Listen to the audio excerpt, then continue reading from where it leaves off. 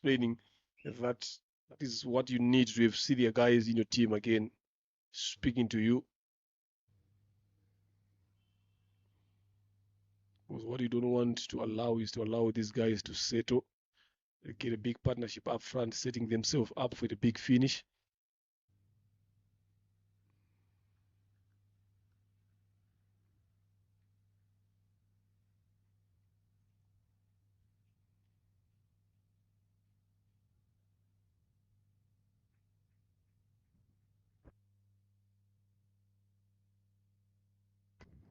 And again, you've been talking about the glasses on the wicket. It's it's always favoring the seamers. But again, if you are losing the control over your pace, that's where batters will be taking an advantage of that. Because if you keep placing it in those areas, when it comes to Isai, especially Isai, when it comes to short deliveries, he can take you all day long. So Eric will need to be aware of that because since the very beginning of this innings, you have seen that in 2 overs they have bowled. Mujisha Belto was struggling to play on his front leg, playing forward. Look at that. Eric missing everything now completely.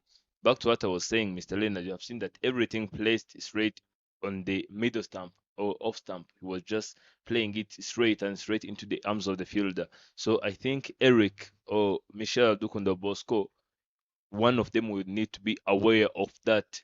Even the coach can see it from the outside and tell anyone to come and awaken Eric. Because otherwise, this team, they are just being cautious not to sacrifice anything. Because anything coming straight on the stump, they really know that if I miss this one, it's going to be out. Now look at that. They have took this single. Otherwise, you will keep putting boundaries and maximums onto their plate and they will take it without hesitation. I will say that is the length and line to bowl there. Not too full, not too short. Yes, they've taken a quick single, but it's better than getting a boundary. And see, you spoke about the grass there. I think they're being deceived with the grass top there, but sometimes you gotta understand the surface there, the conditions. Yes, dry. Obviously, it's not going to get a lot of bounce. If you look at even the preparation, sometimes you look at the rollers that are going to be there. So don't expect a lot of bounces to come there. So they're being deceived by the grass there. But in as much as there is grass as well, you got to be bowling the right areas as well.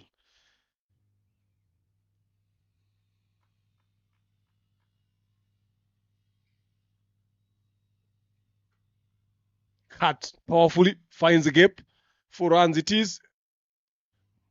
Hitanga Wilson gave it an effort there, but no chance. It was hit like a flash. Again, with look at that. Don't bowl with to someone like Israel Niamgabo.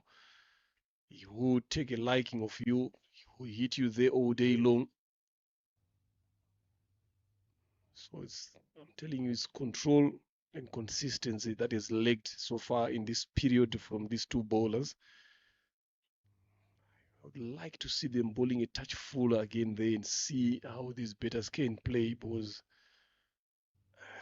mid off and mid on have not been tested a lot. Even those fours that came in from this end, those were short delivers. They were flat betted over there. Not a convincing drive that came through.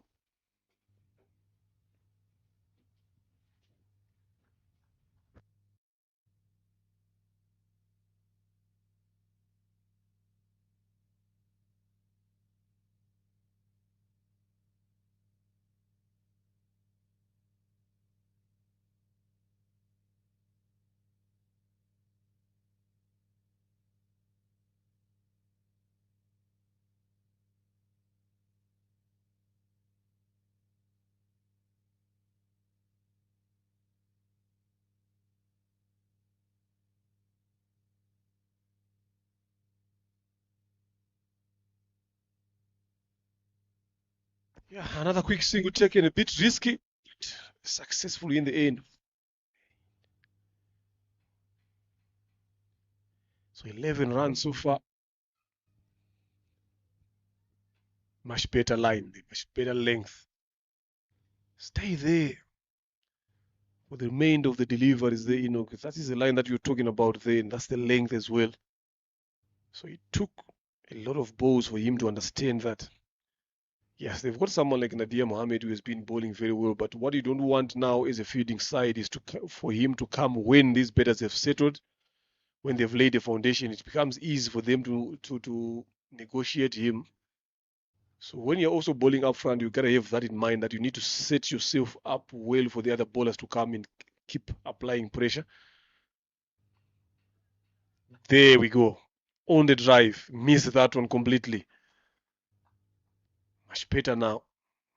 Is it late for him to do that? Here's the captain. Is he going to give himself another over 3 on the trot, or is he going to give himself a break? So after 3, it's 26 for no loss.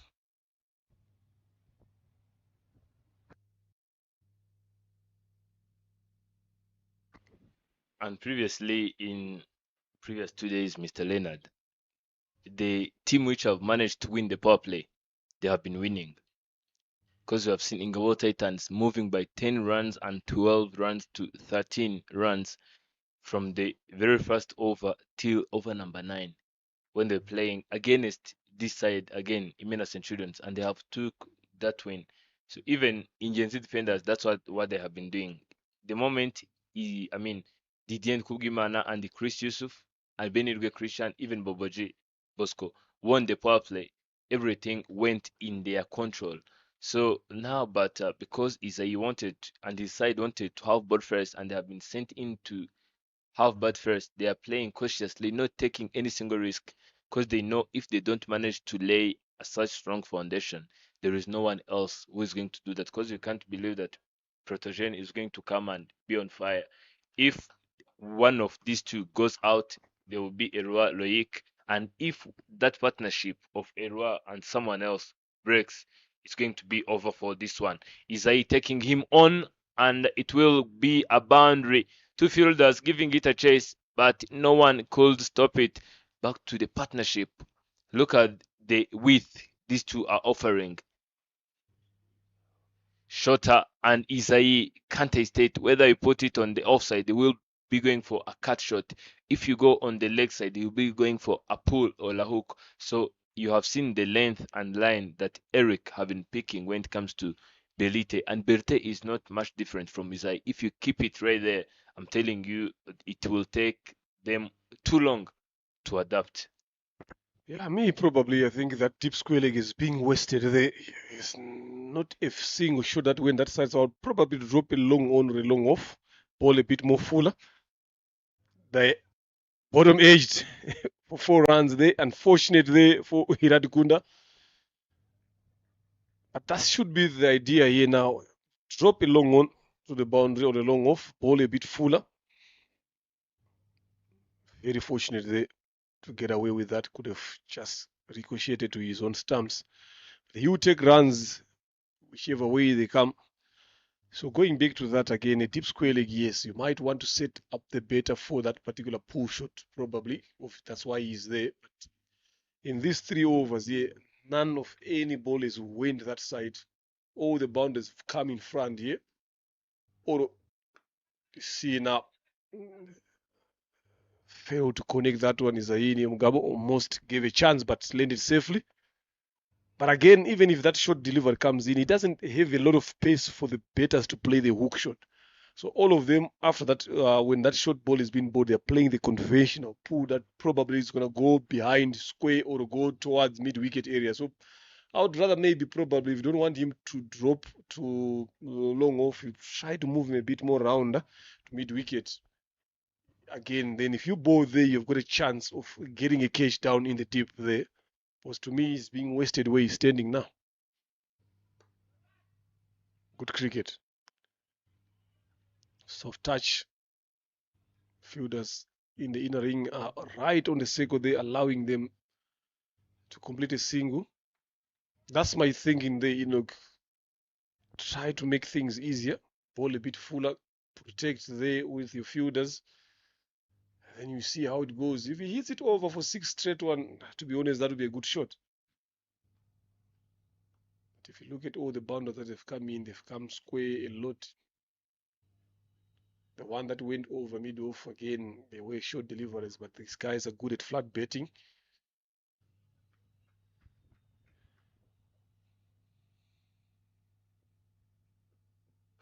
Much better there. I wouldn't mind this. Yes, they've taken a single. I wouldn't mind this.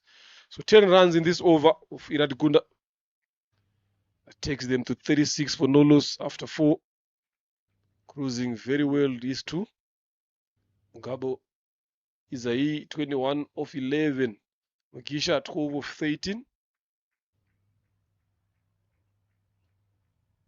So now this is where things get interesting. One of Ingenzi defenders' best bowlers comes in to bowl. Runs there, topping up. Avimbambazi Neza Elwa 128. Followed by Dusingzeman Eric 126. Eric Ubimana, like what you said, 118. Wouldn't expect to see his name up there in the top 3 in terms of runs. We'd expect to see him on the other side of wickets. So now comes the interesting part. Mohamed Nadia is coming to bowl his first over. Yesterday, each time he bowled his first over, first delivery, he took a wicket twice in both games. So they will be expecting him to slow things down, maybe probably squeeze in and get a wicket. So let's just wait and find out.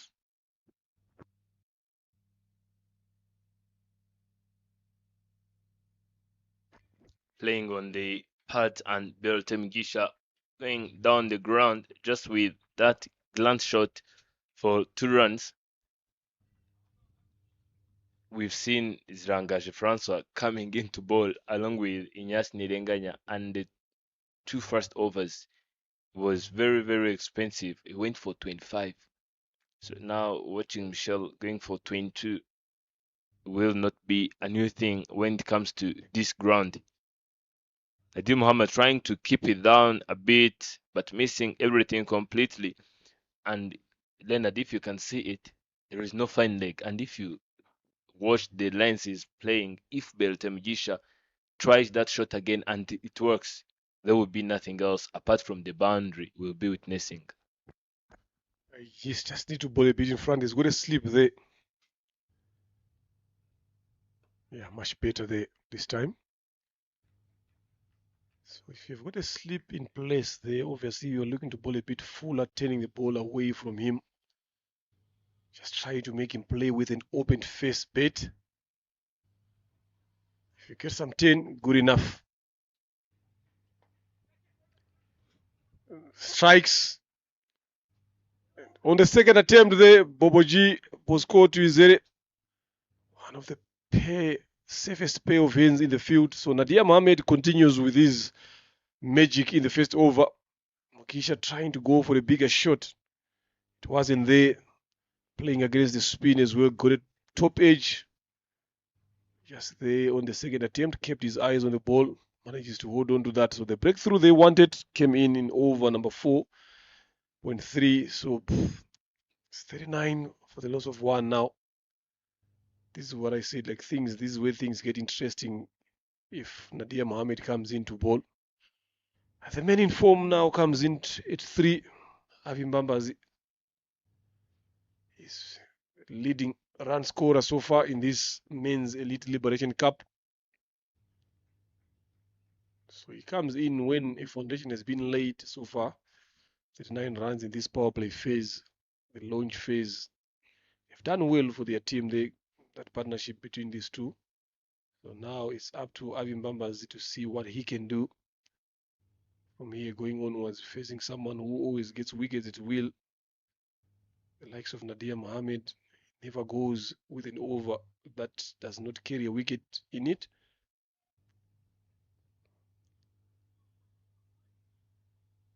We've seen a lot of middle order collapses in a lot of these teams here. Once they get a good start, number 3, 4, and 5, they take a bit of some time to settle down. Long off on the boundary, deep square leg. So those are 2 open spaces. So which one is he looking to take?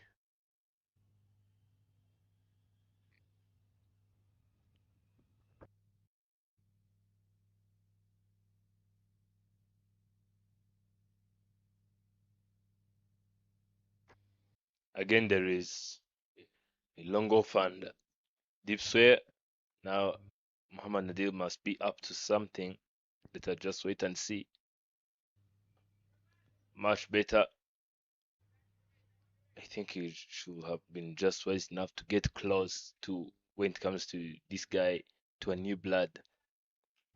Muhammad Nadir left with 2 deliveries. A lot of unexpected can come on the table.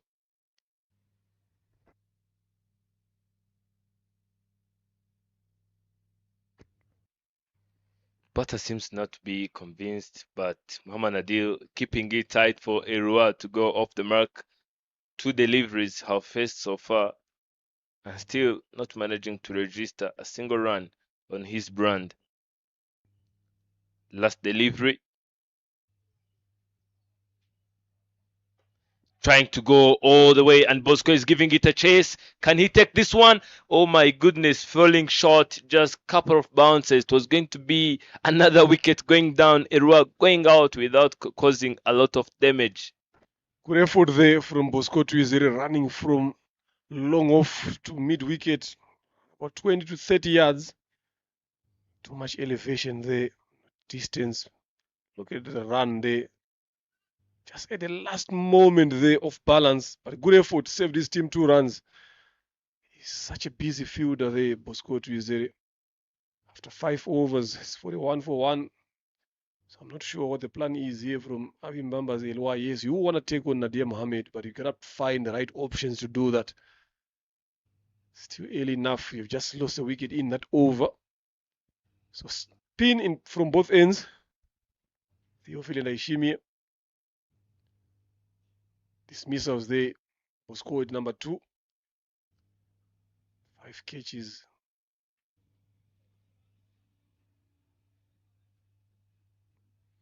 Martin Nakayezu leading up there with 6 catches. So these spinners yesterday, they did bring themselves in the game. Up and over, easy picking, first ball wicket for Naishimi Theophile Isainio Mugabo, trying to go over the top. I said it, one wicket brings many. This is where it gets interesting. Both openers back in the dugout. Necessary shot there from Neo Mugabo Isai. Played it a bit too early, trying to hit it over. Middle fielder there, Eric Ubimana. He's got some big hands as well. Never drops a lot of catches. So all of a sudden, it was 39 for 0. Now it's 41 for the loss of 2. Mina Centurions have some trouble now. This is where things are now starting to slow down. Yesterday, these spinners as well, they did manage to slow things down.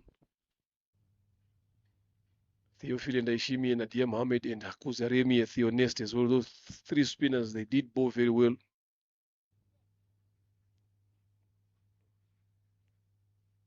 Against Imanzi Guardians. So now they've shown both of them have taken wickets in the first over.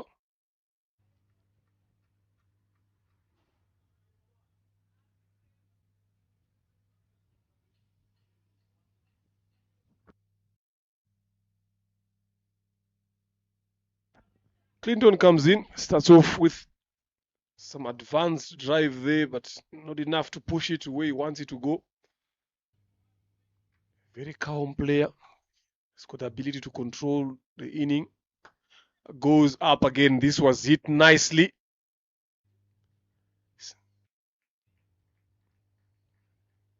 6 runs it is. Lovely, but if you look at the timing there, look at that again. Didn't try to overhit it. Advanced there, just timed it very well. There's no one on that boundary. Just a couple of meters away from the rope there outside. So 6 runs, good way to open his account.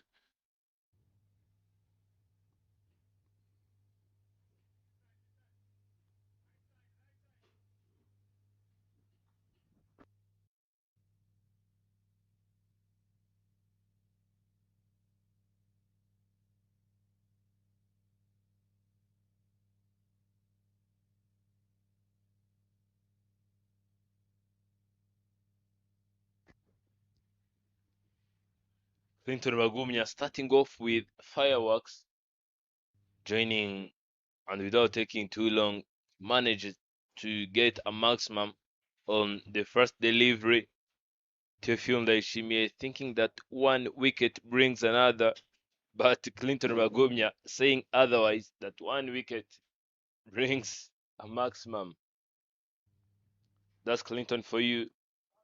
Not so many times you will see this guy moving on a strike rate of 150 plus, but this time around, as a player, you have got to be very adaptive and very energetic and alert to every single moment generated by your opponent. Clinton Bagumya, apart from his style, now he is stepping in and deciding to stand tall for his side. Here we goes, fourth delivery. Clinton Bagumya going down on one knee and sweeping that one straight into the deep at Wilson Itanga, fielder at cow corner, and he will get a single. And now this will be the partnership according to way Lubagumya Clinton is now approaching every delivery, and according to previous 4 innings of Ineza Erwaloik, we've seen the way he have been playing 30s and 40s consecutively. If today can be his day, I'm telling you, this is going to be the partnership. Trying to go for another big shot, finding the right areas, knowing where the gap is, and before even the very first delivery can be found, Erwaloik manages to send another delivery back there in the right and same area. Jersey number 2 is now going to be remembered for this Elite Liberation Cup. I'm telling you, look at the stance. Teofil Ndaishimie starting off with a wicket. Starting off with that wicket of the captain of the other side, the Mena Centurion. It was Nyomugabo Isai trying to spot the gap, and unfortunately he didn't. He just found the safe hands of Eric Ugimana, and that's the right area for these guys to be playing, because they know that behind the man at mid off there is nothing else. So that's the reason why they are just trying to step out and overhit a bit, because over his head there is nothing else apart from 2 runs, and if it hits enough, it's only a boundary. And last delivery of Neshimia Teofil, blocked, and you can see Clinton Wagumya trying to get a very risky run, but Erualoik saying no, we have got 14 more overs to be played, and that's the end of power play. 52 runs after the loss of 80 runs per over. A very good over is the 11 from the Ishimi's over. That's what happened in the power play. It was a busy power play for Imena Centurions with the bet, and busy for Indians in the field. Look at that. Lovely shots early on. Mugisha. It's hitting it there in the vacant region. Again, short deliveries pulled away. Was looking to settle down, looking to score more. There is a lovely shot, that one. Kept them busy. Look at how he was playing there. Some lovely shots in the power play. Then this comes in now. Live, big on live. Nadia Mohammed. What was his second delivery, beating the outside edge of Rubagmunya Clinton.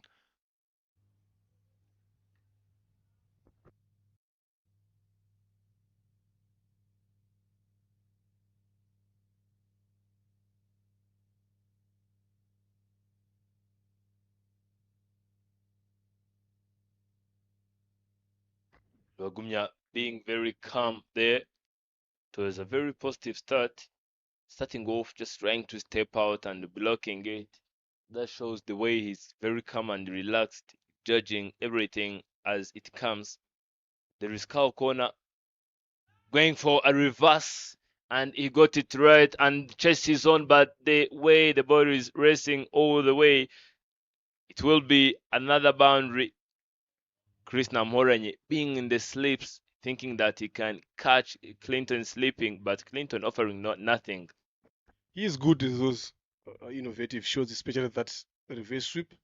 And he knew exactly where the fielder was. What he just needed to do is just to give it enough elevation to clear. Boundary comes in. So I like the approach being used by Clinton here since he walked in there. It's not the usual Clinton that we know. So that shows how important this game is. Cast that one. There is protection there, deep extra cover. Single there. This is how you play Nadia Mohammed. Don't try to go for those bigger shots down mid wicket or long on. Just try to look to play with spin. A lot more on the ground.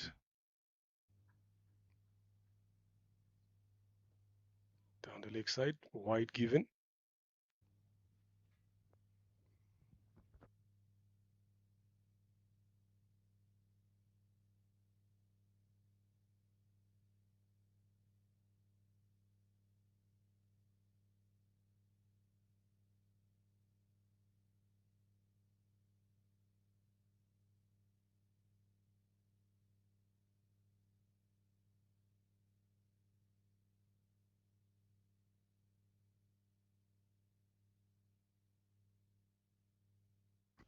Nadir Muhammad, after giving away that free run, Bagumia Clinton get another chance of coming on the strike, and they will be very attentive to those extras they are bringing on the table. Oh, what a pitch of delivery! Extra bounce. Clinton Magumya not expecting that, the way he was very, very down trying to go for a nick. And unfortunately, the pitch favors Nadir Muhammad, and that's the end of his second over, 12 after picking just one wicket. Yeah, that's how you play him. He gets frustrated if he's not taking wickets here. And that will force them to change their plan again. Is he going to continue to bowl throughout? Or is he going to stop on these 2 overs, maybe come back later? So that is the right approach that Rubagunya and Avi Mbambas in Ineza Elwa have used here after that good foundation that was laid. So they need to keep on doing that.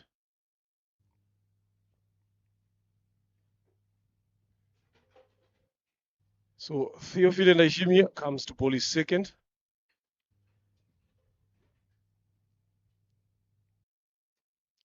He's straight up and over. Two takes some chasing, splitting the two fielders long off and long on. What a lovely shot there from Avi Mbambazi. First delivery, putting pressure on Naishimie. Just waited for that one. Didn't try to overheat it. Keeps his shape on. Good shot.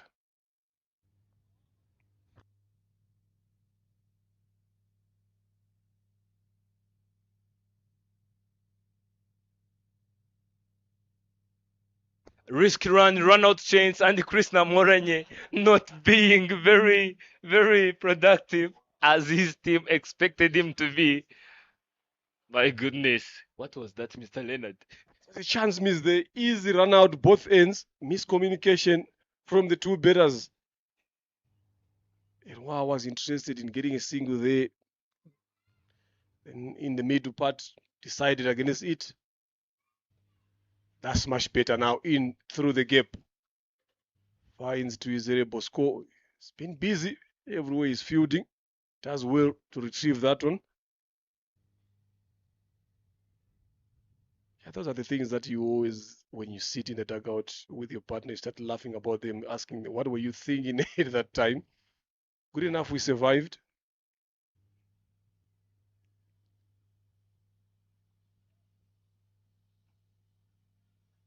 Nicely done. Good run in the end. Good call. Much better this time in terms of communication.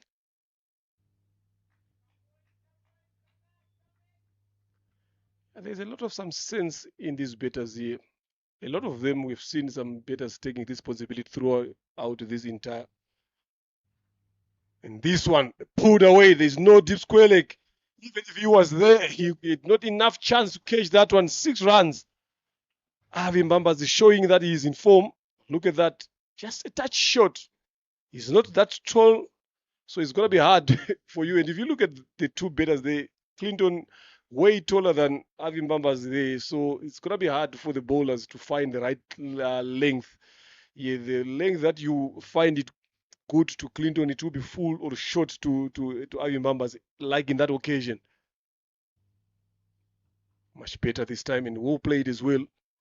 We'll be looking to come back for the second. Good fielding in the deep there by Iradikunda. Just cast that one on a single. Another expensive over here from Daishimie. Went for 11 in his first over. And this one went for 13. Good betting by these two. After 8, 72 for 2.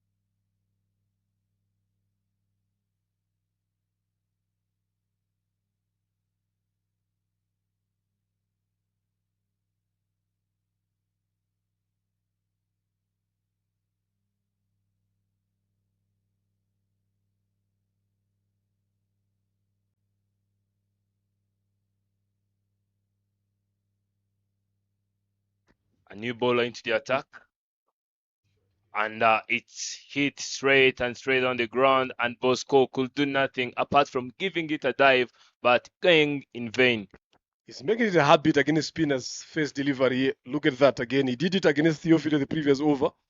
Does it against Akuzi Aremi Theonest. The Bosco has been the busiest fielder for Ingenzi defenders.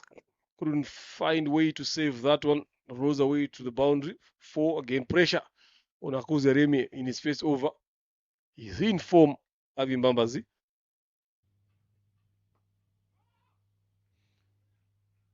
Slow through the air there from Akuzi Aremi.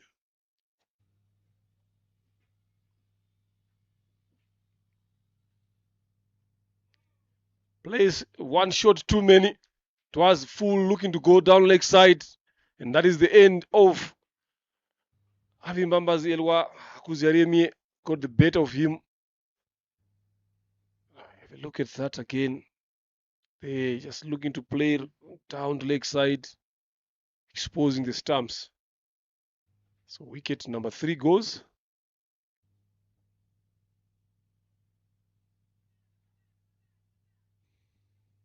This is what I like also about Akuzi Aremi, to be honest. He's someone who you can take on, but he's got that.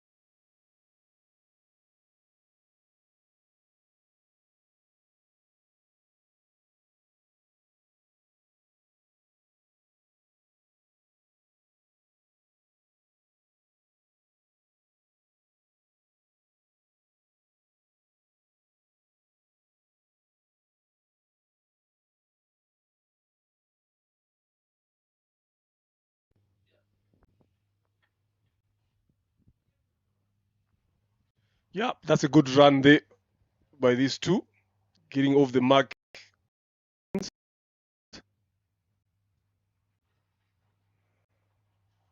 Nicely bowled, good comeback there.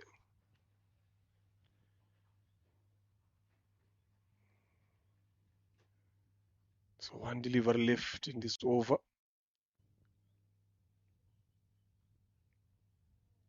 Not a good way to finish that one. It's given as a wide.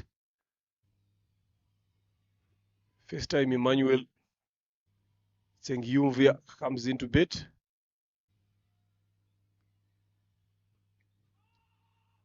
some bounce there. Much better. Yes, it was expensive, but the most importantly, they've taken a wicket. That is what is important. So it's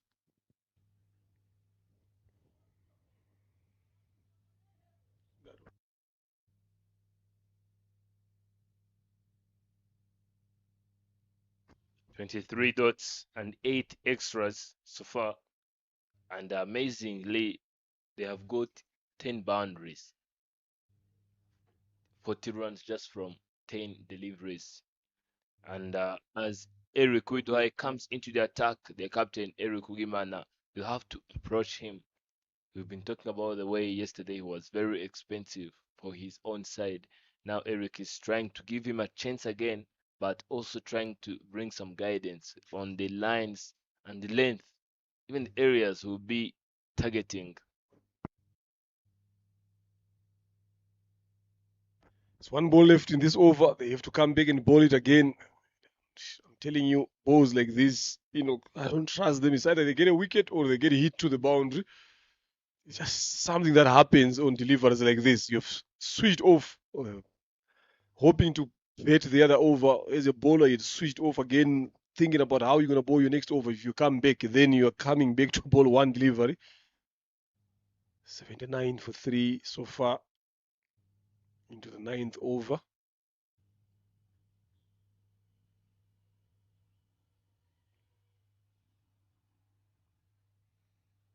Slip has been taken off. Short third man.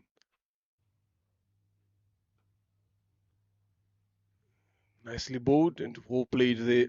That now comes to the end of the over, number 9. Still on 79 for the loss of 3.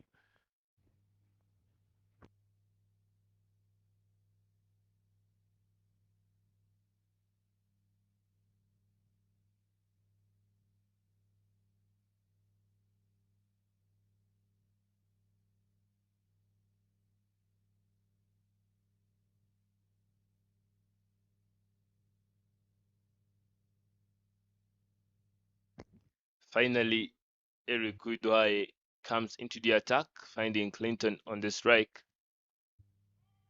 tapping on that one, but finding the man who did the miracles previously, Krishna Moranye. Previously, they have trusted him enough to have the gloves, and he did a very good job. 79 just in 9 overs.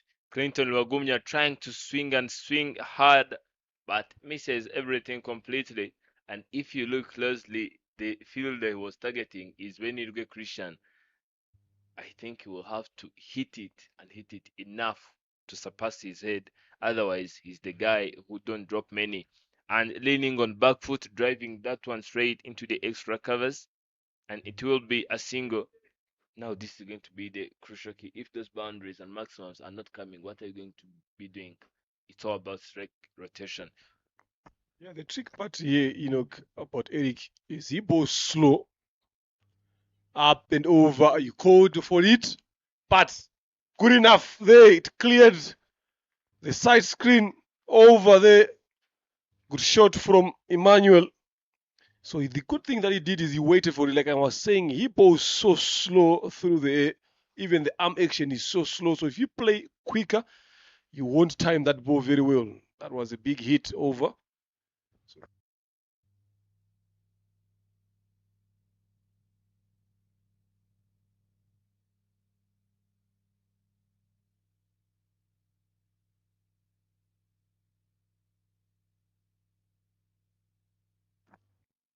Yeah, good, much better. Good approach there from Emmanuel Zengiyumvia. Nicely done. Yeah, he's different from the other spinners in his team there. He bowls so slow, not quick arm action, but he lands the ball in the right area. If he gets some 10 there, that's where trouble begins.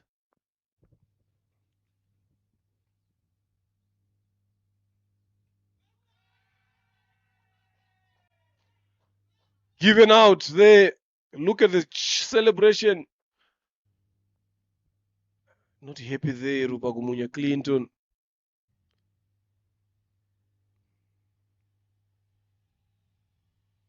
It's very tricky there.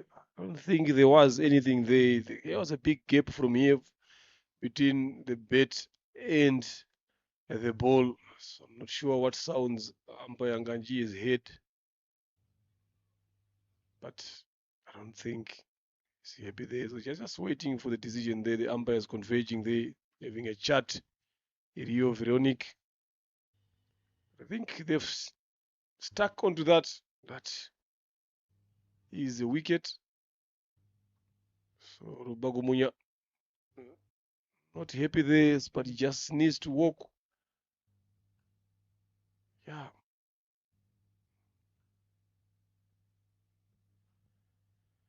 Wicket number 4. Not happy there. Look at the way he's standing. There's nothing you can do. You just need to take a walk back to the dugout. Very unfortunate. After 10 overs, 87 for 4.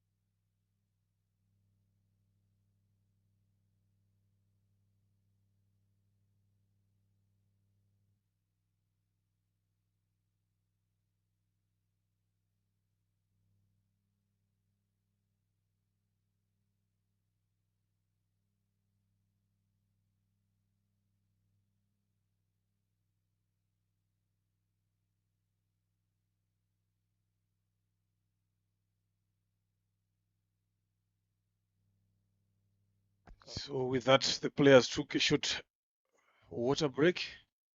Play continues. Irafasha Protegin, the next batter in.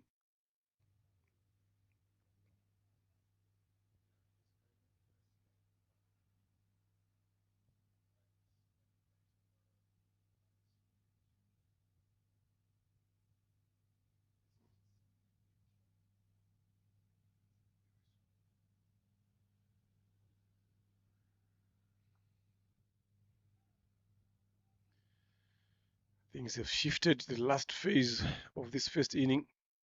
87 for 4. Still going at a good rate. Now, the way they've been losing wickets now, they've got 2 new batters at the crease. Yesterday, Irafasha Protegin got dismissed for 4 after facing 19 deliveries. So he's been having some problems of his own in terms of putting runs on the board.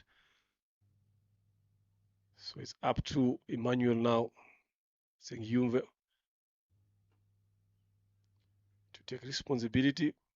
He's shown the capabilities that he can hit the ball miles.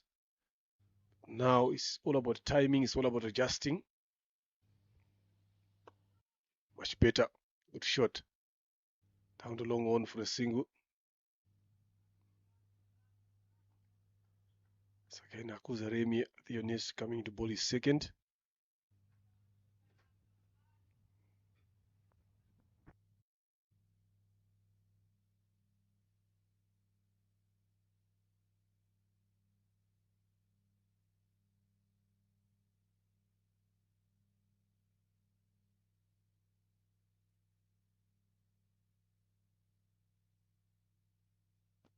Irafasha Protection coming in to replace Clinton Ragumya. After facing one delivery from Akuzarmi Tionest, manages to go off the mark with that single.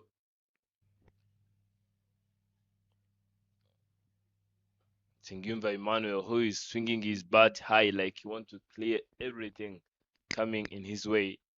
If you don't play cautiously, it's always going to be wicket, wicket, and wicket. Cutting that one and finding the gap. Chris Namhoranye could only get that one if he's given a motorbike. Nicely done there. Look at that. He knew exactly what he wanted to do. Beats those 2 fielders. short third and backward point. Finds the gap there. So he's playing very well now since he walked in. Sengyumvia Emmanuel. So that's the right way to do. No matter how quickly you're losing wickets here, you just need to keep that positive approach in terms of getting runs. Nicely bowled there. Good comeback. Good finish for the over from Akuziaremi Theonest. After 11, it's 93. 4 wickets done. So now, like what we mentioned earlier on, that when you bet first on series like this, you don't actually know what can be a good score, especially if you lose wickets the way they've lost wickets in quick succession. So the other betters to come in the middle period here, they don't actually know what approach to use here. Yes, they want to score runs, but how to score them? Yes, you might keep rotating, but at some point you will be finding yourself needing to score boundaries, especially in this consolidation phase here. You gotta find that one boundary in each and every over after rotating strike to keep yourself alive to post a bigger total. So this is what I was saying. He bowls so slow, Eric Uidai. So you need to make sure that you wait for that ball very, very well and play as much late as you can. Hard on the ground. That will race away. No. Eric Ubimana does a good job cutting that one. But good running by these two batters. So he bowls so slow. So you have to wait and wait before you play a shot.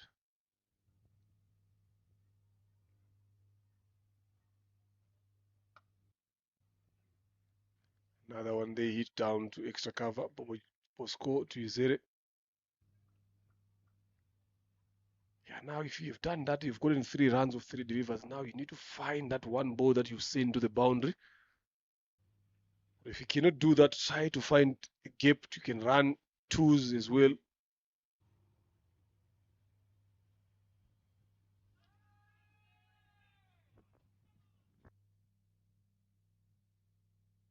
Was trying to go for a big one there. The back foot probably was out of off the ground. Then umpire Veronica Iriwet squarely gave it out. Good work by Didier with the gloves there, but he's also not happy. Emmanuel, like I mentioned, that Eric Uiduaye bowls so slow, so you have to wait for that delivery. Look at that. Yeah, nicely done there by Didier. Good decision by the square leg umpire. Just drags his back leg off the crisp. Didn't come back well enough on time. Look at how good he was playing. You get dismissed in that particular way. So pressure now is gone to Imena Centurions. Imanishimo is on cloud. Comes in at the crease.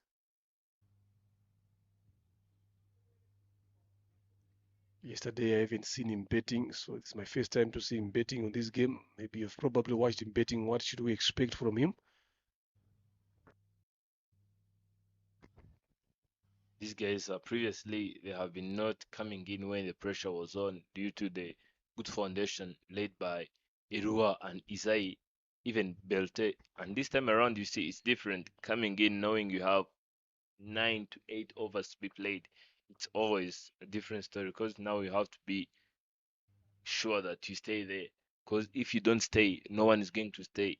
That's going to be the mindset. Trying to appeal, trying to catch the umpire sleeping, but it was straight onto the pads, but beat down the leg. And there is nothing there apart from that leg by Nganji Abdal is indicating. A very successful over for Eric Udiwaye and the Ingenzi defenders. Irafasha Protegin has been struggling in terms of scoring runs. I used to know him as a batter who can strike the ball hard, always clears the boundaries, but he's all of a sudden he's just shifted to knocking the ball around and it's not suiting him because he's not even looking to attack the ball, especially the balls that are in his zone. So he finds himself facing a lot of dot deliveries, then he still gets himself under pressure, then he gets out. So I think he just needs to find the balance between his approach and the other approach that he's trying to use. Yes, you're betting in the middle order, guys are on the boundary, but he's got enough power to clear the rope. So it's just a matter of finding the right length and the right shots to do that. Kuzaremye to continue to bowl his third. Imani Shimwe, Sean Cloud. They've got a big job to do here. They need a partnership. They need to bet deeper. This is exactly what Indians defenders are looking for, dot deliveries.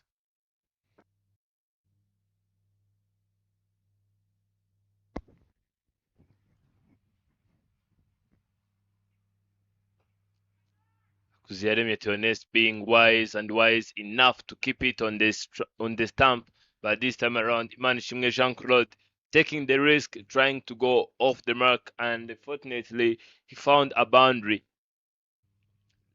due to that spin movement of the delivery. Bosco was way there, but that spin movement fooled him, and it surpassed his hands. Yeah, with that shot, 100 comes up. Yeah, it was a good shot, well hit with power. Bosco couldn't do anything there. Nicely played again into the covers for another quick single. So this is the right way to go. You get that bound now. Try to find in where you can squeeze in singles and twos. Maybe if it's there, try to look for another boundary. Stay above the red. Much better. They are looking to come back for the second. Good running. That's the easiest thing to do there. So without any effort, already you've got 7 runs with a ball remaining. So if you can be able to get it through the sweep fielders again, get another 2, or if you can be able to find a gap and get a 4, pushing again, they will definitely come back for the second. Nice done. Good running. Much better there. 9 runs, easy in this over. Stayed in 108 on the board for 5. This rate will take them just above 166. Plus or minus, there depends on what happens there. But if they continue with this without losing wickets, they will probably get it above 166, maybe get it around 170. So, but it's gonna take some good hitting because Nadia Mohammed still have got 2 overs. Theophile Naishimi has got 2 overs as well. Then the captain Kubimana 2 overs. Iradikunda 2 overs as well.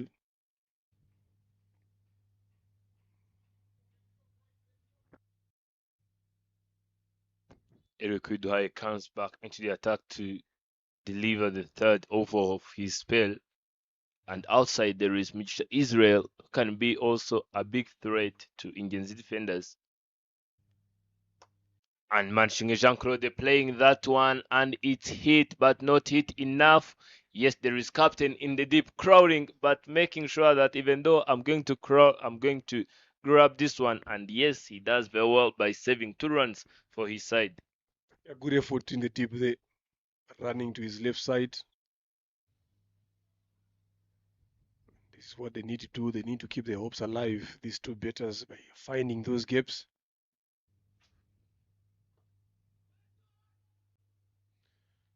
Nicely bowled this time around, a bit accurate from Eric Udihai.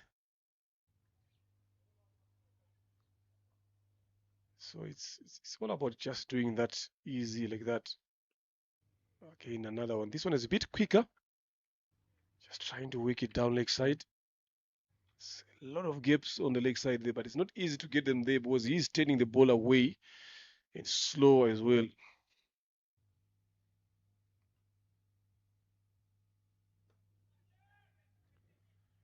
Not enough connection. Just a single there.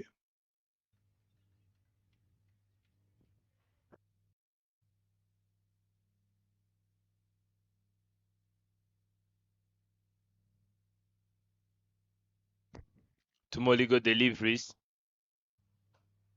Protection giving himself a room a bit and cutting that one all the way, finding a fielder in the deep. The busiest guy in the league so far, Bosco Tuizere.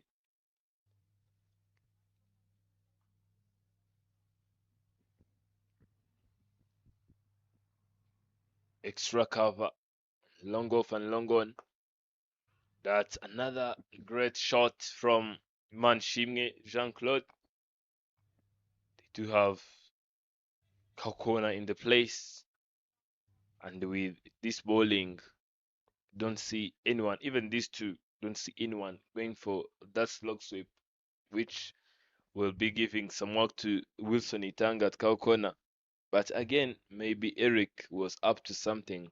And with that single, marks the end of over number 14, 113 runs on the board.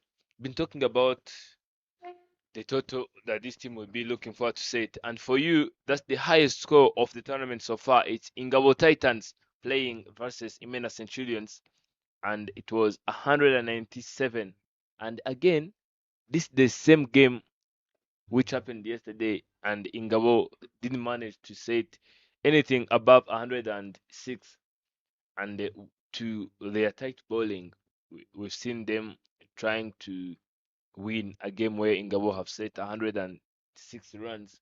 So with their tight bowling, there is a chance that they can even defend 120 due to the statistics of yesterday. But again, you can't believe, you can't rely on the past statistics playing against this strong side. Muhammad Nadir comes back into the attack to deliver the third over of his spell again, and he went for 13 in 2 overs. He went for 12 in 2 overs and picked 1 wicket. Protegen just trying to stay, not trying to do a lot of things, keeping his bat straight. But again, offers are going. Just need to think otherwise. Moving by strike rate of 100. Going for a sweep shot, but not finding the right area. Swept into the hands of Eric Uwiduhaye. The man have been doing a lot of work for his side, coming into ball, picking up 2 wickets, 2 crucial wickets, and this time around, but Protegen trying to go for that sweep shot, thinking that there is a gap, but Eric saying, "Hello, there is no gap here. I'm right here." Good catch there from Eric Uwiduai. Was not in control of that sweep shot there, Irafasha. 1 for 9. When he's starting to launch there, that's when you always get dismissed. So this phase is all about now accelerating, going to the deep end there. So he was trying hard to find that gap there. If he'd find enough connection, yes, it was going to end up being a good shot, but not enough timing and connection. So 6 wickets goes down. Now the rate has started going down after losing those wickets. Francois Zirangache joins in. He's got quite some good hands, good power behind him. But now, coming in and you're facing someone like Nadir Mohammed, you need to come up with a strong and a good plan. Especially when he starts taking wickets, he doesn't stop.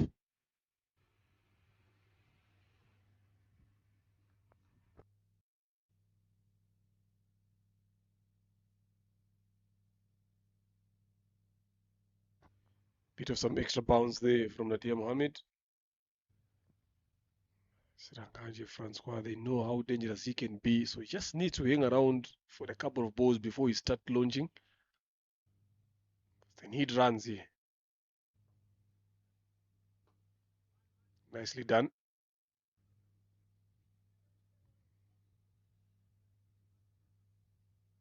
Score to Izere and Eric Kubiman have been the busiest fielders. To be honest, everywhere they are fielding, the ball is always finding them, and they're doing very well. So it's all about taking key fielding positions. Shorter one, missed that. Decent over there from Nadir Mohammed. Excellent in other hands because he's got a wicket and less runs in that over. So he's finished his 3 overs. 30 deliveries left now. It's 15 overs. They've been played 115 for the loss of 6 wickets. Getting now to the finishing part of the game. How many more can they add from these 30 deliveries?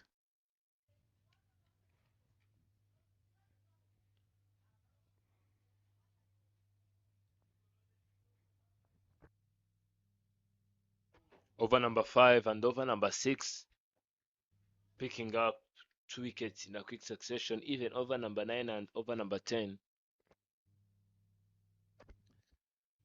And from that previous over, the best that Zirangaje can do was to survive it, and he did very well. After missing the first delivery, he said, "Let me block and go off the strike," and he did. And now he will be facing Michel Radukunda. Michel Radukunda have been offering some width to batters, and if he does, when it comes to Zirangaje Francois, I'm telling you, it's going to be a different story. We can see this team cruising to 115. I've said it and trying to go for a pull, but not enough connection. Pulling it like a bowler, not a batter.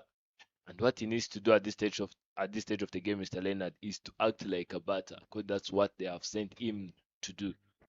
Yeah, he expected him to come, that delivery to come to him a bit quicker, but he didn't come the way he expected. Played it a bit early.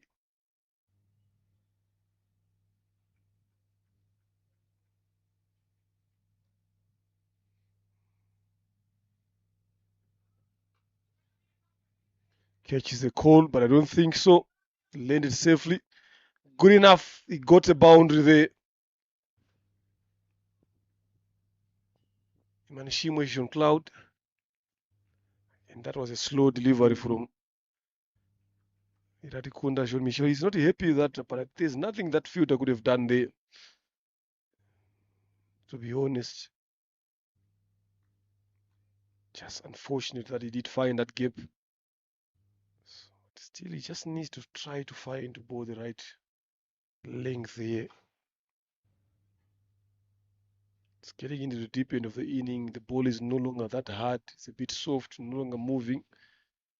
It never even moved from when it was new as well. I'm not sure what he was trying to do. Just trying to run that one to third. A single. Went a bit aerial, but there's no one there. Brings back Zirangaje Francois on strike.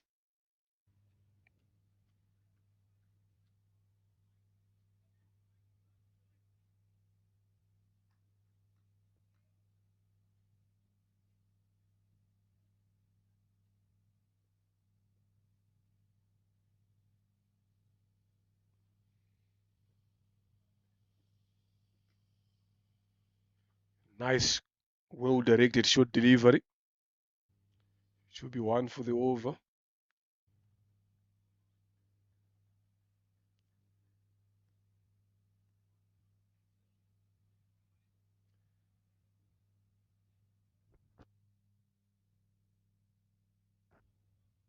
Let's see the follow-up delivery now after banging that short delivery. Is he going to follow it up with the Yorker maybe? Fuller one edged. Good effort there from Didier, but went in vain. 4 runs again. It's turning out to be an expensive over. It was a good approach there from Iratikunda. Just got that bottom edge for 4 from Zirangaje Francois. Just looking to finish up here. Anything that he feels like he can throw his hands on, he doesn't hesitate to go for it. So Michael should be aware of that. So 10 runs so far in this Michael Iratikunda's over. Exactly what they want.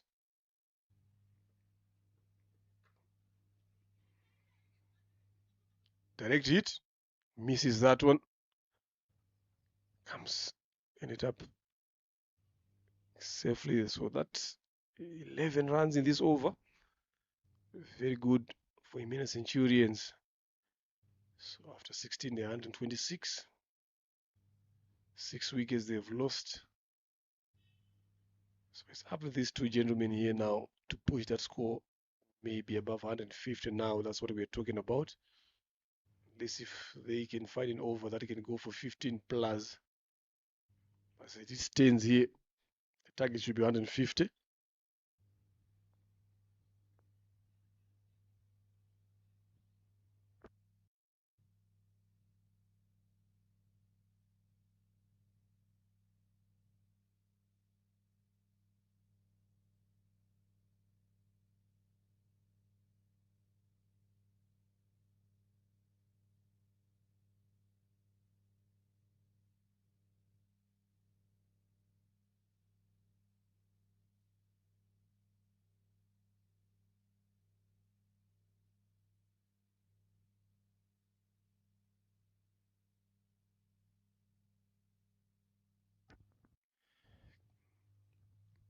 Ricky Kubimana comes to the ball from the Mount end. Again, bowling is third.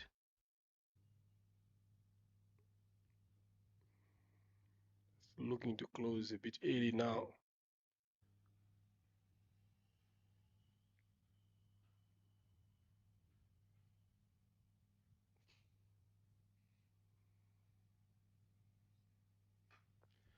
Hit hard, but there is a fielder there. Yeah, a fumble there allowed them to come back for the second. Good running. Kuzeremi Theonest in the guilty fielder in the deep.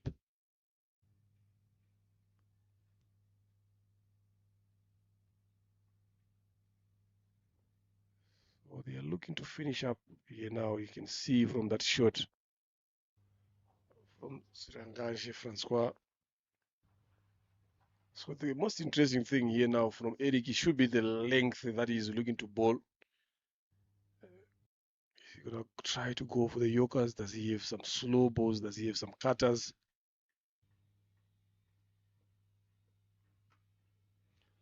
Pulled away again, finds the man there. He has always been busy. Good hands there. Bosco does not make a mistake.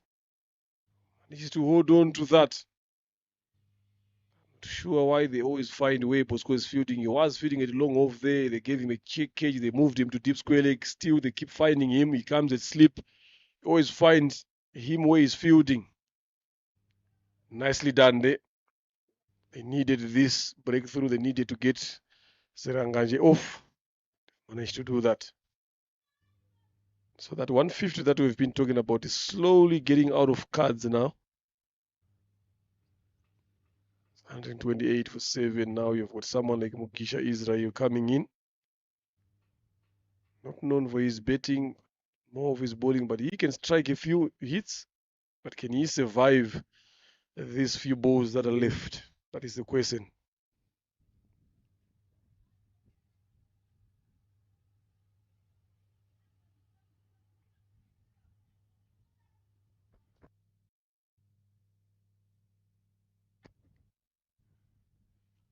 Eric have been very expensive for his opponents to afford. 16 in 2.2 overs. Israel Mugisha starting off with a single, allowing Manshinge Jean-Claude to go back on the strike. Been talking about the way fortunes favors the brave. The way Manshinge Jean-Claude got that boundary from Michel. Not the best timing you can see, but again he got it. Much better. Eric saying that with your poor timing, you can't take me on. Targeting that leg stump and picking up those balls. Jean-Claude trying to go across. And this time around, Eric not being the victim, but Jean-Claude being the victim of his cross batting. Yeah, he just bowled full and straight here. That's why I asked what is he gonna be doing now in the deep end of this inning. So always bring stumps in play. You miss a hit. So he's done that very well. So they've lost another wicket in quick succession. Manishimo is on cloud, going for 16.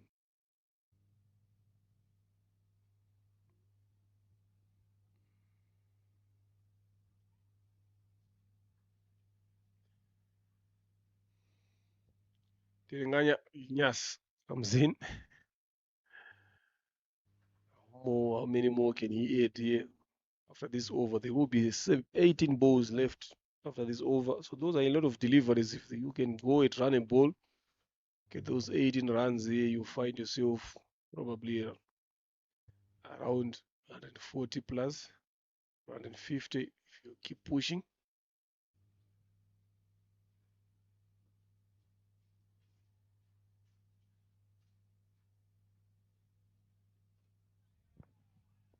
Much better line, not only line, but results. 3 wickets on this name of Eric.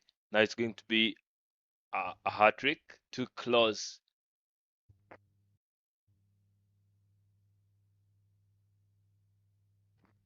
Yokkering him and Inyas Nirenganya could only hear the sound of the timbers being cracked, nothing else.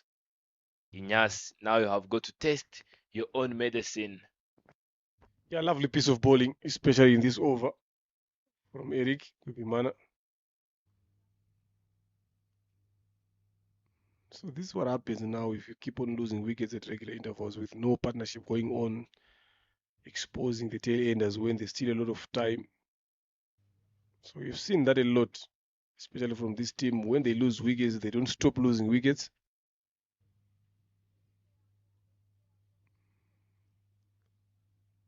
So hat-trick delivery here. What can he do? Yesterday he was also on a hat-trick, but he bowled it wide. So this is Rebecca Oliver Henry. He came in again yesterday when they needed some runs. He did a few, but just being fortunate, getting edges. Look at that delivery there, full straight. That's what you want from a new batter, especially a number 10. Just target those terms, go for the Yorker length.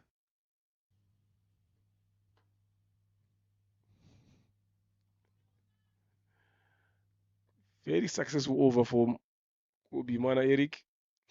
3 wickets in that over, 17 runs have been bowled, 129 for 9. Now the last wicket here in 18 deliveries. Can they stretch that all the way to 20 overs? These two. Kisha and Revere Oliver. Nadia Mohammed is coming into bowl his last. So they are looking to wrap things up quickly. Betting card there, yes. There has been some contribution in the top 5. Good enough. But the conversion of those runs now is what they've lacked. If they're going to be able to convert those ones, multiply them by 2 each, probably scoring 180 won't be hard for them. Something to learn in the game coming in the afternoon.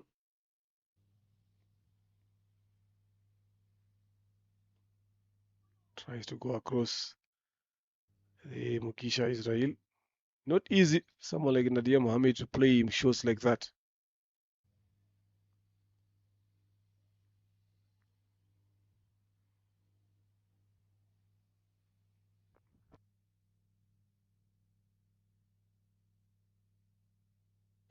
Going down, just trying to go back for the second one.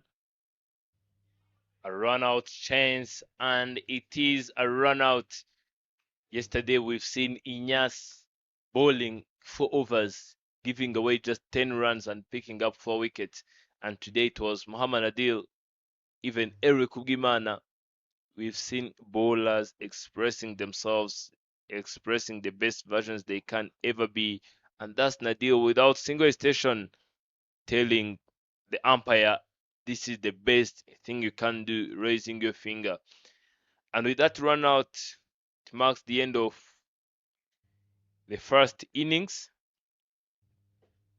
as Imena Centurions have lost the toss and they have been sent in to have bat first, and they have just set 130 runs on the board as they have lost everything. Imena Centurions giving their best and setting 130 just in 17.2 overs. The best they could have done is to finish the overs, and they had not managed to finish it. Nyamugabo Isai putting up 21 in 12, the strike rate of 175. Within those 21, 4 boundaries have been hit, and Misha Belte contributing 14 off 16. Not a good strike rate, and been caught by Twizer Jean Bosco when Muhammad Nadir was bowling. It was a great pitch of delivery again. Belte trying to go for a maximum but missing everything completely, and have been caught at mid-on. Ayumba Zineza Ulaloik, the man in form, not missing his 20s. Previously it was 40s, and on the first day it was 30 and 40, and today he went for 23 with a strike rate of 164, one maximum and one boundary. I mean 3 boundaries. And Rogmia Clinton, the man who started off with a dot delivery and proceeded with a maximum, went out for 14. And those are the partnerships. Nyamugabo Isai 39 off 27, 35 towards Aimbabazi, Loic and Clinton. And from those, no one else have managed to enter into 20s. 8 extras have been bowled by Ngenzi defenders, and the second innings will be relying in how many extras is Imena Centurions going to be delivering. Eric Ugimana picking up three wickets in 3 overs, offering not many runs. Datukunda Shamshell picking up no wicket, but runs were there, 33. And Eric Widwai picking up 2 wickets. And Mama Nadil picking up 2 wickets too. And those are the result of the very first innings. Please stay tuned, as very shortly we'll be coming back for entertaining run chase as Chris Yusuf, Didier Kubgimana, Wilson Itanga, Benirugwe Christian, and Twizer Jean Bosco will be giving you some entertainment.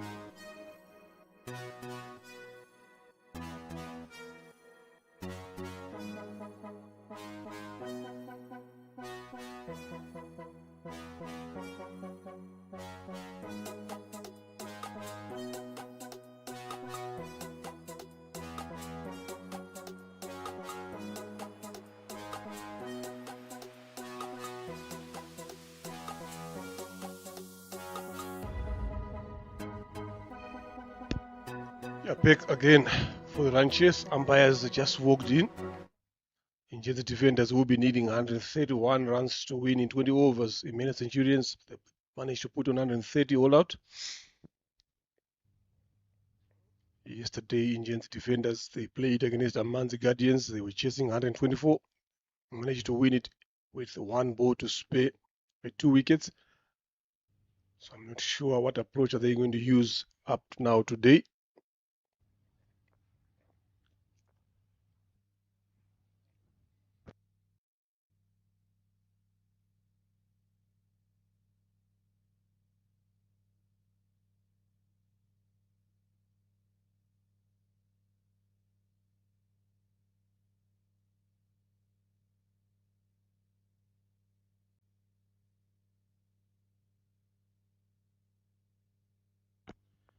So play will get underway in a few seconds here. Mina Centurions, can they be able to defend this? Of course, the likes of Inyas Ntirenganya, Israel Mugisha, Clinton Rubagumunya. Again, those are the senior bowlers. Ebero Oliver. Can they pull up, regroup in this period? Two openers as usual. For Ingenzi defenders, Tikubimwana Didier and Namuranye Chris Yusuf, always looking to have an aggressive start, especially if they put Yusuf Chris up front. Didn't last long in yesterday's game, but that is done and dusted. Today, it's a different game, different opposition.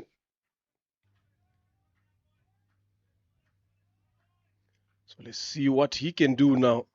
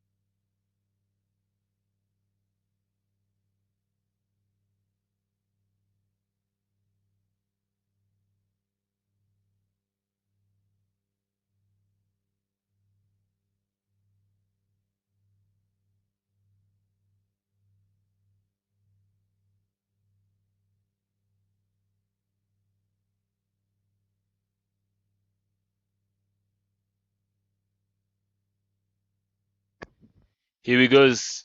Delivery number 1. Didier driving that one straight on the ground to expose the alphabet mat. Nothing else, no fielder. And yesterday, it was yesterday, Didier went just for a one boundary straight to his square leg. There was no fielder. He flicked it. And from that boundary, he missed everything else and he went out. And now the pattern continues.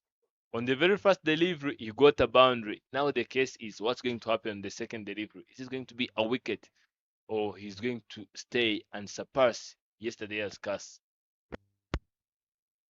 Hopefully, it was a full delivery there. Again, good length there, but it's the line that he missed. So wise, but if you look at this shot here, look at it. It shows how easy this surface is to bet on.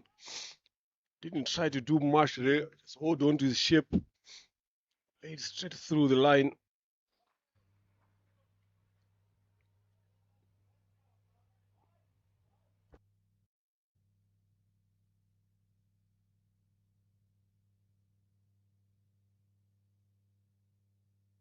Nicely played. He's running down to third man. He's good at playing shots like this. Always aware of where the gaps are. Didier. So now comes the explosive one on strike. He doesn't need 1 or 2 balls to go over the top from ball number 1. He will be looking to take you on. Yesterday, he was caught off a good catch at deep square leg of the second ball of the over. It's just unfortunate. It was a spectacular catch, that one. You don't see many of those ones taken. So let's see what he can do now. Namoranya Chris.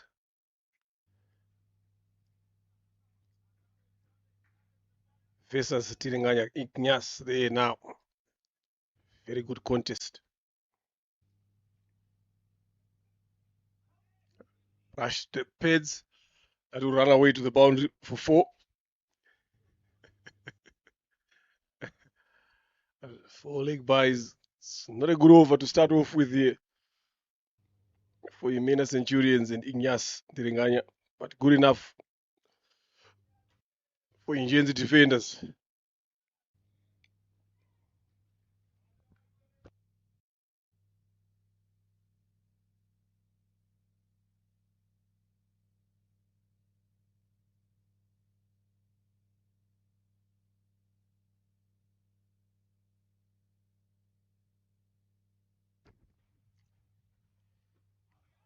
This time around, Inyas keeping it tight, not allowing Chris Yusuf to stretch his arms. Because the moment he stretches and he connects, it stays connected.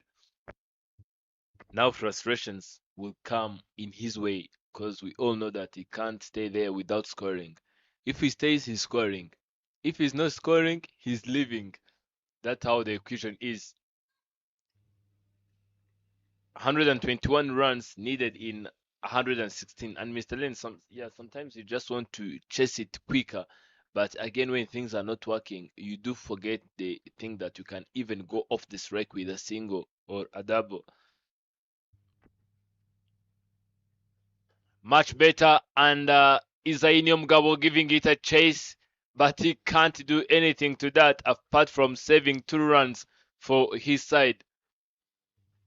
Anything which bounces on the surface, it's always going to spin. So you have to be aware of that. So the moment you be running like not aware of what's going to happen, what's going to be the backup, the ball will spin all the way and it will touch the boundary. Last delivery, and so far 80 runs have been picked from this over. Krishna Moranye, the expressive one, back on the strike.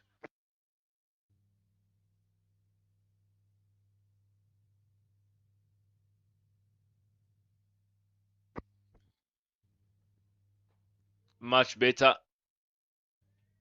Now you see that Chris is just trying to hit everything, but anything which comes in his foot, he's struggling. Even the 4 leg byes we've seen, he was struggling trying to get a fine touch with his bat, but he missed everything.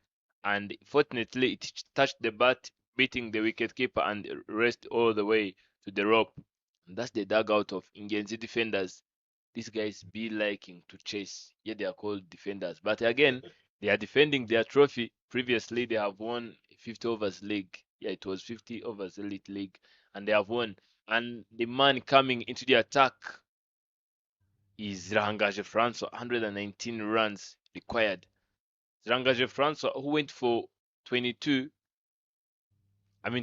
in 2 overs previously, now coming back into the attack, but from those 25 runs he gave away in 2 overs, he went away to the boundary at the third man, does the homework, and he came back in 2 overs. He gave away just 2 runs and 2 wickets.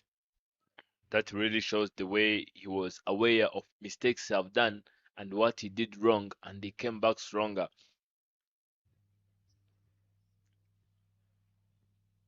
Didier Kugiman on the strike, 5 of 2 deliveries. Pulling that one all the way. Oh my goodness, it's a maximum. That's one of the flattest sixes you are going to see. It was effortless. If you was watching, it was very, very effortless. Just waiting for it. He wanted to tap on it so that he can get a single. But again, something clicked in his mind and he pushed it a bit and it went all the way just for a maximum. Look at that. Very, very effortless. Very good shot, good timing, and good placement from Didier. It was short. We mentioned about nothing on the surface in terms of pace and bounce. So if you are bowling this kind of deliverers, you need to direct them very well, not allowing batters to free their arms. So he got punished off the first delivery. Look at that. Easily picked. Need to put enough power there, just the timing and the placement. So they are very much aware of what's happening here. Remember, I spoke about the net run rate here. These two teams, they share the same number of points, but separated by a net run rate, which is not that much. So they need to make sure that they cement their position. Edged. Just needed a slip to be there for it to be taken.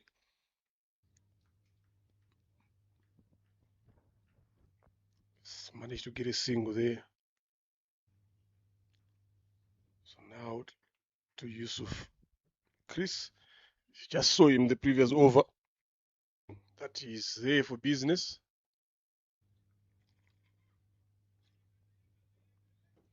Sticking to his game.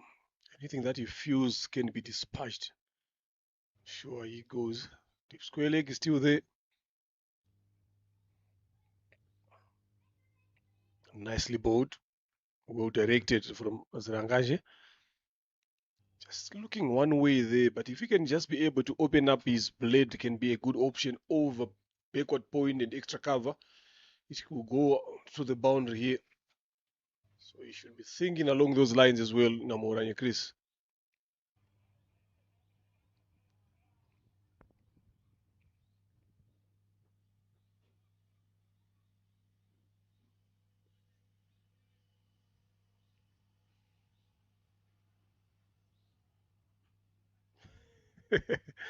Still trying to go the other way. And that one just rose one bounce to the boundary. Top edge, there's nothing you can do about it. Just change your length there. Just goes up and over. Just one bounce for runs, turning out to be another expensive opening over.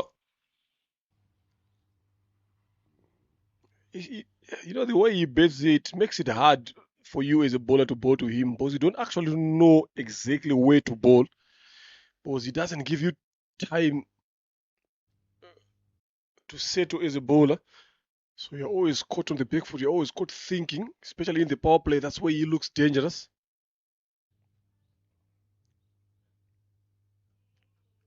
Trying to bowl it a bit wide and given wide there by the umpire. And he's not happy there. Zerangaji was shocked when he saw the umpire's arm stretched. See what he can do now. Chris, like I said, if he thinks about the other options, hitting the ball up and over into the covers there, over point, over extra cover, over cover, to such deliveries, he can be very, very successful there. Still, he's looking to go one way, mid wicket. Didier is watching from the other end. I think he just need to whisper something to him. Just catch that bait there. Just try to ramp it over third man or try to hit it a bit early, up and over the cover region. That way you can be able to get what you want. One delivery left in this over.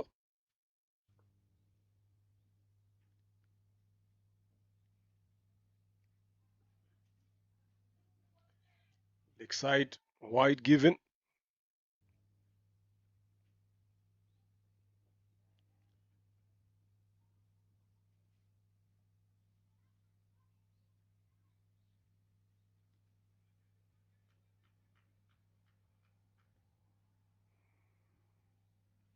These are the kind of batters that you'd want to see off strike a lot. This Namoranye type. You don't want to see them facing a lot of deliveries because you know the damage that they can cause.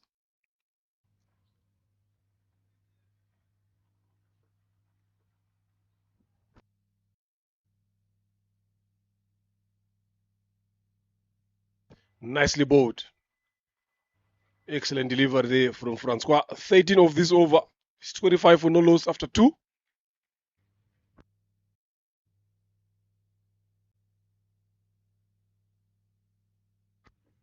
Apart from that very great pitch of delivery, well directed and well pitched, everything else I can put blame on Chris because his front leg where it was and where the bat were. I'm telling you, nothing was supposed to be there.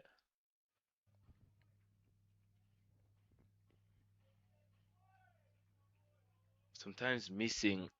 It's all about mental stuff, like the shot selection, knowing the right shot to be played because your front leg is what is facing the leg side and your bat is moving to the offside. If you ever get a touch on that, it will be the wicket keeper's work to grab that opportunity. And if you can't manage to give your team a good foundation, like a good power play, who do you expect to come and do that for you? There will be no one else. The good thing about Indian City defenders, they have got plenty of batters, likes of Bosco Tuisere, even Benirge Christian. The man who have hit a very much needed 50 previously. And Inyas Nirenganya comes back into the attack. 80 runs in first over.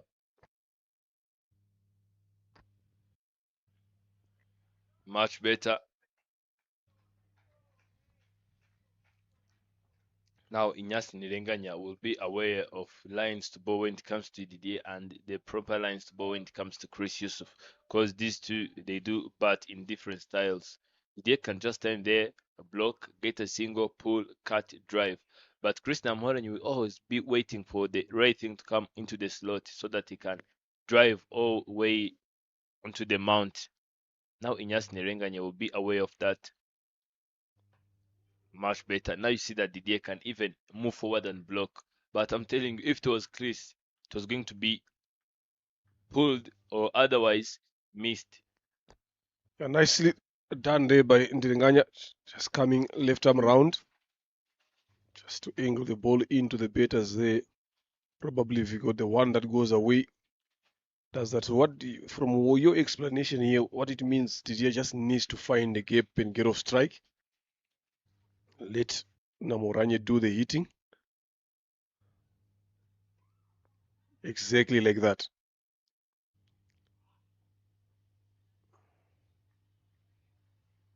Exactly like that. Now, see what he can do. Now he's got some thinking to do here now. Ndirenganya, because he knows that if he misses line or length, that ball will disappear. So he's now coming left arm over to Chris, probably looking to shape it away from him. You don't want to make it easy for him to score. The more he doesn't score, the more he gets frustrated, the more he starts playing risky shots.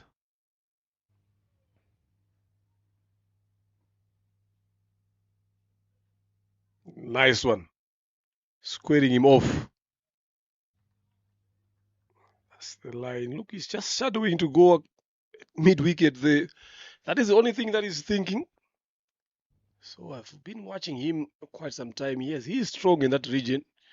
But if you want to play where you're stronger, just try to set yourself up early, especially if he just goes in the inside line of the ball outside off stump. Just try probably maybe to get the ball around his ribs there. He can be able to access the leg side. But this time, like what you mentioned, his front leg is going down the leg side. The ball is moving away and he's trying to hit it that side. So that position won't allow him to look at where he is now. So that position won't allow him to play where he's strong. So if he can be able to just move across a bit early outside off stump, create that angle to hit the ball to the leg side, that can be another option.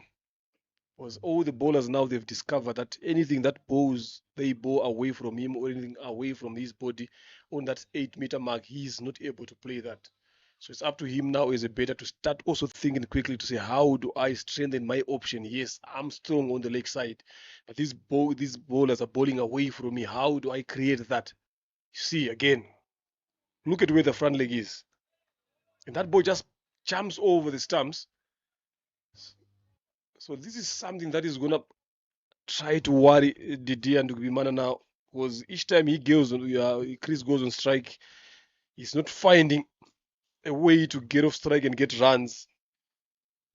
So one run in that over, very good comeback from Ndirenganya. So Didier need to speak to him now. Look at that, just miss those bills.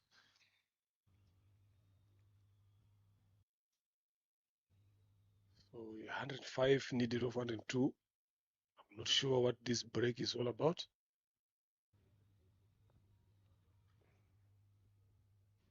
It's been a lot of insects flying all over here. Probably it might be one of the reasons umpire brought this game to halt.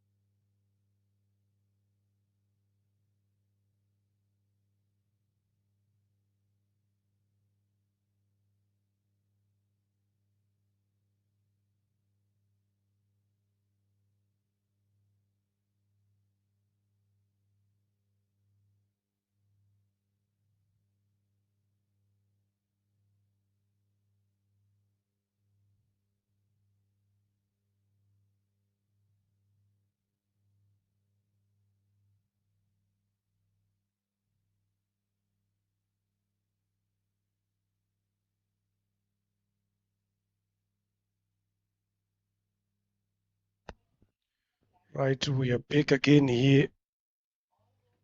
It's been some interruption that happened, but they've dealt with it. So they've lost 6 overs. So the score has been revised.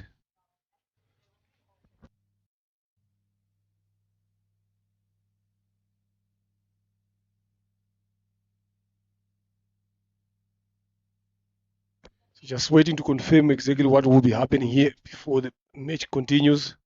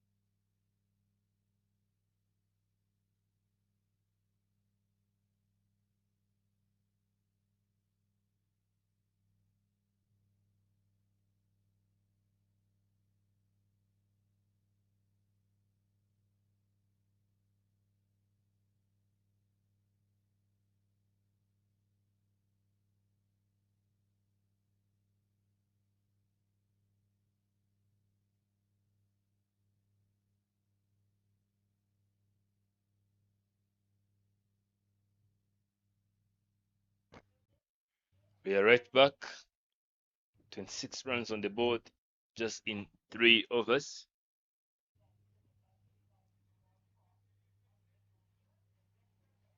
Now overs and the runs have been reduced. 72 runs required in 11 overs.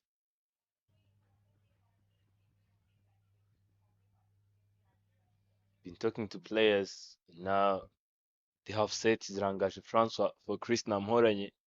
They are very sure that Chris won't survive Zirangaje. The captain believing that Zirangaje will break this partnership, but the width and deliveries that Zirangaje is putting on the table, I'm telling you, will not do any damage to these guys from Ingenzi defenders.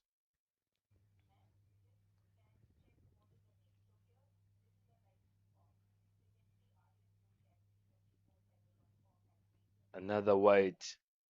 Been talking to Irwaloik, the wicketkeeper, saying that I need to take Zirahangaji aside and tell him that he is doing abuse to my ribs. Zirangaji Francois yet to register a delivery. Have bowled 2 balls and they are extras. The great thing is Erua with the gloves can do very great work. Otherwise, those would be wides running all the way to the boundary. 70 runs in 11 overs still.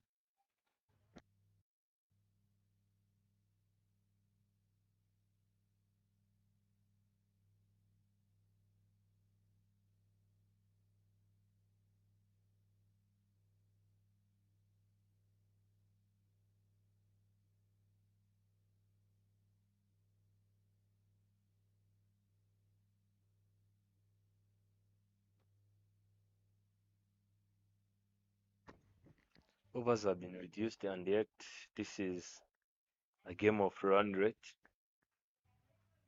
If Mena Centurions they are to win, they need to win this one with high run rate, and same as Ingency defenders, if they are to win this one, they are trying to get it, but with high run rate.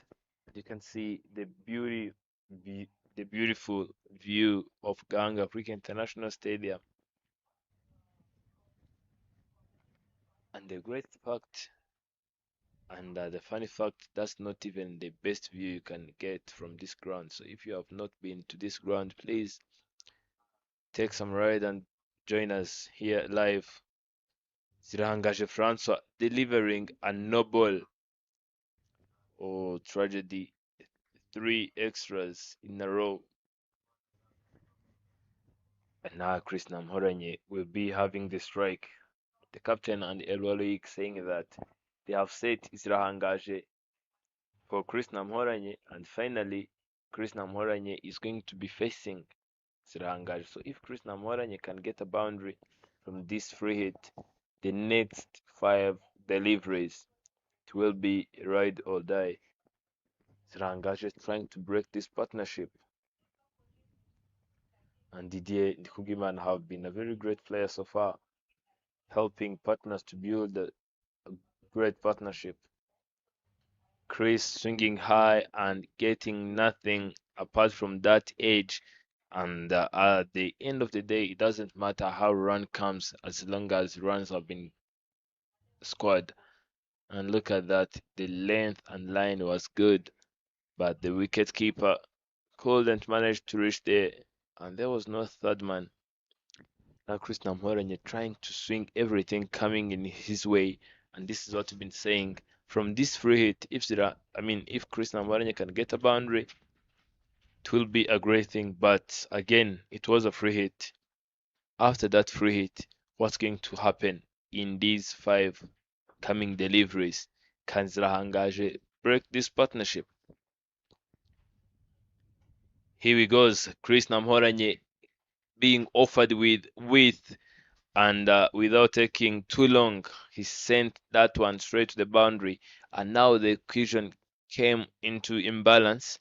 It was 72 runs required from 66 deliveries, and now it's 60 runs required from 64 deliveries. Now runs are being smaller than the deliveries. Chris Namhoranye trying to come back, and now this is the very first time he is with Zirahangaje, now finishing it on his own. So far they have got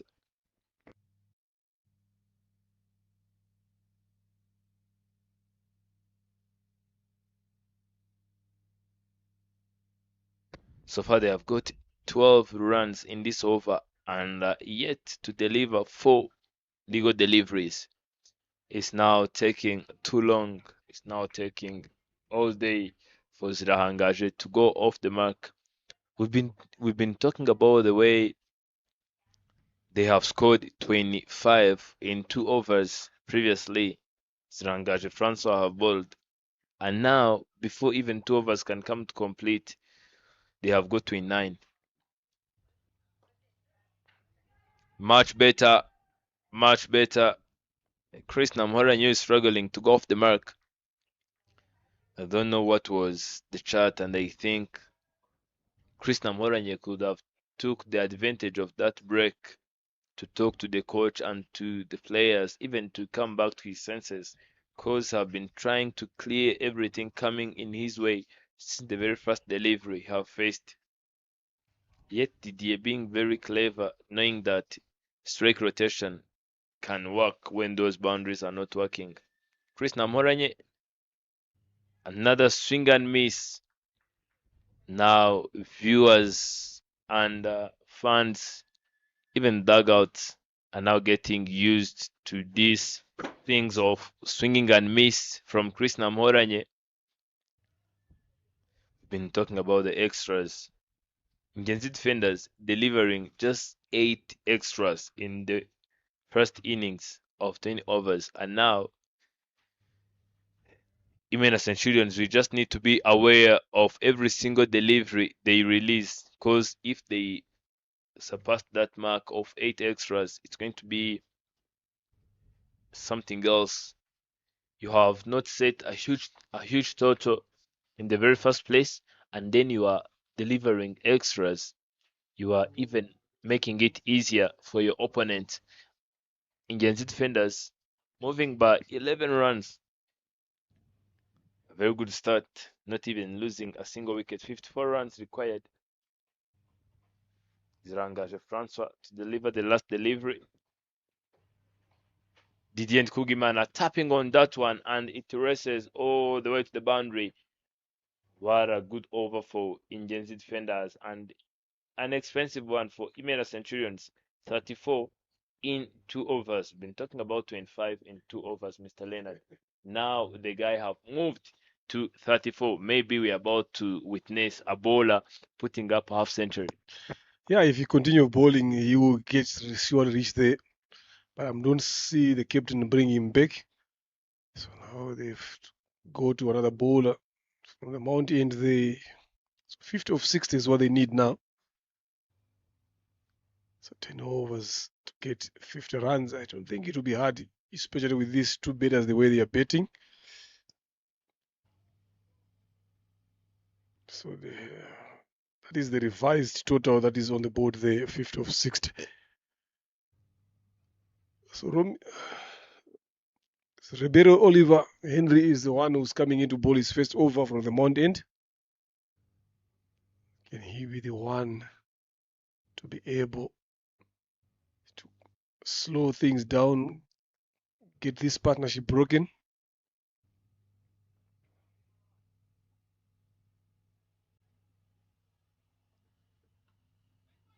Nicely done.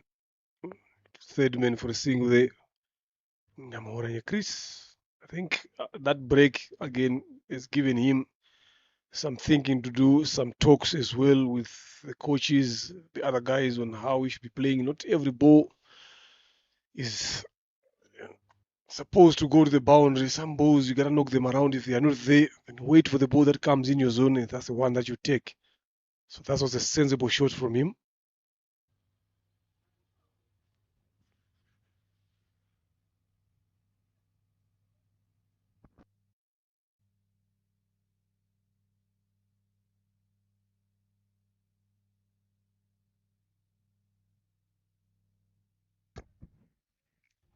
Some highlights of athleticism from the captain, Isaini Mugabo, trying to touch on that one so that the bowler can stop it himself.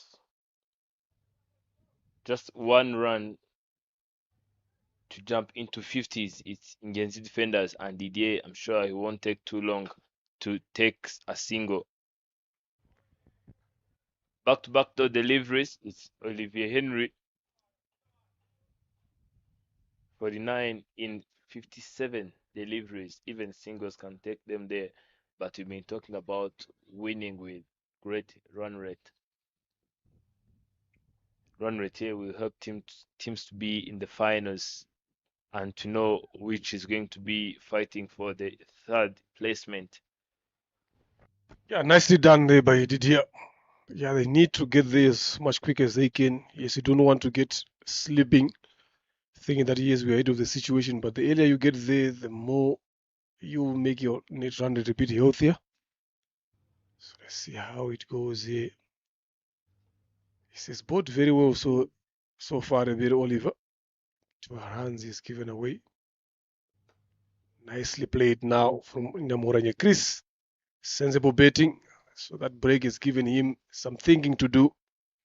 He would have gone for the wild swing there. And that is the right thing to do. If you do that, you look dangerous. And not every ball would like to bowl to you because you are looking to stay, you're looking in control. But if you're just swinging your bet each time, they know that one ball is going to get you out when you misjudge it or make the wrong decision. Slow delivery. Just tagged to mid wicket. Francois Ranganji does well. Very good over here, 3 off it.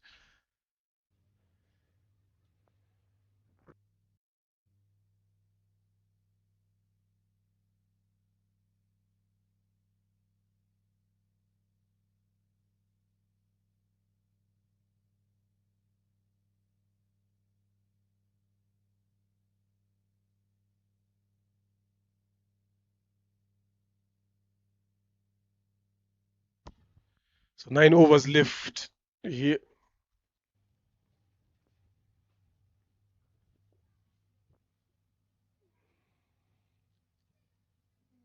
So that's what transpired in the power play.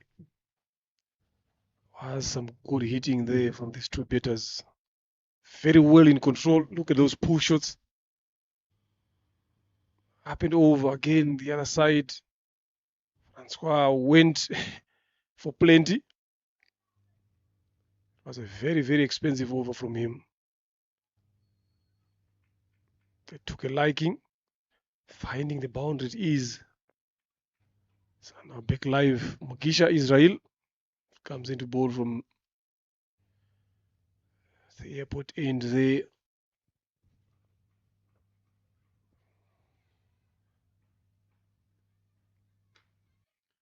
It hard. Finds the fielder in the deep. Just for a single and no ball given.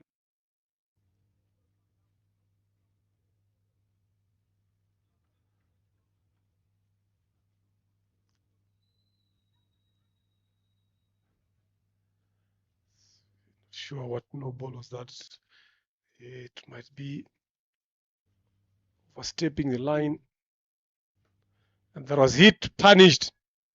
6 runs it is there. On to the other side there. Over mid wicket from Didier and Ndugubimana. Just looking to cruise there. They need to get this game done and dusted with. Look at that. Not too short, but it's just the way he rocked back into his crease. Those cameramen on the other ground, they were not safe there.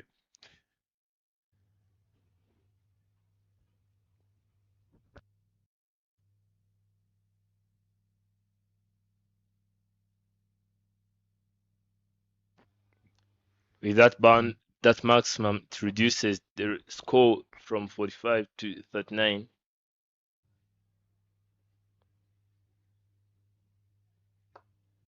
That would be driven straight down the ground. Finding Rangash there. The man doing no wrong with fielding, because you can't be expensive in both hands. The bowling hand with the fielding hand. Now Chris Namoranye, who seems to be now back to his senses. Now this time around he got it right and he sent it to the dugout of his side, just right on the mount. Mugisha Israel already have witnessed 2 maximums from his own deliveries. Look at that, well picked and well timed and timed to perfection. Yeah, 15 runs off 3 deliveries here. It's very expensive. Namoranye Chris, now after playing those singles, have decided to open his shoulders. Look to go for the bigger hits. They need to get the 32 or 51 is what they need now. So getting closer to winning this game, it is. They can probably win it by 10 wickets, good enough for them as a team to push some confidence into the next upcoming game.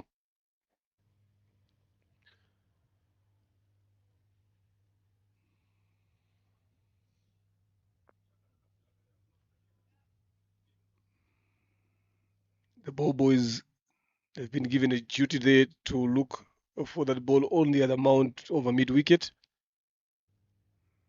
It comes in play, continues here now. These 2 batters are well in control here. Enoch have played very well as a pair today. Chris, after that break, came playing sensible cricket. Look at that. Unusual to see Chris playing in this way. Was interested to come back for the second, but Didier was quick enough to make a loud and a clear call to stop that. It's 31 or 50.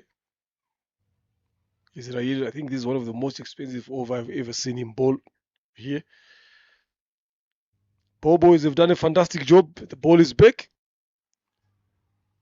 I think the batters would like to use that one than the one that is a replacement one. Yep, rightly so. Umpire gives it, puts the other one in the pocket. Just keep it closer because these 2 guys are looking dangerous. Nicely done. Again, just a punch. Vacant mid-wicket region area there. The bowler is to run across and do the fielding himself.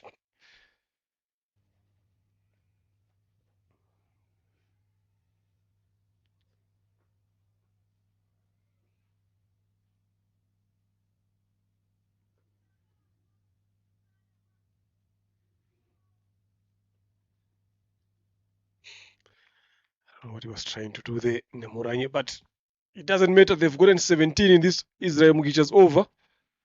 So now they need 30 or 48. They're pushing very, very well. Look at their partnership already. 68, 38 deliveries. Fairly contributing from both sides.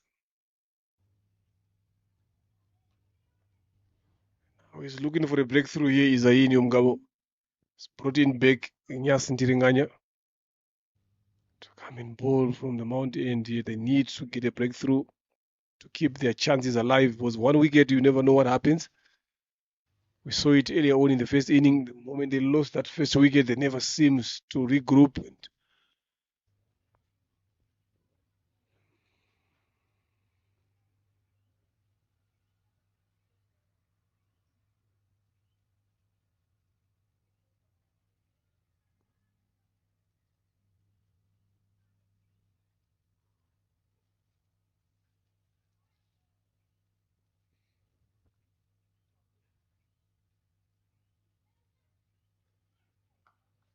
Pulled away.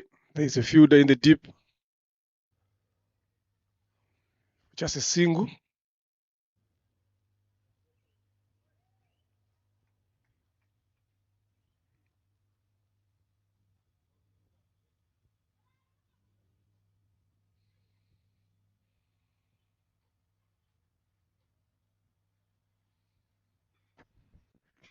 I'm talking about the awareness of knowing the player on the crease.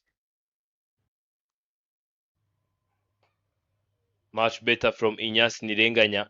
You've seen the delivery he had ball to Didier. It was pace off. And now this time around, playing to Chris, you really know that anything coming straight on the stumps, the guy is going to struggle. And that's what happened. He was trying to take him on, and he missed the connection, finding a fielder at point. Not doing so well, but he saved some runs for his team. Now Didier is back.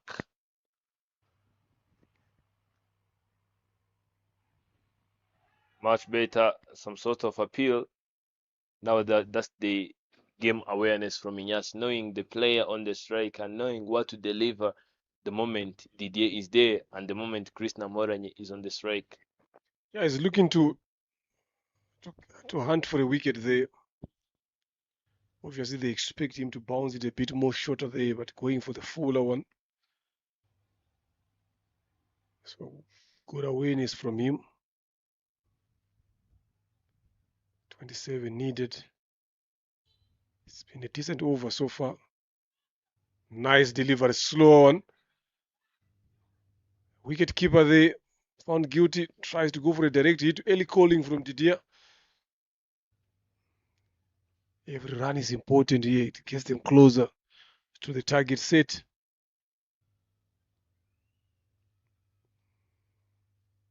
Two deliveries remaining in this over. 26 of 44, way above what is required.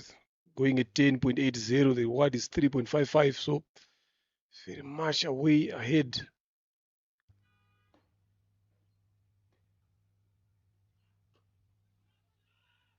Nicely bowled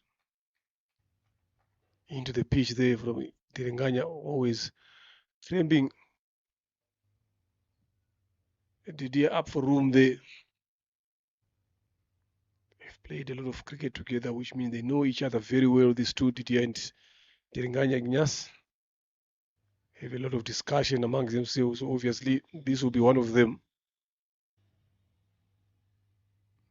It's been quiet now in the field there. Especially if you have not taken a wicket with this heat again. Slow on. Good finish to the over. 4 runs given in this over. Good comeback. So 26 needed from 42 deliveries. And here's the defenders edging closer and closer to victory.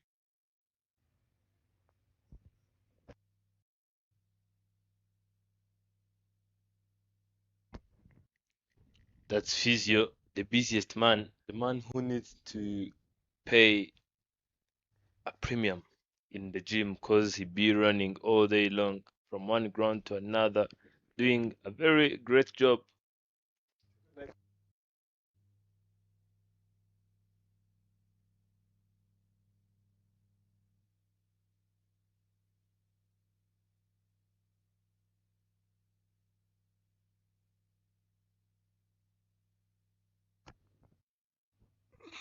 Change of ends for Rivero.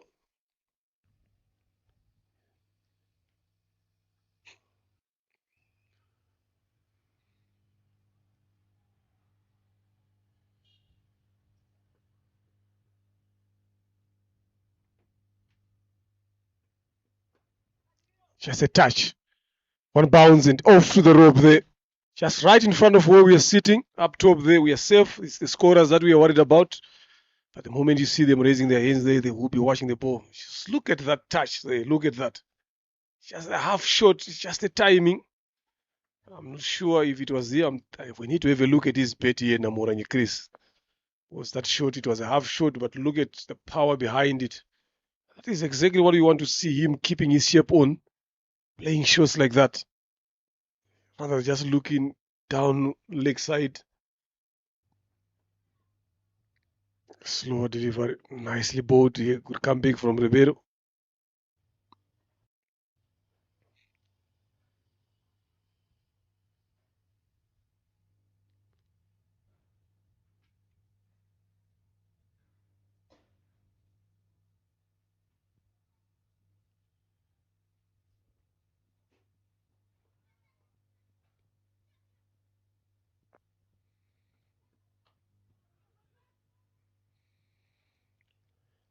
Good comeback after the boundary.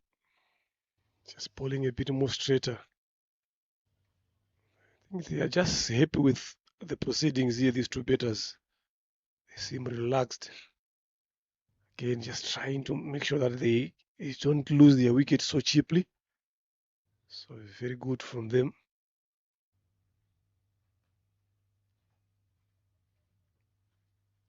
He has to rebowl that again, full start. Target is 98 there, revised one. It's currently on 76 and 7.3, 22 of 39. So they will get there comfortably if they continue playing in this way. That is gone. And that is out of here. Straight again to the cameraman there. They are not safe in that region. I'm telling you, even the physios, it's not safe there. Lovely pick again. I'm telling you, after this game, Enoch, I'm going to have a look at that bed. Because look at that. He's not even putting any power, just the timing. Finding the middle part of the bed. As soon as he took off from his bed, he knew that he's going. Even him is looking at his bed there. He knows exactly what is happening there. It's a great timing, great execution. So 10 runs so far in this over. 2 more to come in terms of balls.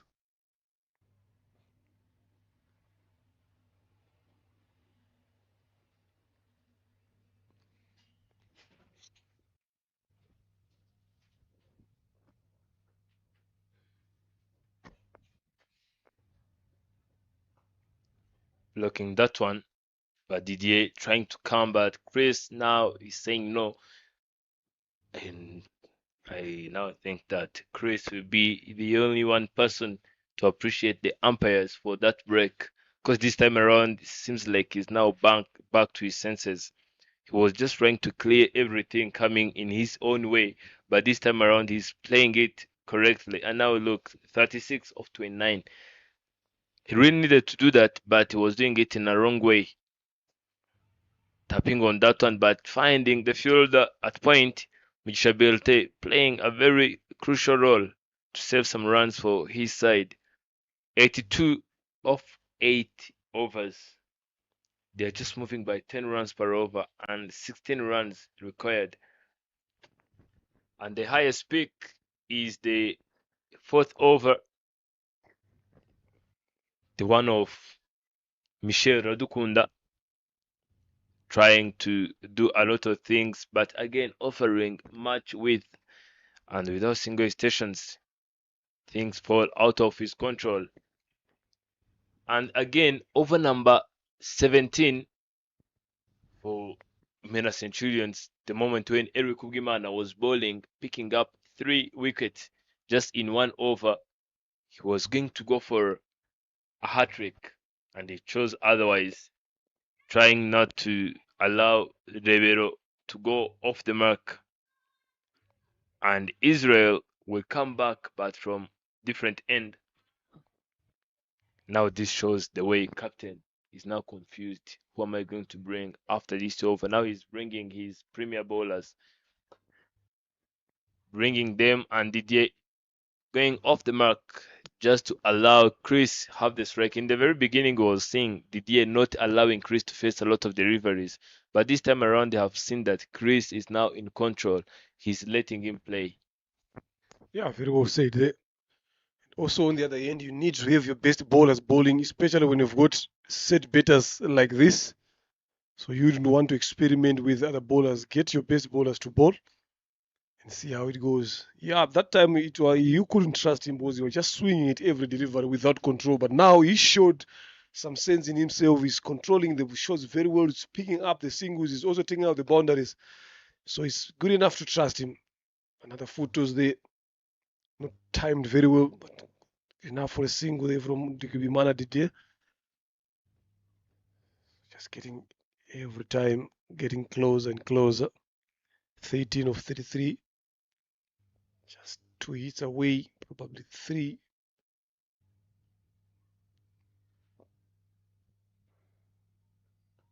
Nicely bowled. Kisha just taking pace off there. Still fighting Mena Centurions. But you can see they've not been saying anything since they came into field. It was just a matter of time before that comes in. Wanted to go big to a slow and a straight one. That is the end of Namoranye. Chris, much better bowling there from Mukisha. He was expensive in the first over. Made a good comeback this over. Gave away only 3 runs. Now he's managed to take a wicket. Look at that. Played around it. When you started getting praise from Enoch that he's playing some sensible shots, now this is the way he rewards the praise. But good enough, he has done his job here. 37 for his team, got them in this position where they are now needing just a few runs from as many balls as possible. So who walks in now? It's going to be interesting. Nitanga Wilson. I think if it was me, I would have sent in Benhiro Christian. Just only need 2 balls to get those 13. But sticking to their lineup, sticking to their plan. They know that they've got important games to come after this. So they want to give them as much practice as possible. But in as much as you want to do that, I would even send in Benito Christian to get in there, get some practice, get prepared for the next game coming in.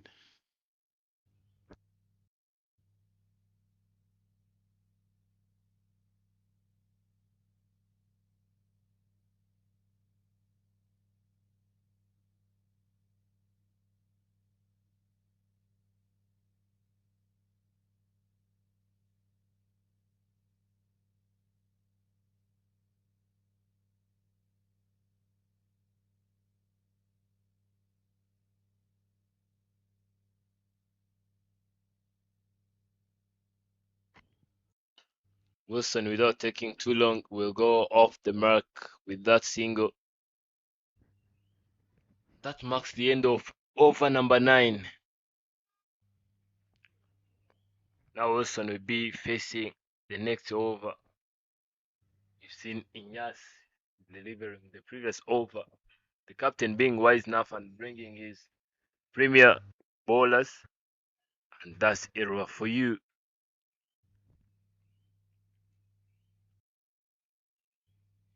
128. And in the morning, have added some 20s. But even on the other ground, Amza Khan have added 88. But those scores will not allow him to surpass Erwa. And Mutimana clever, reading by 9 wickets and some good economy. And as the captain have seen that Spin is working now. We have introduced a new bowler into the attack, Mugisha Belte. The man be trying a lot of things, Mr. Leonard. I don't know if it's googly, if it's a leg spin, if it's an off spin. I don't know. But what I know is that he can deliver. Nah, they're just taking it gamble here. They know that there's only 12 runs to win. You understand? So they're playing with the batter's mind. Obviously, I've never seen him bowling a lot of. I've never. This will be my first time to see him bowling in as many games as I've watched and done. So I think they just want to get into the batter's mind here, so that they will try to get a liking of him. By doing so, they can get 1 or 2 wickets there. Then they're back in the game in defense of these few runs. Starts off with a good delivery there. He's a tall lad. Obviously, we expect some bounce from him in spin. So let's see what Nietanga Wilson can do. 2 times now, beating that outside edge. He's trying too much here, Nietanga Wilson. Part-time bowlers are not people that you like to think a lot about. You just see the ball, hit the ball.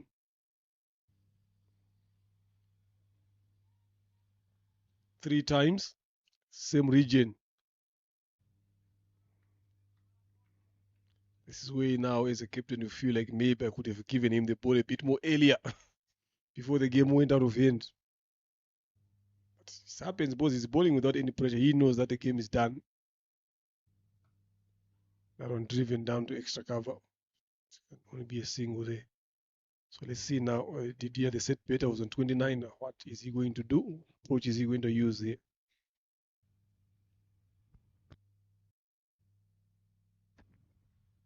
Now we're about to see how Didier treats part-time bowlers. Belte Mugisha showing some class here. Just gone for one after delivering 5 deliveries. 11 runs required from 25.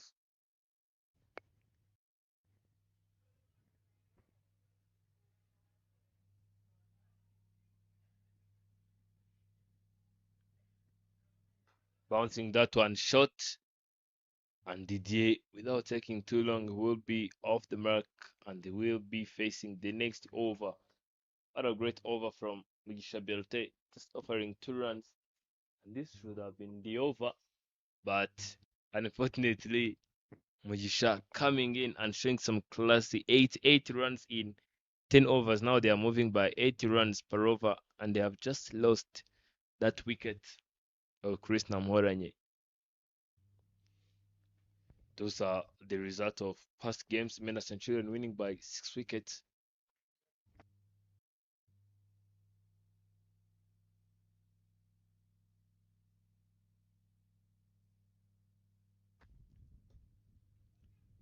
Mugisha Israel coming back into the attack and being treated with a single.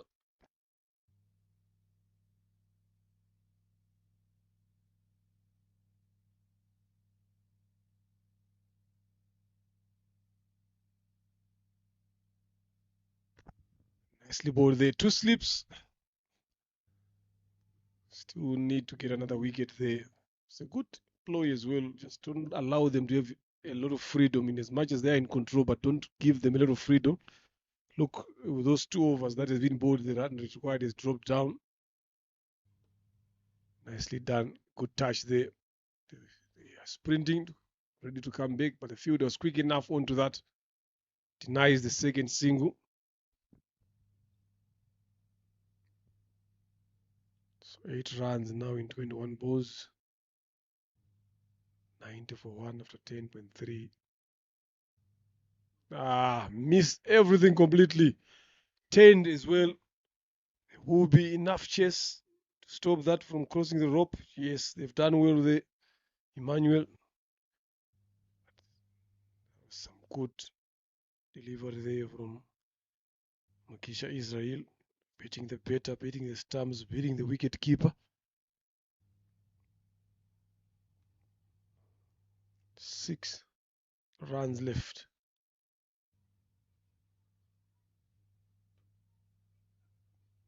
Nicely played again by Didier. Pressing you into the covers. Yeah, I can safely say that Indians defenders have taken this one because the number of runs that they need and the balls remaining is very, very far away. But with Nitanga playing like that, it gives them some hope maybe to squeeze in. But now the bad part is Didier is going to be on strike the next over coming in. So 93 for 1. 5 runs of 18 deliveries needed. 3 overs left.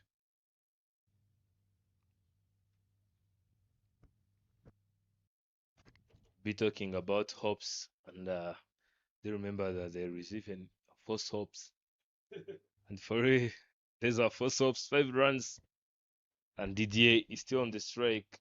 And back to what you were saying about bringing in Benrique Christian. I'm telling you, if it was Christian batting in there, it would have been ended. It would have been 93 for 2 or game done. We all know that. And the part-timer comes back again. And Isaini Mugabo, not the tallest of the side. He could just only see that one flying like an airplane going all the way to the boundary. Yeah, he's also claiming his place in the next bowling option, the next game. That one has a top edge, almost a chance. Rolls away to the boundary. So he bowled the first over very well. So he's sending a message to the captain and the other guys in the team that I should also be counted as an all-rounder with my spin. So don't be afraid to give me one of those balls. Nicely done, and that should be the game. Lovely well played there by Ndikubimana Didier and Indians defenders. Bowled very well. Brought themselves back into this game. Come and batted very well as well. Winning by 9 wickets in this DLLS method. Match reduced to 14 overs. The target was 98. So they've managed to do that very well. So we can see the betting card there, 37 from both openers. They've done very well. Namora Chris and Didier. Look at the bowling card. The things to talk about is those extras. 21 of them. None of the bowlers has been outstanding here in terms of wickets, even economy. If you look at Saranganje Francois, expensive, going for 17. Diringanya, the best economy in 3.67 is 3 overs.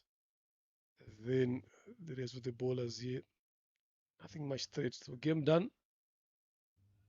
So you will be joined shortly by Enoch at the post-match presentation to see who has been the outstanding player in this game. Then later on, you wait for the afternoon game as well on this same ground. Thank you very much, ladies and gentlemen, for watching.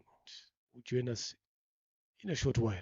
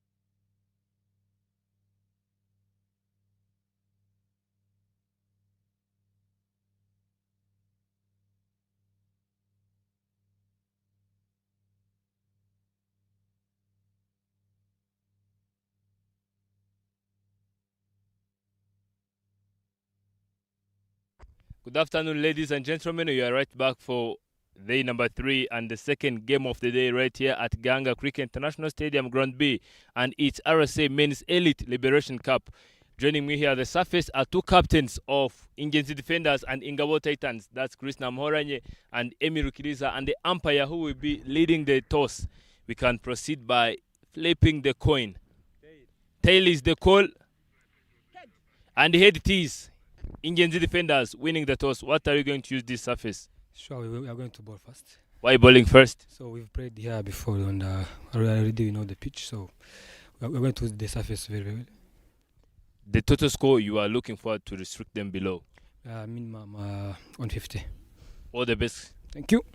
That was it from Ingenzi Defenders, Ingabo Titans. If you could have won the toss, what are you going to do first? Batting first. You are going to bat first. Total score are you looking for to post on this pitch?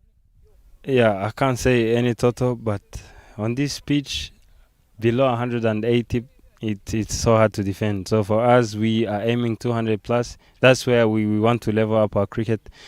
And it doesn't, we are looking for that 200 plus. If we get that, we'll be happy. But if not, 180. Any change in your team or change in your batting lineup or whatever? Yeah, we did so many changes.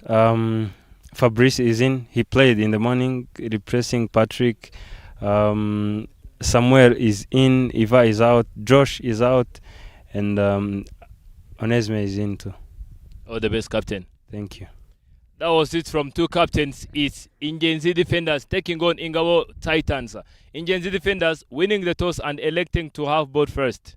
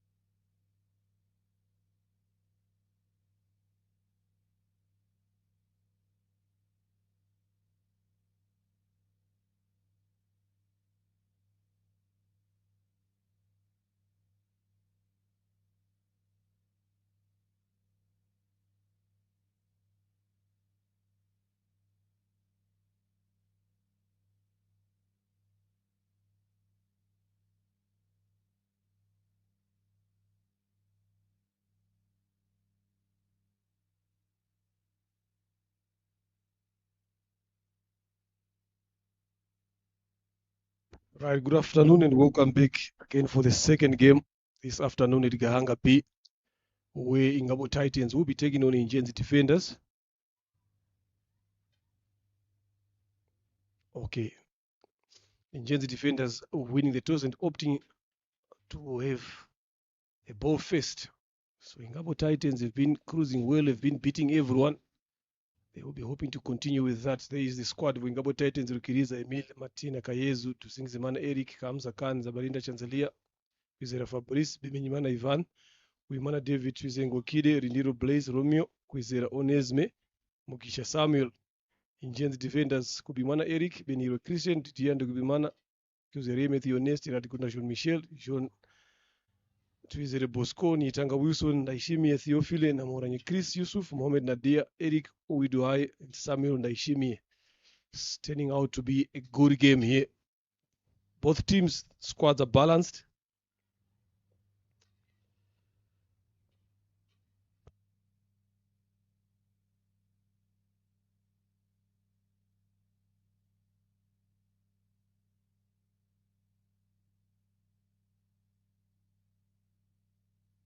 Find all the live action.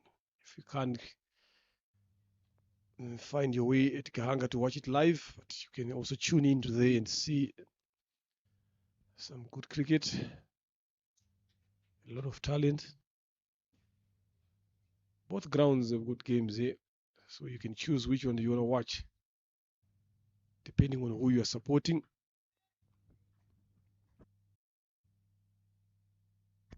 Some viewers be supporting different players from different teams where they find themselves supporting all teams. And if you're one of them, there is a right spot where you can watch all games at once. And here he goes, first delivery. Hamza Khan, without taking too long, he goes straight on the ground. There is no fielder in the deep, and it will be the first run to be scored, and it will be the first boundary as well. Hamza Khan, the man with 80s, now coming into the attack with a boundary. It's not the first time today we've seen Eric Kubimana getting hit. First ball to the boundary. Straight again, bowling full, maybe trying to target the stumps on a fuller length. But the comeback is always strong. His first over always gets expensive, but the comeback overs again. So if he can be able to start very well, I'm telling you, he can be a dangerous bowler.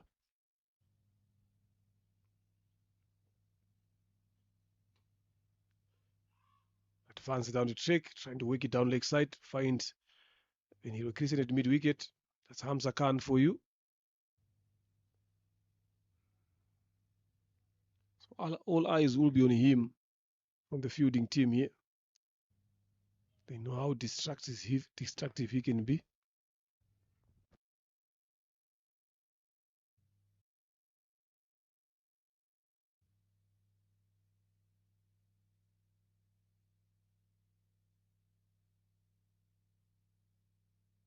Too close, it's Eric Ugimana. Hamza Khan trying to pick the gap at cow corner, but Eric keeping it a bit on the offside. Hamza Khan needs to be aware that Dident Kugimana is the one behind the stumps, the man who do no wrong, the man who does no wrong. A single mistake, the gloves will be in the play. Fourth delivery, Hamza Khan on the strike. This time around, he got the gap right. I've been talking about it. The guy have been trying to spot that gap at cow corner, and this time around, he got it. Now Eric will be the victim. Look at that. Keeping it into the leg side when it comes to Hamza, Izai, and Erualoik. We've seen those players maximizing anything that comes on that side. And there is Deep Sawyer and third man in the place, so I don't know the reason why Eric is targeting those areas. If he keeps it there, it will simply mean that he is up to something, but it won't be giving.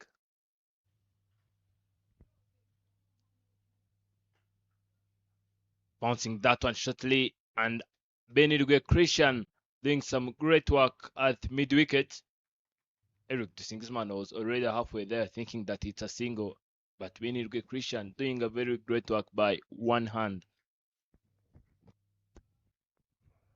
Good shot there, but well fielded. mid-wicket. This is what they need, that fight. Hamza Khan is not looking to hold back, just want to give himself a good start. We will be eyeing those banana plantation area there. He's strong in that region. That one was a bit wider. Didn't watch that one at all. Swing and a miss. So that brings over number 1 to an end. 8 runs on the board. No loss.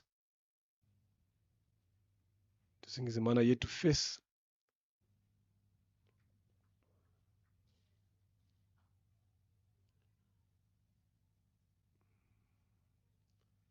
Ratikunda, Michelle is still be the one bowling the second over.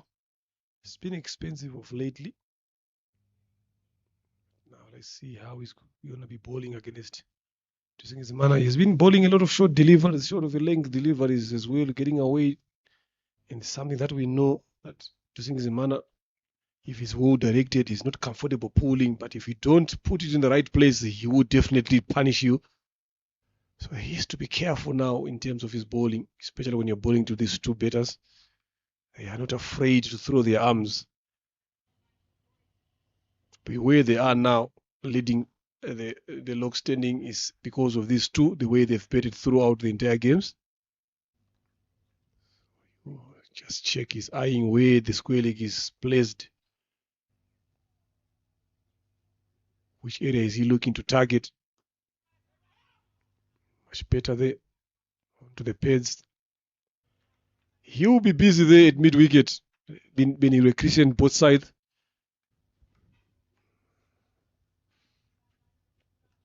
Got two experienced batters at the crease.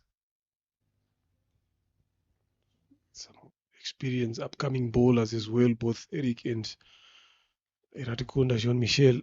So tough battle, tough contest. This is what this elite brings.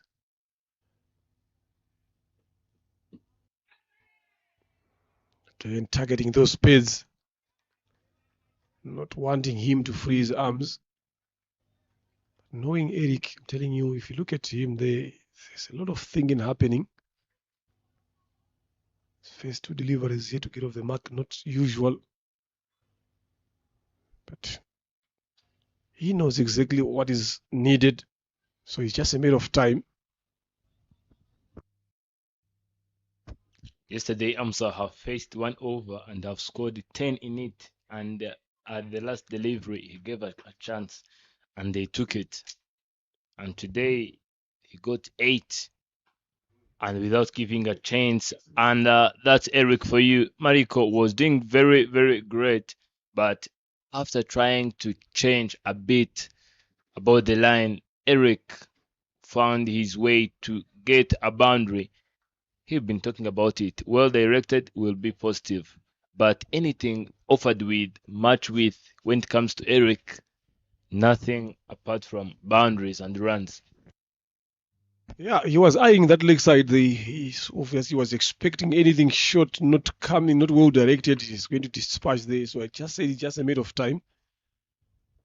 So Iradikunda needs to be right on money. Just takes a bit of some pace off there.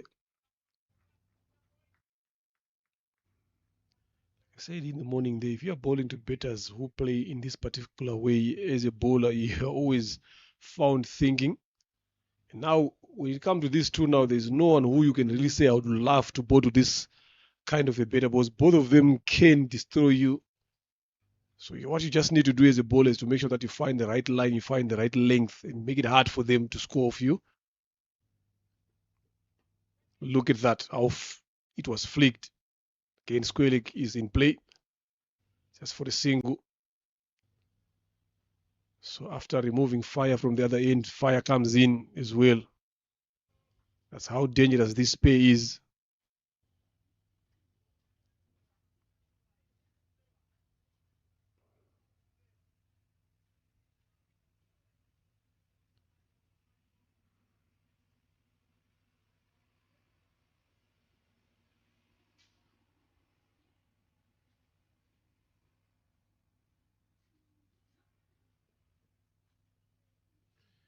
Down the leg side, signal is wide. Just trying to cram them up for room. They just targeting that thigh guard area region there, or the pads. Kunda. Doing so, then you end up straying down the leg side. So he needs to make sure that he find that line. Don't worry too much about how these betters play. You're not going to change much. The only way you're going to change is by bowling the right line in the right length. Set them up.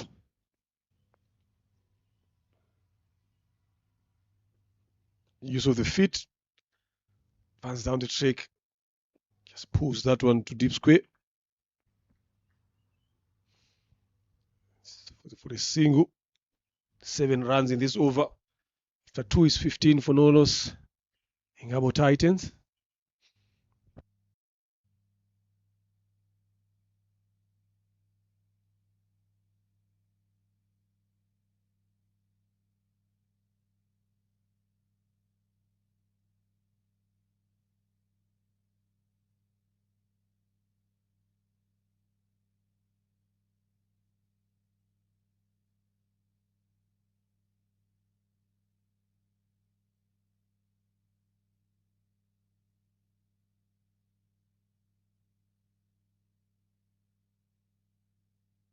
Eric back into the attack to deliver the third delivery, and it will be not a good welcome as Amza approaches a boundary. First delivery of the second over, straight on the boundary. Yeah, he was looking to hit it over mid-off. They just caught an outside edge, opened the blade there. Good enough.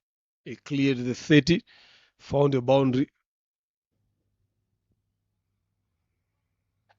So if Hamza Khan is betting here, he treats all the bowlers like they're throwing throwdowns to him. He's always looking to hit every delivery that is coming in there. You miss your line just slightly, you're gone. Like that.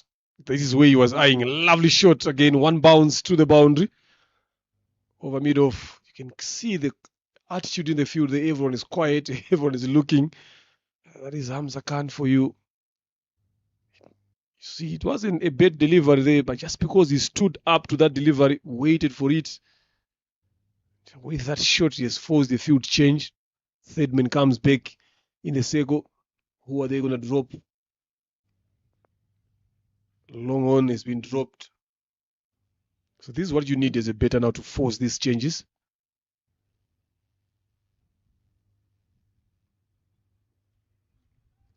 Down the leg side wide. That is what pressure brings. Already you've given away 8 runs. The next follow-up delivery is a wide 9 now so far. You've still got 4 more to come. So you will be doing the mathematics in your head there. How many more am I going to swallow in this over?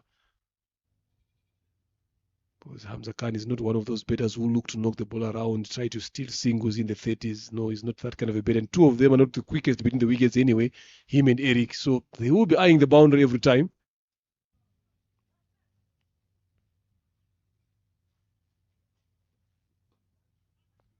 Knocked that one. He's pushing for 2. They just said these are not the quickest. They're trying to prove me wrong here. And look at how Hamza Khan has been sprinting. It looked like that he heard what I said, that these are not the quickest batters, but look at how they took on Nadia Mohammed's arm. 2 runs there. So they're showing me that they are capable enough of doing both. Good running in the end. Talking about how those 2 are not the quickest.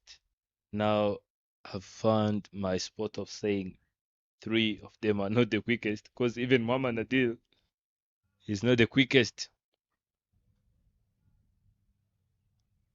And sometimes there are fielders you can't do that when it comes to them. There is Eric Kugiman in the field.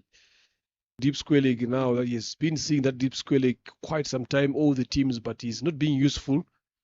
So he was asking why now he has been brought back in.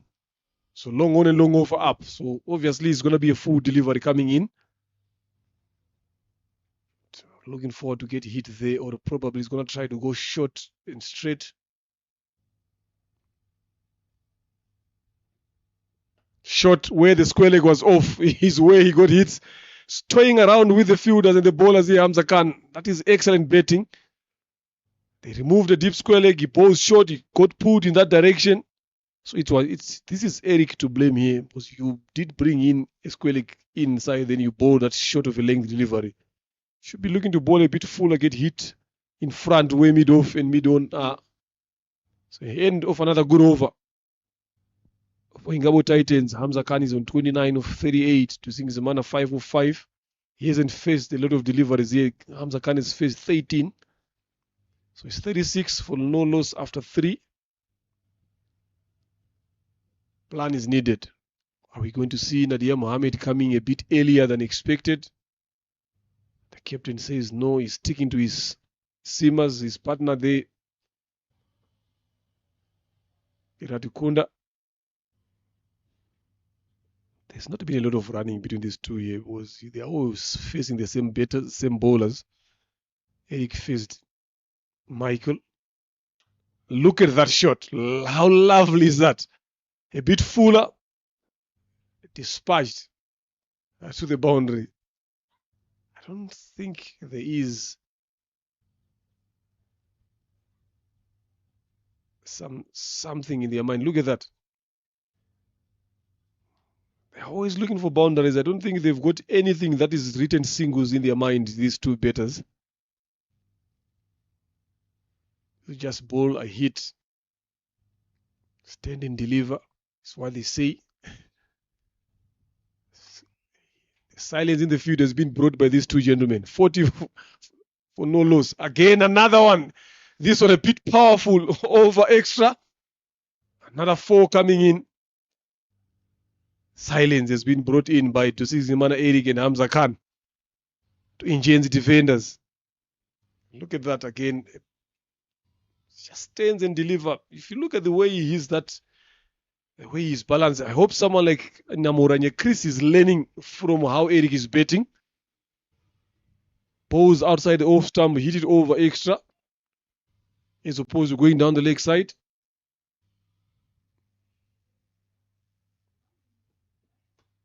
Fuller one. It came the other side. Just a touch outside the boundary. 1 bounce for lovely piece of betting there from Singizimana.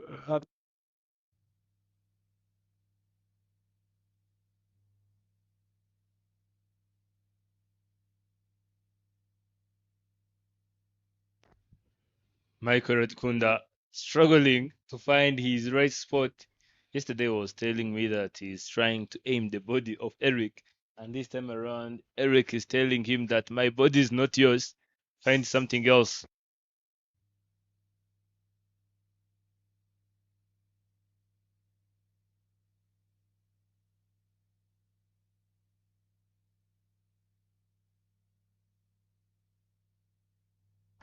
Michael to continue, the man with 4 boundaries on his name. Another thick edge, and it will be the 4th in his spell for boundaries. Bowlers nearly to be scoring than batters. Look at that again, trying to heave it there. Get a top edge. Fortune favors the brave. They always say if you are edging, edge it hard. So 16 runs so far in 4 deliveries. Iratikunda has been put to the cleaners. Singizimana, Eric, and Hamza Khan. Like I said, I don't think they've got something written in their vocabulary in terms of singles. It's 52 already now. Slower delivery. Eric was looking to launch that one, but he was smarter there, Iratikunda. He will be relieved to bowl a dot in this occasion. What plan can you have here now? If you are the one bowling here, you should have a plan. What plan can you have? The plan is just to pray the god of cricket to tell Eric to have mercy on you, because Eric is not stopping. Right after saying it, he will rotate for a single, and this will be the quickest of the day between these two. And the 50s, 53 just in 4 overs. I've been telling you that teams have been winning power plays. Teams here have been winning in power plays, making sure that they move by 10.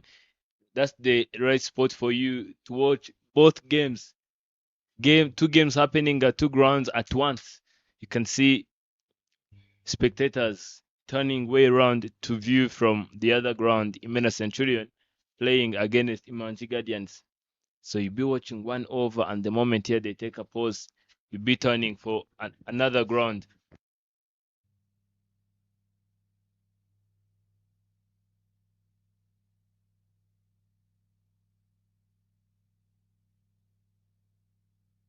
"53 runs on the board just in 4 overs without any loss."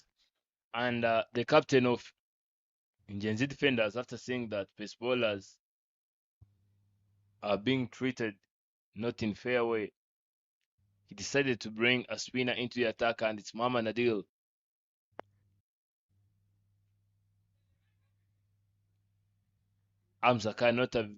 Muhammad Adil not a very good start, and Hamza Khan trying to come back, but with the great communication of Eric to Singizmana, they decided not to come.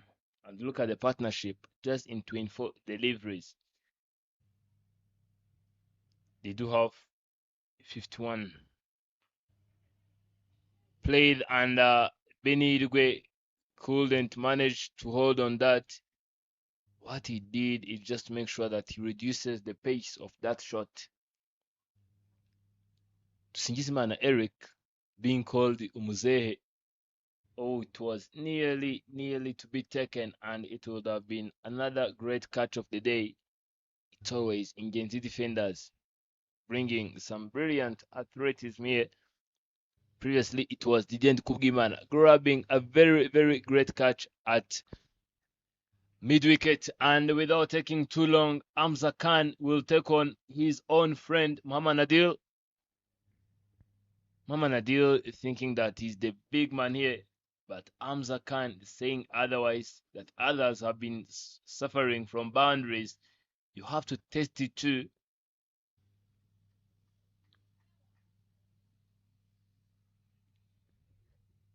Deep swear and long off in the place. We are still in the power play, and 59 runs on the board. Ingabo Titans every time trying to pass the mark of 200. Previously it was 180. It was 190. Today they are just trying to see if they can add 3 runs on the highest score on this ground.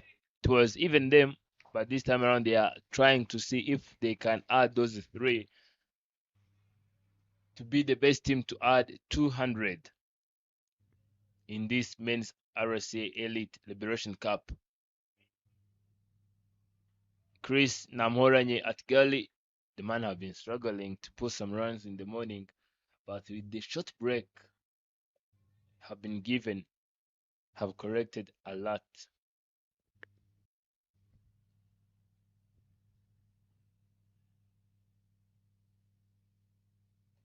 Much better line, anything coming straight to the stumps, especially on the middle stump, turning to off stump. Hamza Khan have been struggling since the very first day. So bowlers, they just need to be aware of that, because he'll be trying to go for a stroke sweep or on drive, and he ends up missing everything.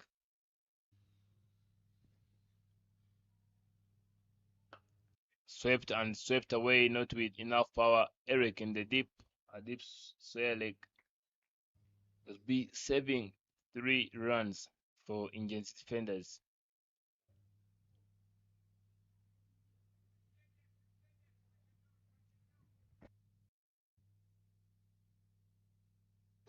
Already in 60s is Ingabo Titans, just in 5 overs. They have already crossed to 60s. And you feel that Shimie, the man who started off with breakthroughs in the morning, now he is in just 4 overs. They were in 50s. And look at the great spell of Muhammad Adil. reduced a lot. Now they have trusted Teofil to come back and keep the momentum. Eric Singisimana ready to take his colleague on. They are both engineers. Between these two, they are both engineers.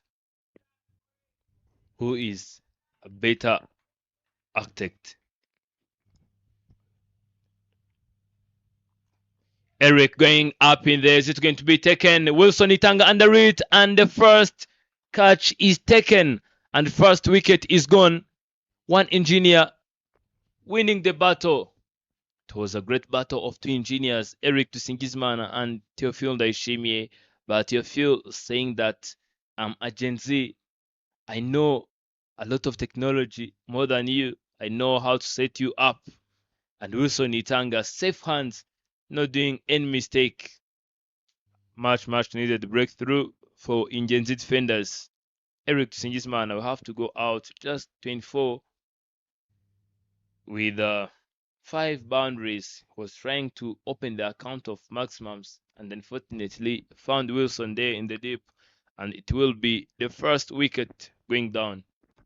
Yeah, it was a good inning there, good entertainment from them. Look, 61 already in 5.2 overs.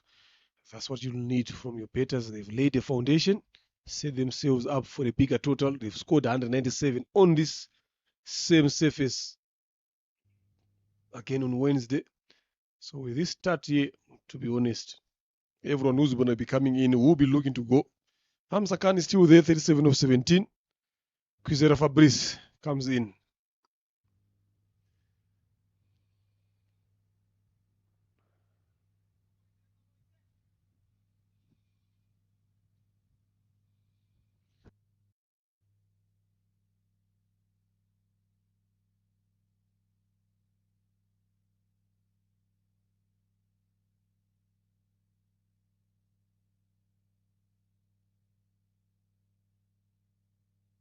Not sure what shot was that from Kwizera.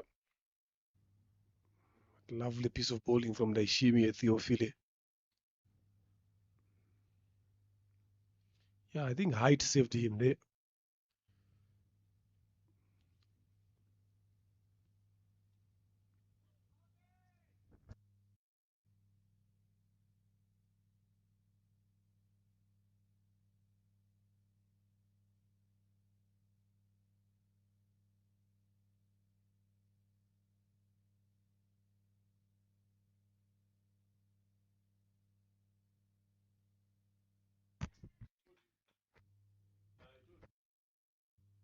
The man trying a lot of things.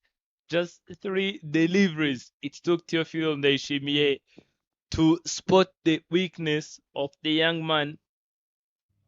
The stability wasn't there. The bat was there, even the ball was there, but the stability wasn't. So the ball found its own way of finding the timbers. And Orikide Twisenje will join the battle.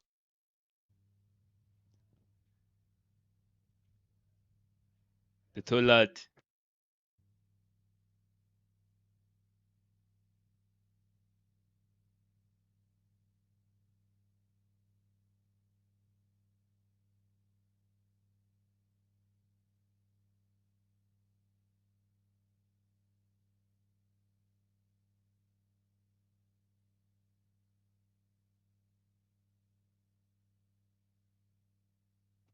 Two wickets in a quick succession. The engineer is building up something. Teofil Ndaishimie, one of the best constructors in the Second. Nicely played by Hamza Khan, but couldn't find the gap. He's bowling to one of his best friends, Hamza Khan here. So it will be an interesting context. There is no friendship when it comes to games. But who's going to get the better of each other here is where the question is going to be. Use of the feet, catch it, and catch put down Namoranye Chris. How easy was that to catch? He's a wicket keeper himself. Wicket keepers are the best fielder. Look at Didier Ngubimana. He's not happy with that. That should have been taken, to be honest. Look at that. Easily there. But hands. Yes, there is a smile on Nadia Mohammed's face, but deep down here he's paining. Because he knows what Hamza Khan can do here, to be honest.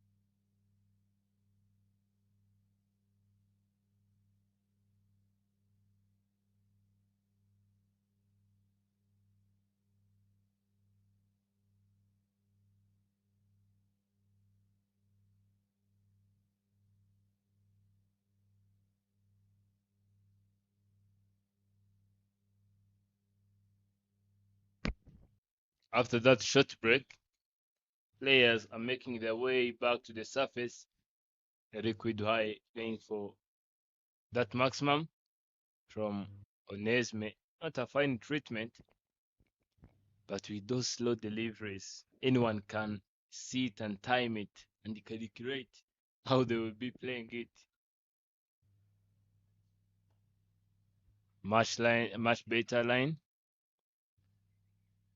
Anything which comes slowly, these two can even sleep and calculate how they are going to be playing it. So you're just stepping out, but being aware of the player behind the stumps, and Nitan goes on at point, doing very well. And it will be a double. Mr. Leonard, have you seen that Hamza Khan was trying to go up for a maximum, and maybe something clicked saying that if you miss this, the Kumgi Mana is not going to show you any kind of mercy. Yeah, that's good awareness. The moment he realized that he didn't get to the pitch of that one, didn't try to overhit it, just dab it between the gap of those two fielders, backward point and short third. So good awareness. Remy bowled his first over, went for 3. It was a good over. So now this one was played very well, but finds the fielder in the deep. Daishimie does a good job. Yeah, it's all about betting in the partnership as well. So Kwizera Onesme, I don't think if I was Kwizera there, I'm telling you, I've got the easiest job to do. Just keep knocking it around. If it's there, so we dispatch it to the boundary. If it's not there, I'll just look for the gap. Get a single, give Hamza Khan much of the strike. He's been there for 34 deliveries. He's already passed his 50. Give him a lot of the chance to get to 100. And even if he gets to 100, that is also runs on your team total as well. Tries to goal up. Michael underneath it. On the second attempt, kept his eyes on that. Manages to hold on to that. They are saying the easiest job is Onesme is just to knock the ball around, but he had other minds, wanting to copy what Hamza Khan is doing. I said it to you off air. Look at that shot. Not well in control of that. Too much elevation, not distance. Michael kept his eyes on the ball there, ended up putting up a good catch. I said to you off air that you are going to see a lot of these betters getting out and leaving Hamza Khan there betting alone, and this is exactly what is happening.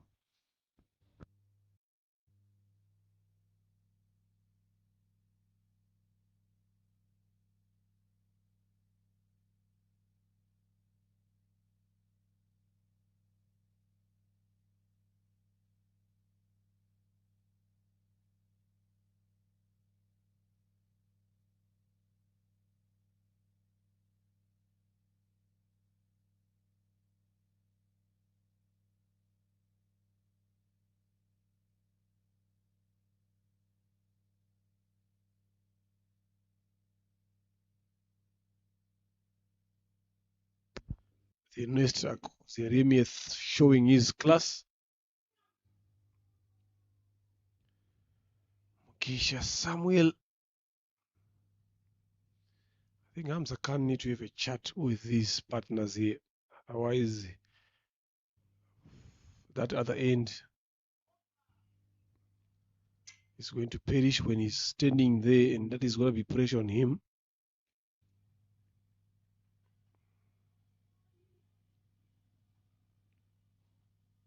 I wonder what conversation is happening between these two betters, Hamza Khan and Mugisha.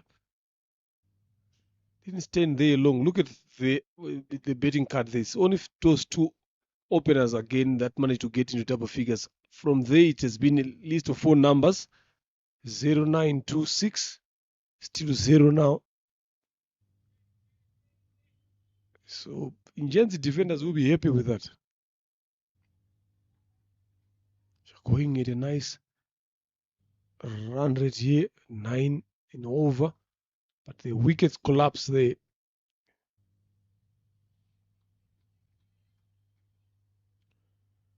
Uiduai Eric, driven hard to deep extra cover, just a single.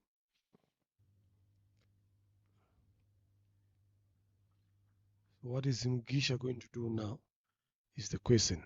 Like we have talking about it here now to say the easiest, got the easiest job. Every batter who's coming in now has got the easiest job to do. Get off strike. If you want to get a bound, try to find a gap, hit it on the ground hard. But if you want to go area now, this ground is big.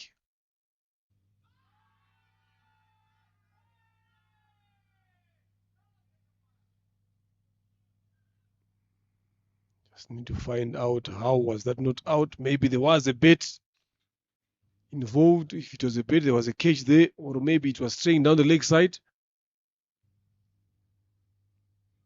Yeah, down the leg side. Good decision there from Ambayanganji Abdallah.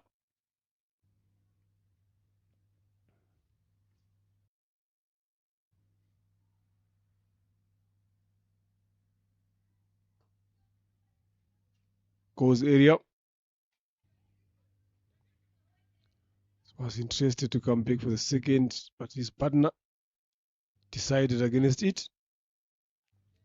Goes for the safe option. Just a single there.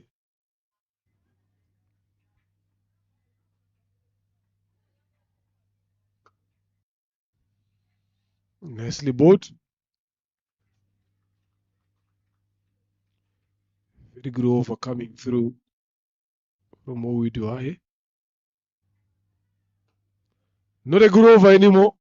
Because that one has been clobbered again for the second time to Gahanga A, Hamza Khan, another 6. Sometimes I'm speaking a bit early about overs here. And the better decides otherwise. That was a lovely shot.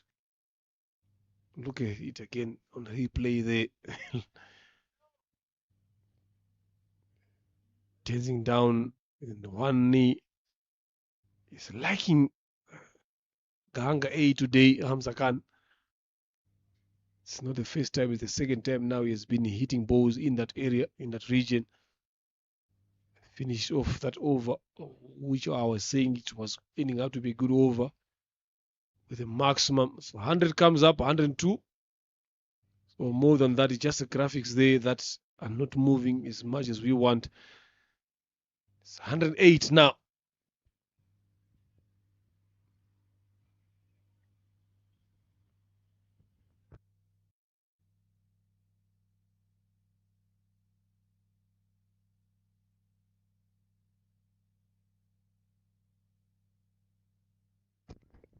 Kuzari Ernest back into the attack. Mugisha Samuel on the strike.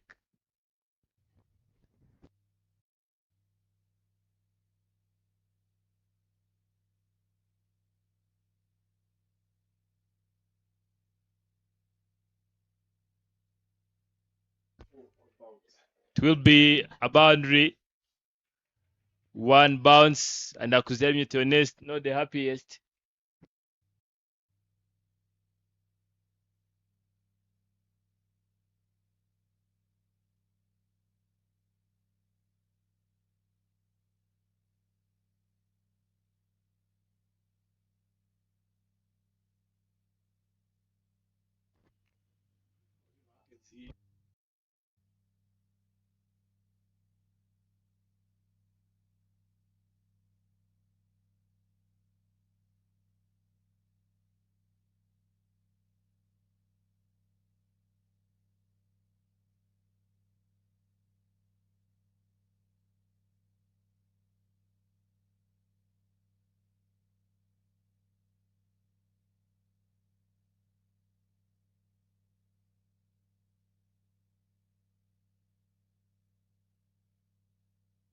Mugisha Samuel, 5 of 6.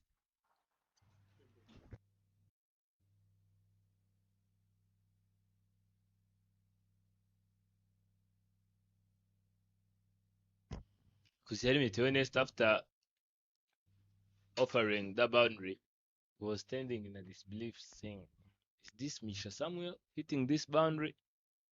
But the man is yet to hit a maximum. I'm telling you, the way he is swinging the bat. Right after saying it, they will get a single, allowing Hamza Khan to come back on the strike. Runs are runs, to be honest. I'm telling you, they've got a foundation here. So whoever gets this chance to keep on adding runs, I think that's their plan, especially in this game. Just to keep scoring quickly and bigger. Much better ball in there. A bit quicker one is straight on. Makuzeremi. So here is where Hamza Khan need to start calculating. Is either he goes for the boundary or he goes for a single beyond strike the next over. Just being a bit selfish. That's what you need now here, because you've been losing partners on the other end. He's lost 5 of them. Yes, took a single.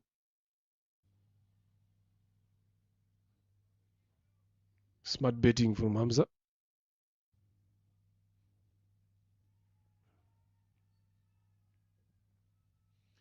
So after 13, it's 114 for the loss of 5.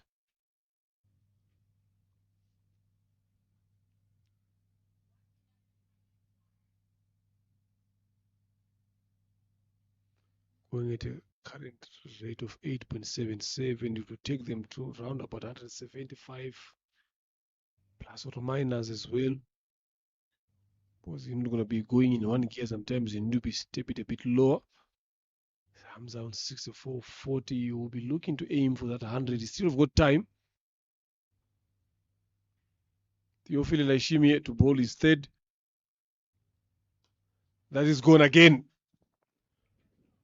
All the spectators are running away from that delivery into the trees on that mount top. Hamza Khan again, another maximum from the first delivery of Ndaishimie. It's over. You're not safe in the terraces there if Hamza Khan is betting. You need to be watching the ball. This one goes the other side, hard on the ground. There's a field, a deep square. Just one run.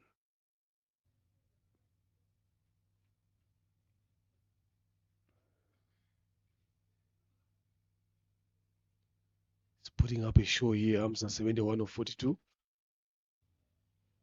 And what he's thinking there is thinking of a century here, to be honest. I'm telling you, there's still enough time with how he's betting. So it's just the other end now that needs to give him support, get him on strike every time. 7 runs already so far in 3 deliveries.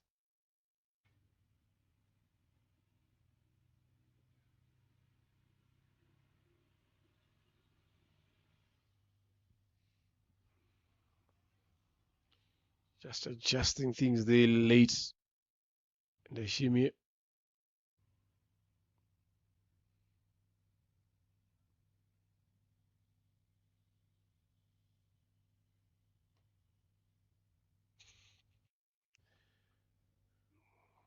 A much better line there in length, but I'm not sure Mugisha Samuel what he's doing there to some of these deliveries that should have been dealt with in a better way.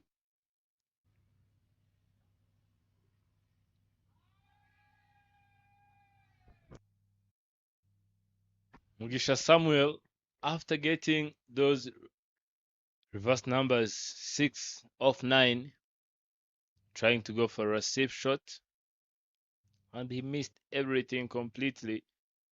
And the call was right, I'm telling you. Ganj Abdal, without any hesitation, raised the finger.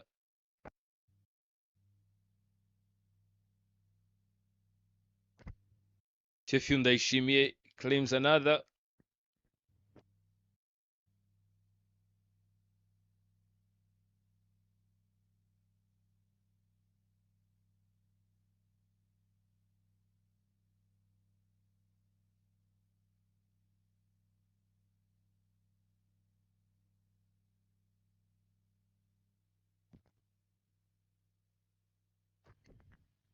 And the new batter in is the captain, the man who can swing, not only swing, but man who can get some score.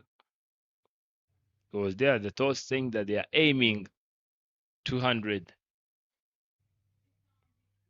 Look at that maximum from Amza Khan, sending it straight to spectators to tell them that he's watching them. Back in time, Mr. Lena, there is time when every person who caught a catch was given 10K. Our spectators that time were very, very strong and aware of every single thing coming in their way. But now you can see our spectators are getting soft. They see the ball coming, they are running away.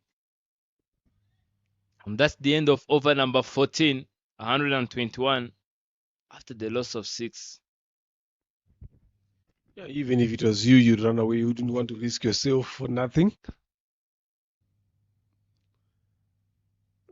So Emil Kiriza joins in. So this is going to be the big partnership now. Yep, these two betters. Emil can bet, understand what is needed. Nadia Mohammed has come back to bowl. His third ball, the other. His second over gave a chance. Hamza Khan was dropped. Starts off very well there.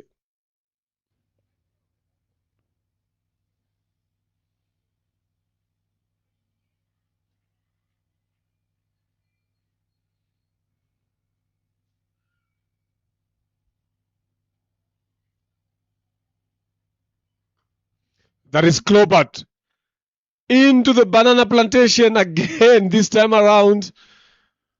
I'm telling you, Hamza Khan was aiming to hit there, then he took on Nadia Mohammed. There, look at that. On one knee again, aiming in that region is very strong in those banana plantation. One day I need to ask him if he's the owner of those bananas there, because he's always aiming to hit the ball in that side just to make his presence known. Or when he's betting, I just need to ask him, what will you be aiming for in this ground? Are you looking at those banana leaves? Because he always finds a way to get the ball there.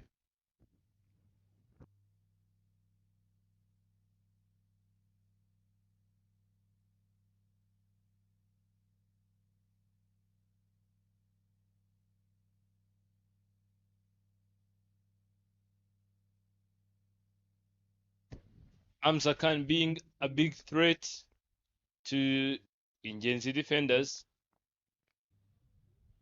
These guys be standing very tight on their title, their champion title.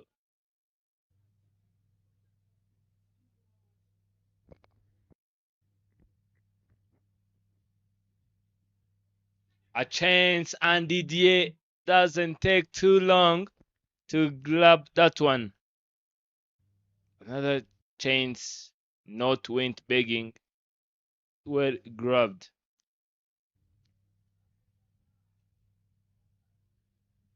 He was just trying to block it, but he could only see it flying and landing into the hands of Didier and Kugimana. Hamza Khan, the man, have been cast with 80s and 70s, strike rate of 171, very healthy, 6 maximums and 6 boundaries. And now 2 big hitters of Ingabo Titans meets in the battlefield. Emil Kiriza along with Akayes Martin. Now who will be taking those singles? Is it Martin Akayesu? Actually, it can't be him. The man likes to strike a lot. Is it going to be Emil Kiriza? Yes, sometimes it can be him. But I think one will occupy his own end, as yesterday Emil have played 25 of 26. I mean of 27. Now let us see what Martin can do.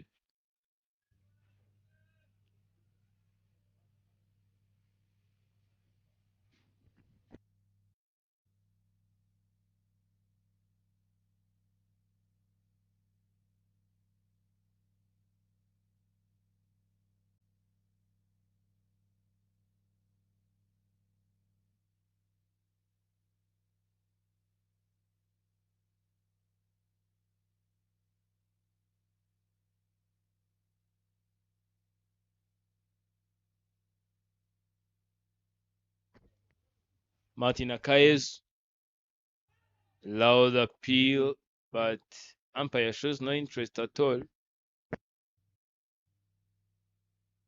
Nadia Mohamed here got the better of Hamza Khan.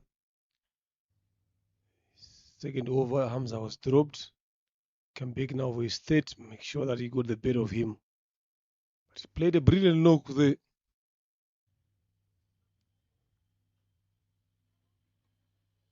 That one's played very well between backward point and short third for 4 for Makayezu.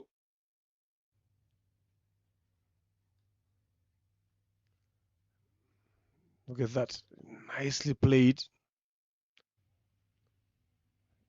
With the power behind that one, Itanga had no chance whatsoever to put in a dive and hold on to that. So I'd forgotten about Akayezu again in this Ingabo Titans lineup. Still have got a lot of work to do here in Genzi. Left alone. And that's the over. 15 gone, 131 for 7. So these two batters that are here in OK, these two batters can hit the ball miles. So now getting into the last 30 balls of this innings, they are 131.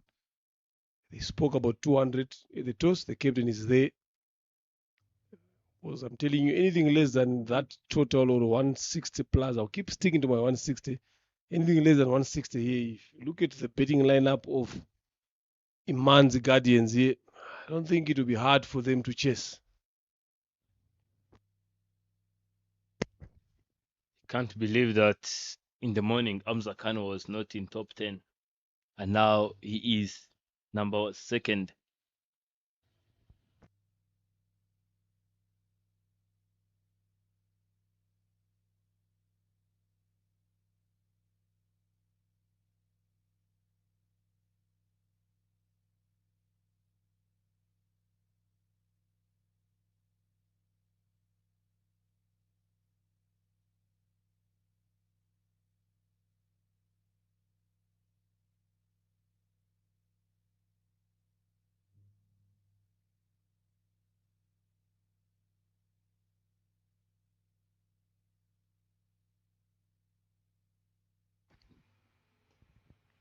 Now we've been saying who will be looking for those singles, and of course it can't be Martin.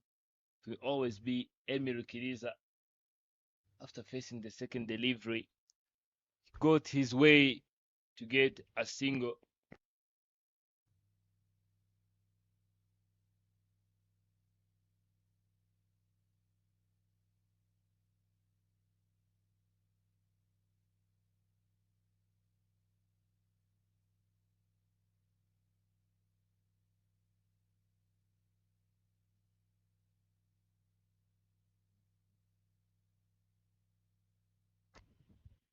Martin Akaye's on the strike, flicking that one onto the leg side, and there is a fielder, and it will be a single. And the way Martin takes a single and the way Emil takes a single, very, very different ways. Martin makes sure that his presence is felt. I'm just happy with them taking the singles here. I know that there is a boundary that's going to come in through the overs here. So they understand very well that if it's not there, they are not throwing their hands onto it. But when it comes, they will throw that much better delivery there from Iradukunda Sean Michel. They understand their games and they understand their strength. It's like at this present moment here, they're just setting themselves up for the big finish in the last 3 overs. If they manage to be there, I think that's what they are aiming for. Because after this, they know that there is no firepower left in the dugout. It was there, but tries to go across the line, misses it completely. Mid-off is up in the circle there. If he had opted to go for that, that would have been better from Rukiriza.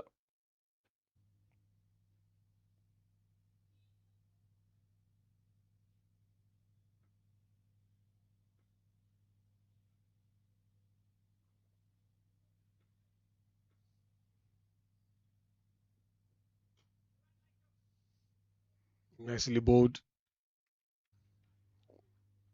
Very important. It's goal to get dot deliverers at this stage of the game. So when you get them, you should be happy there. So he's got one delivery left now. So he's thinking, how is he going to look to close off this over? He's given away only 2 runs. So he wouldn't want to give a boundary here.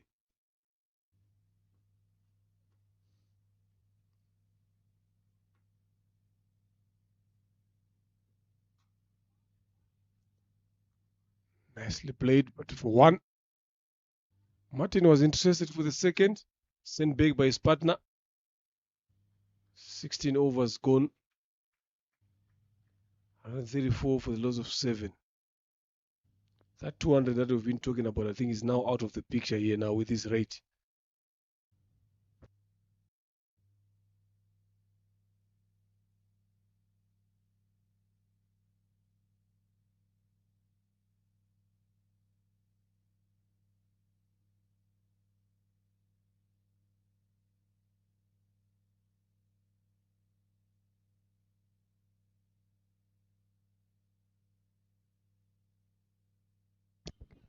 That's the lowest total of the tournament, 8-9. All down, and it was Ingabo Titans playing versus Mans Guardians. And if you're joining us now, it's third day of RCA Men's Elite Liberation Cup happening live here at Gahanga Cricket International Stadium. Swinging high, but swinging high to miss. The captain comes back into the attack to deliver the third over of his spell. Have been very, very expensive. There is an over. It was the third over where he went for 21 runs, all from the blade.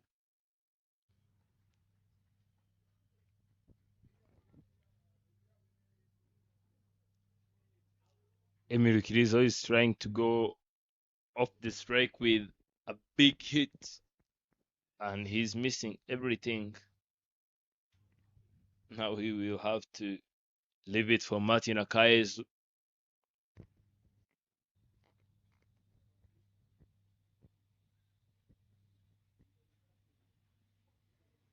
Captain spending a lot of hours thinking what he needs to do, and he's coming back to do it. After sometimes the guy not doing so well, not getting runs this time around, he got it right and it is well clapped. Fine Theophil there, not doing anything. Lovely shot there. There was with Theophile for the second time on the boundary, managing to stop those ones. You can see the Kobe Mana is not happy with that. Should have been an easy single, but ended up being 4 runs on the boundary of Rukiriza. That's why he's been put there to stop those boundaries.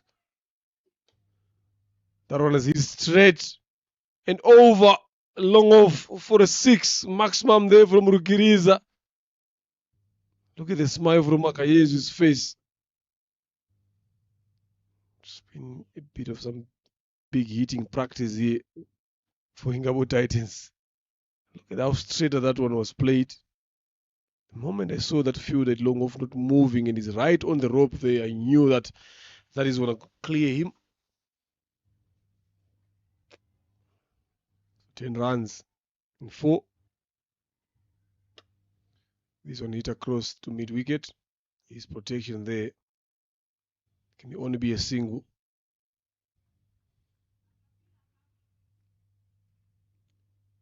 So 11 in this over.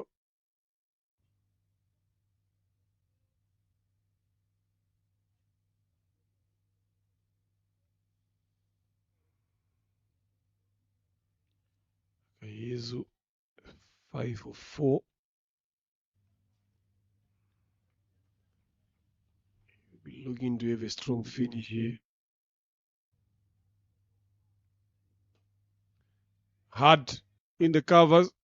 Well stopped there. Lovely piece of fielding by Benihiro Christian. Not the first time he has done this, quite some time in this game, in this inning, to be precise. Putting his body behind the line there, stopping those balls. That brings over number 17 to an end, 145 for the loss of 7. 18 balls left. These two batters are still betting.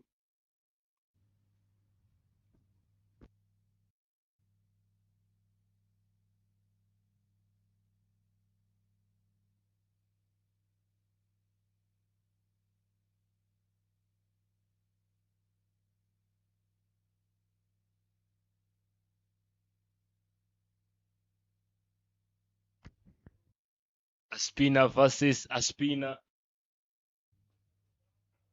In this case of a batter, Emil Rukiriza taking on Muhammad Adil.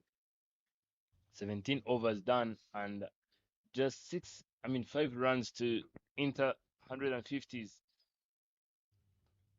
Flicking that one onto the leg side region, knowing that Martin can do better with spin.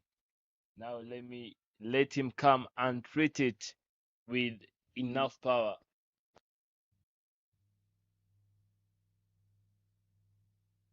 Just 4 runs.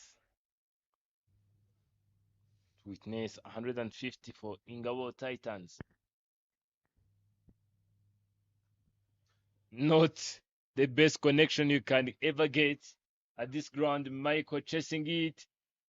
Mr. Ronaldo back there in the deep.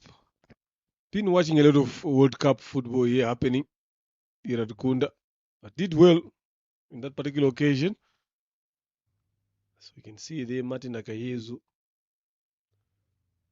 knows exactly what he wants to do there. Just looking for that boundary every over. Just to put a healthy total that they can defend. They're also playing against a strong betting lineup. So runs on the board here will mean pressure to them. So that's why he's trying by all means find that boundary every over. If you can get 2, good enough. 3 to be a bonus.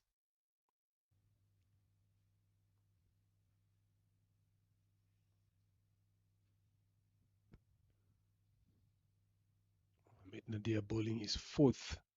Took 2 wickets. Going for 28. Lovely piece of bowling there. Giving himself some room there, Kayezu.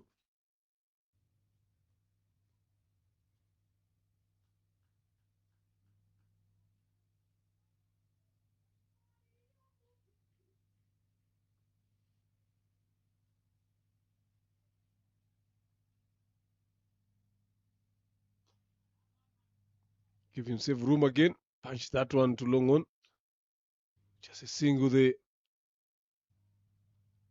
Turning out to be a decent over here. It will be an excellent over if he manages to get a wicket in this over. Nadia Mohammed, especially when he's finishing up his spell here. Looking up to him to get one of these batters out. Not in this particular way. Flat batted 6 from Rukiriza. Time I mentioned about a decent over here, the better thing is otherwise they go for the maximum. So 8 runs already in this over. But that was a good shot from Rukiriza. There was a gap there between mid wicket and long on. Finds it with the maximum. Keep adding on runs on the board. These Ingabo Titans batters. This is exactly how they've been leading in this Men's Elite Liberation Cup. They haven't lost a game so far. Very much favorites to win the trophy. They've got a lot of depth in their betting. Nice single taken.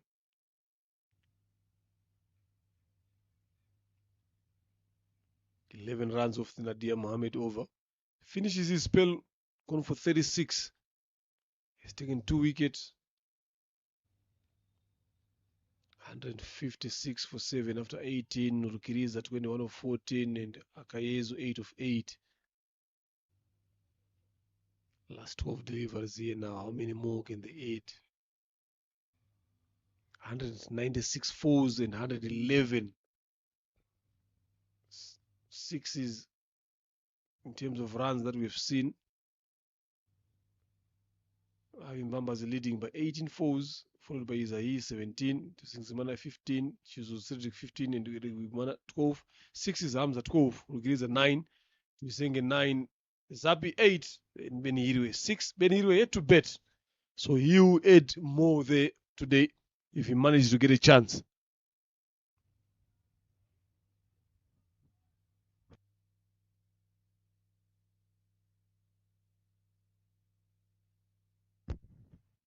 Eric Ugimana in 40s.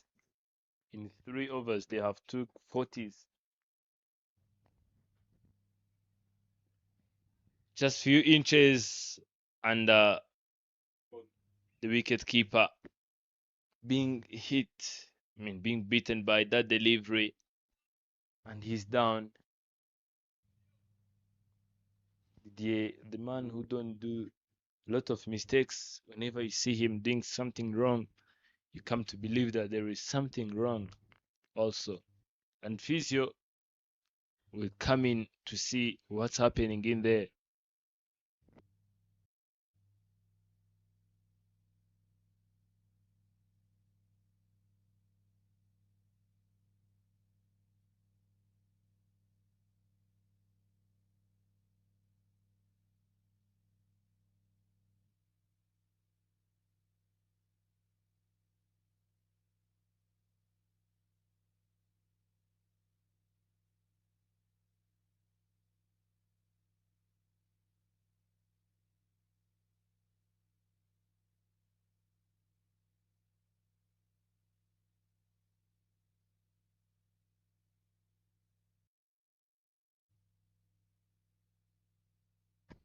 Ingabo Titans looking very great, already in the finals. And if Ingenzi Defenders wins this, they will be playing again. But again, neutral run rate 1.4, and others they are just with 0, with 6 points. They just need to chase the total that Ingabo Titans will set in a few overs. We've seen Benedict Christian doing a very great job so far for this team. Mena Centurions standing 4 points, and Imans Guardians, finally, they have won a game. Previously, they have gone without winning a single game. Look, it is a miss for you, the captain, not out, and Martin. And from here, you can see from Kwiza Fabrice to Mugisha Samuel, the mid order, not contributing anything in triple digits. 6 and 6 and 9 and 2. Others were ducks. And that's where the game of Ingenzi defenders will be lying.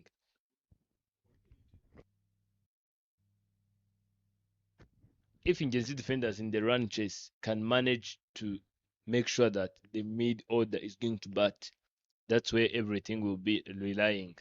Martin Akaye to continue on the striking end. Eric Ugimana charging in. And here it is. Emil Rukiriza halfway there, thinking that the rotation is going to keep working. You can see Martin showing the captain that I'm up to something. Don't worry. I know the plan. But as you've said, there is no 200 in the picture. Just 180 is possible.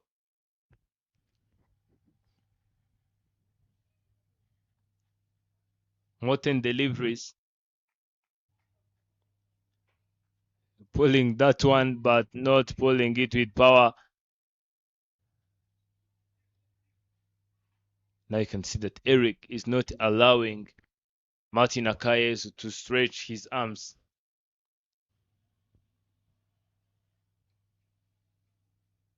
And Emil will have to come back on the strike. Previously, he got 10 from this man with 1 maximum and 1 boundary due to sloppy fielding of Tefin Daishimi. And now let us see what Emil or Elik can do. Once again, hitting that one straight on the ground. It will find Bosco Twize in the deep. Martin trying to come back. But that shows you that at the moment Emil tries to go out from the crease, it was going to be a different story. Not a happy ending, but sad one. Just 2 more deliveries for the end of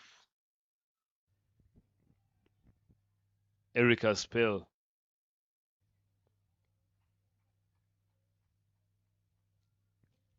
Just 1 run to put up 160. Sting and miss. Matt Nakaezu, the man we all believe that can hit ball miles this time around, is being challenged with Eric Ugimana.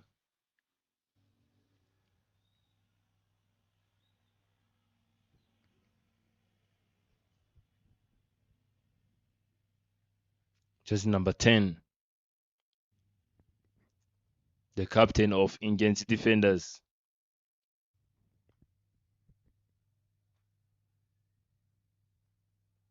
Martin trying to go for a scoop, and he got it right. And he will show Eric where the gate of Gahanga International Cricket is. And those are the cars moving, coming in and going out. Look at that. It was a great pitch of delivery. Martin finding that he can't drive, and he decided to go for that tricky and innovative shot. And that's the gate of Gahanga International Cricket Stadium. Please join us. A very good option there from Akayezu, using the pace of Kubimana, finding that boundary, showing that he has got a lot of options in terms of scoring. Yes, you've closed off where you were strong. Now, by doing so, you open some other areas. So manipulating the field here is what is important, what Akayezu has done. 19 done and 163 for 7. So 6 deliveries left, and it seems like Iradikunda, Jean Michel is coming in to bowl those last 6 balls. Slightly taking the game away from Ingen's defenders. Ingabo Titans with their betting. They can bet deeper.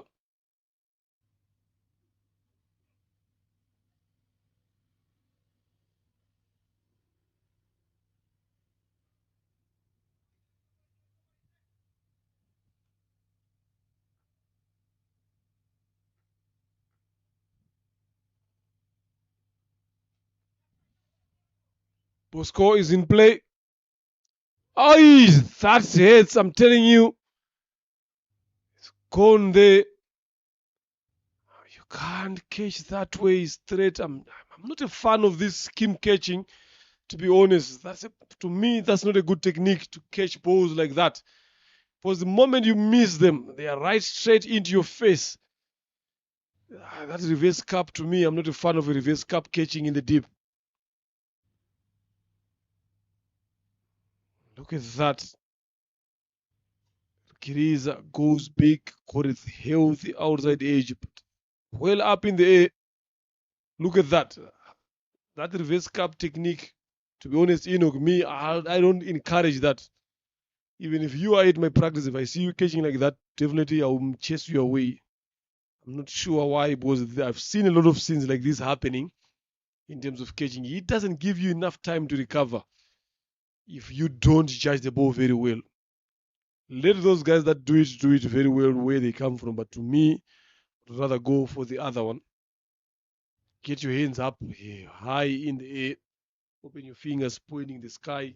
Just get to cushion the ball towards your chest. If you miss that, then you've got a chance of moving your head away. But this one, to be honest, those are not good signs here to see. Tuizere Bosco, one of the best catchers in this league. That time has been undone with the ball. Fizo rushes there as quickly as he can. So I think they just need to get him off to make sure that play continues. Hopefully he'll be all right for the rest of the game.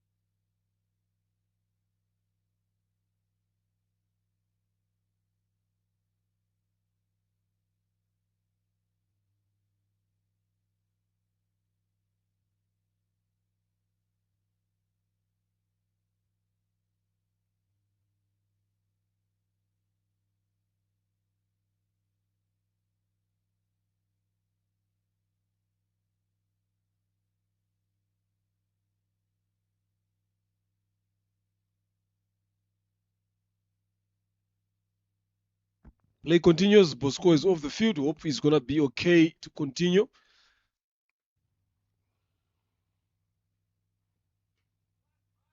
He down leg side. The single there. They didn't take a run off that delivery because they were worried about the safety of there. So that's what sportsmanship brings.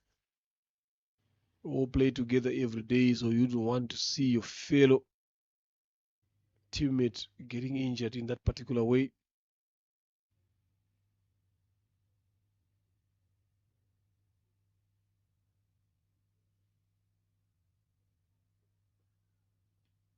On the leg side, wide.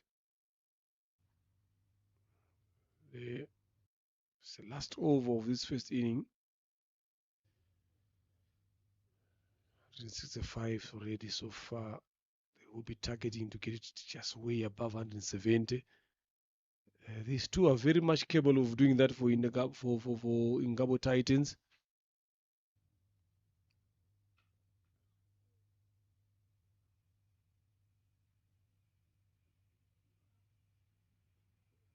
Akayezu moving across. You can't catch that one from there. Nicely done. And it's right all the way to the restaurant there. 6 there by Akayezu. You look at that. Moved into position early. Knew exactly where he wanted to hit that one. On top of the Gahanga pavilion there. 171. Just before this ball, the projected score was 171. Now look, it's not being fair enough here. That score was 165. It was projecting 171. Now he's hit a 6. Now he's just added 5 more runs there. Why not more? Look at that. How these guys have betted. Look at how he's betting. There's 3 more deliveries to come. Akayezu on strike. It's already on 19 of 13. Rookie is at 23 of 18. Just look at him now. Moves across. Down the leg side. Again, good work there by Didier. And I like this move by Akayezu, testing these bowlers here. Because as they go above the playing stronger teams, you're going to find batters who will be moving up and down the crease like this. Just distracting you. So you gotta find a way, get a plan.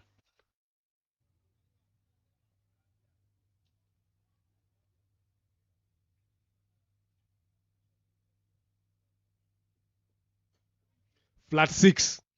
You can't catch that one again. Not safe in the terraces there. Iratikunda has been given a treat. He's already on 42.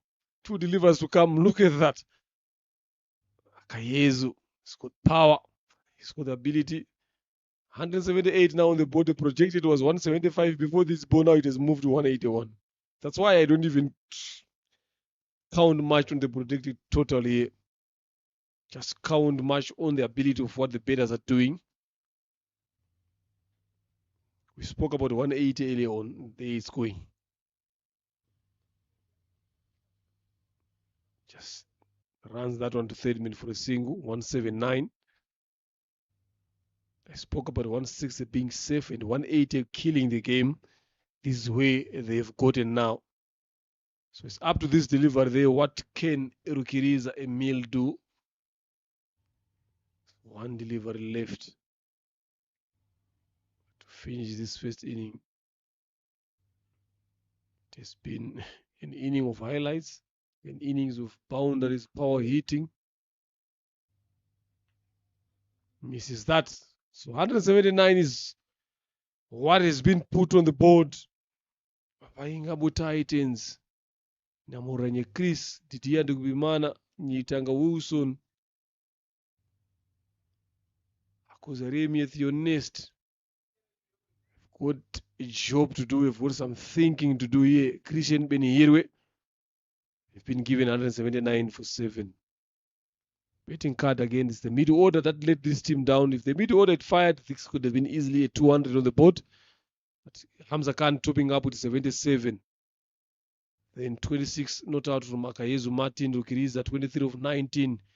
To Zimana Eric 24 of 15. All of those batters 1, 2, 3, 4, 5, 6 of them striking it above 100%. Good enough. Disciplined in terms of bowling. Yes, they've been clobbered for 179, but they've given away only 6 extras. Partnerships, 61 up top, 52 lower order there. Kayezu and Rukiriza, Hamza Khan and Tusingizimana 61. And then there's another third on Hamza Khan and Mugisha. Samuel of 21. Hamza Khan contributing a lot there. So that is what happened there. Bowling. Openers, very expensive. Gone above 10, both of them. No wickets under their belt. The top bowler in this game is Naishimi Theophile, 3 wickets. With his 3 overs, giving away only 26 runs. Nadia Mohammed tried, but he was expensive today. 4 overs, 36, 2 wickets. We'll be back shortly in about 10 minutes time for the run chase.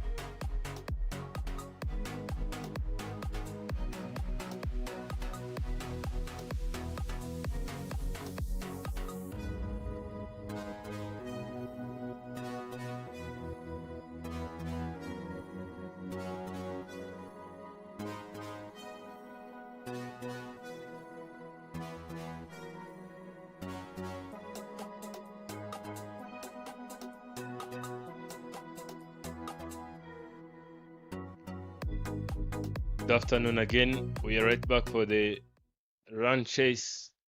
Ngabo Titans taking on Ingenzi Defenders. And Ngabo Titans being sent in to have bat first. Yeah, they lost the toss, but still it was in their favor. They went in to have bat first and they have scored 179. Now Ingenzi Defenders need 180 runs to secure the win. And the mid order of Ngabo Titans struggling to put up some runs, but still they have managed to add some huge total on the board.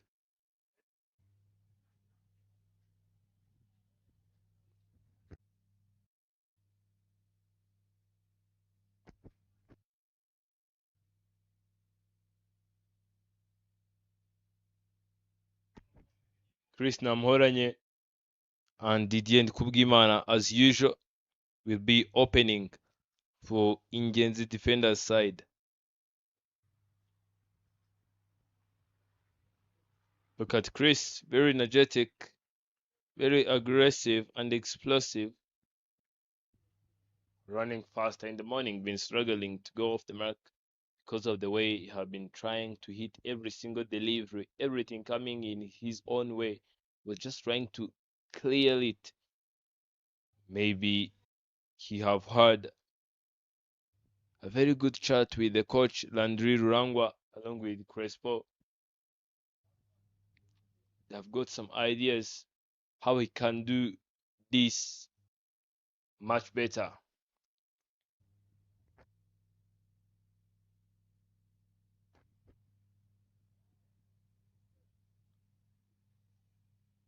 And Dave Duimana will not be the one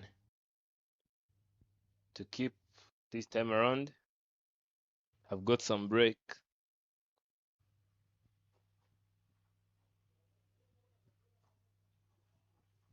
Matt Nakai, as usual,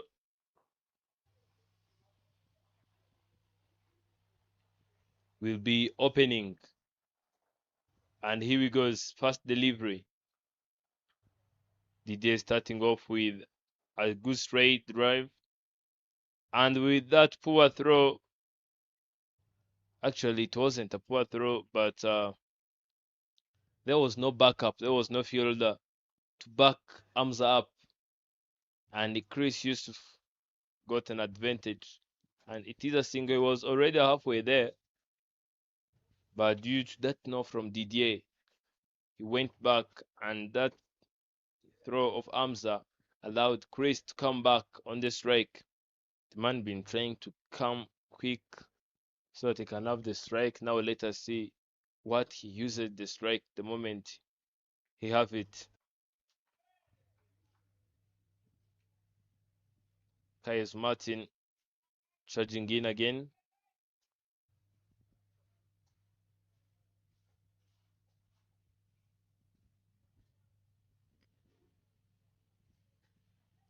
Cutting that one powerfully, and it races all the way to the boundary just to be stopped by the analyst Batista Kizmana.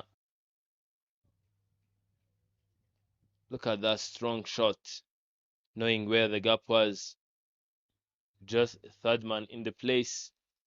Zabarinda Chancelier, the man who needs to be called to chase the ball.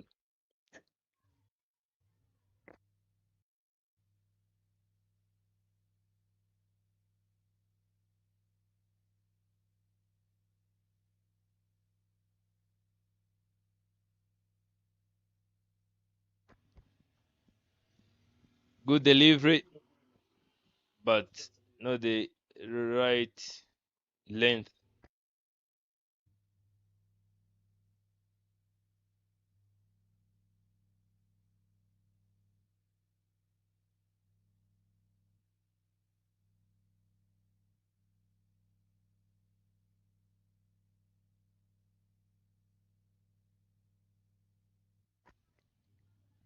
That's Namhoranye for you, creating a change to David Wimana. Without gloves, he can also catch.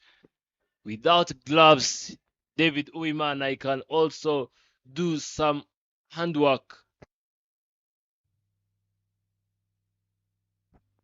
Was way above head height. Should have left that alone. He had no control. Wanted to ramp it over.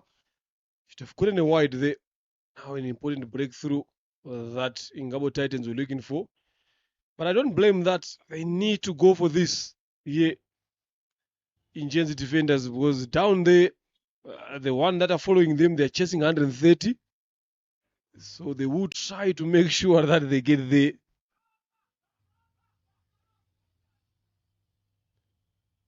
But they have to do that in a good way. Gone again, Chris Namoranye. Should have left that one alone. Now bringing Nitanga Wilson. Yes, can be a good move. Yesterday he came in again after losing the first wicket of the second delivery. Was there the same situation he's in now? But now his score is a bit bigger. So what can he do now? Because Wilson is not one of those batters that who looks to play. He shows he looks to give himself time, leave the ball alone outside off stump, plays a very good forward defensive shot for test match cricket. Not needed in T20. T20 you gotta look to manipulate and rotate off that good delivery. So let's see what he can do now.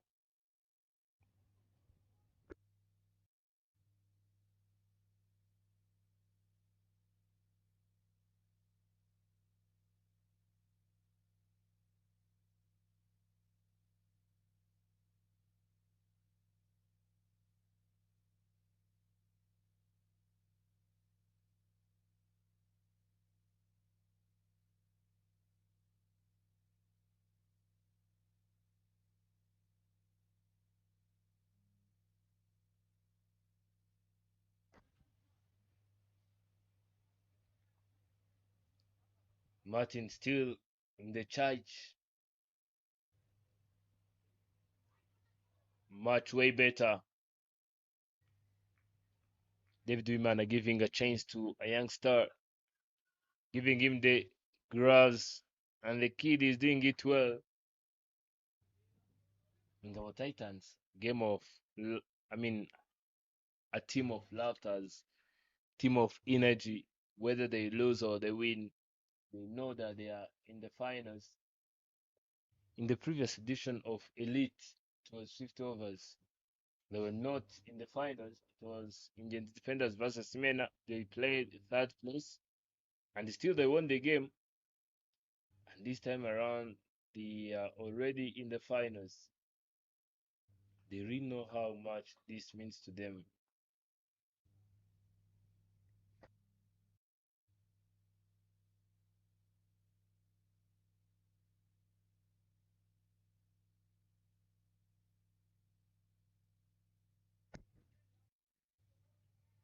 Martin picking up that wicket of Chris Namoranye, but offering 2 wides.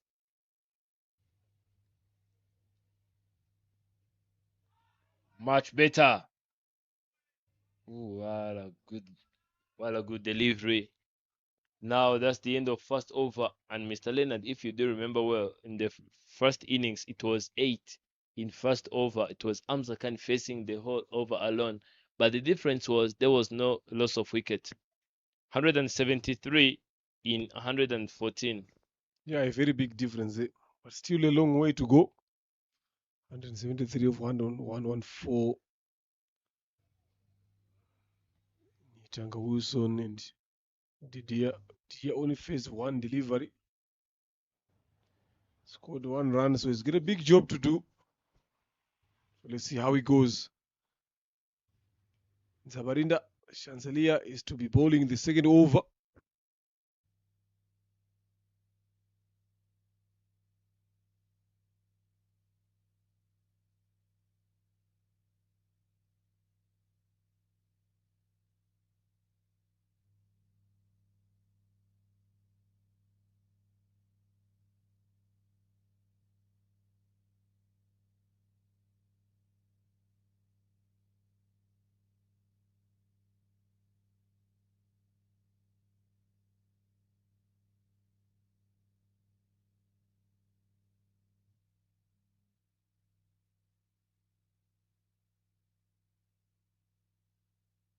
well driven.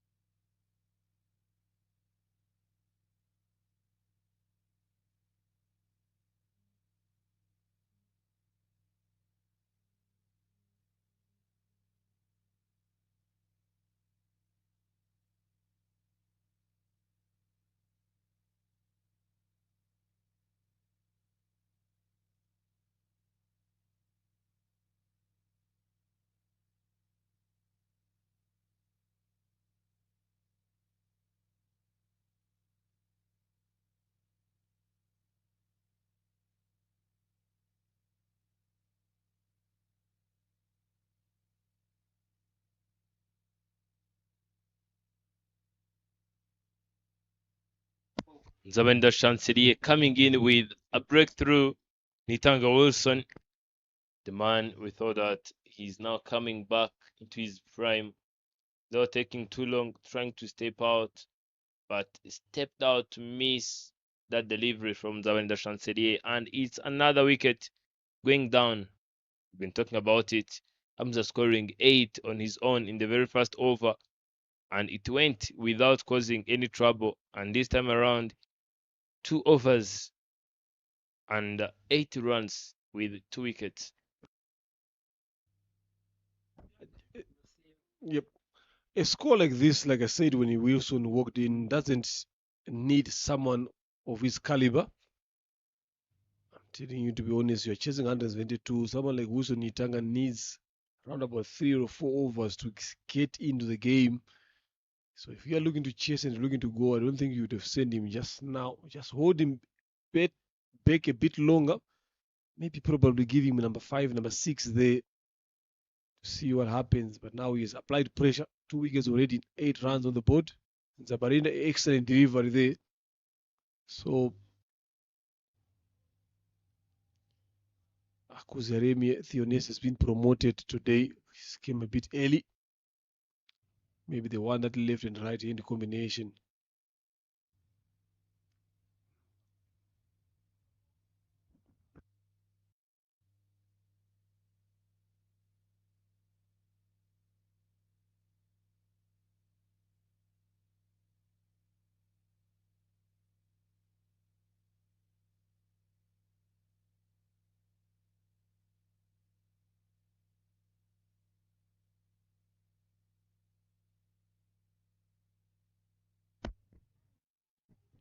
Kuziarimi Tionest on the strike. We've been talking about the way the mid-order of Ingabo Titans losing wickets in quick succession, not contributing anything. All the one who have got very far away scored 9. So if they can't manage to go deeper and deeper, it will be sad stories. Not the sound was there. The wicket keeper, without taking too long, he went straight to the captain, telling him, "I deserve to hold these gloves." And Akuzeli Tionest went out on a duck. Look at that pitch of delivery. Even the batter was convinced, but the umpire was not. Very funny. 80 runs, 3 wickets down. A hat-trick delivery comes up. Yeah, it's the right option to go to take it on here, but they need to find a way to do that. They're chasing a big total here, and this is the decider of the game. So no matter what happens down there at Gahanga A, they just need to play the game and try to get as much close as they can. In comes now Benihiro Krisen. Yesterday he got out in an unusual way, handling the ball. So hopefully he learned the lessons from yesterday's game. Now he comes in early on before he expects to be in. Can he be the one to do that? 172 in 1-1-0 balls.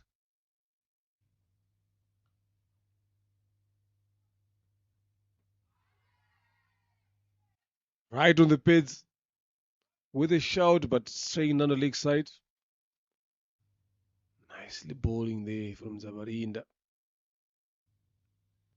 It's one delivery left. So they will be looking forward probably to finish up. He's took 2 wickets in this over. Very good over. Good bowling. One run he is given away. They will keep fighting Ngabo Titans. Regardless of what they put in the board here, but they will keep fighting.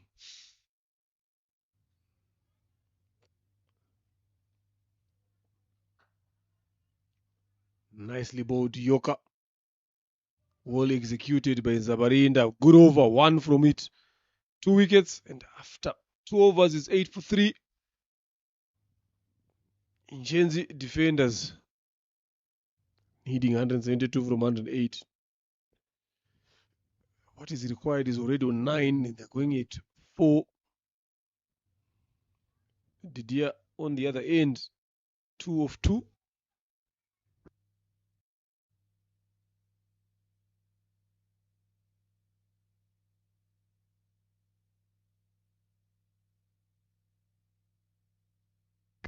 Didier standing there watching his partners coming in and going out.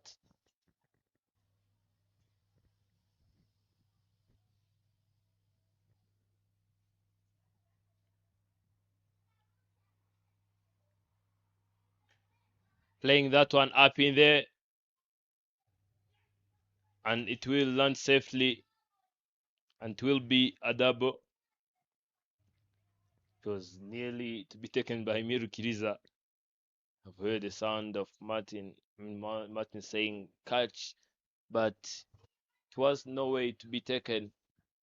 Quite run rate climbing up slowly to 9 runs, and they're just moving by 4 runs. And you can spot the pressure generated by the bowling side, picking up 3 wickets.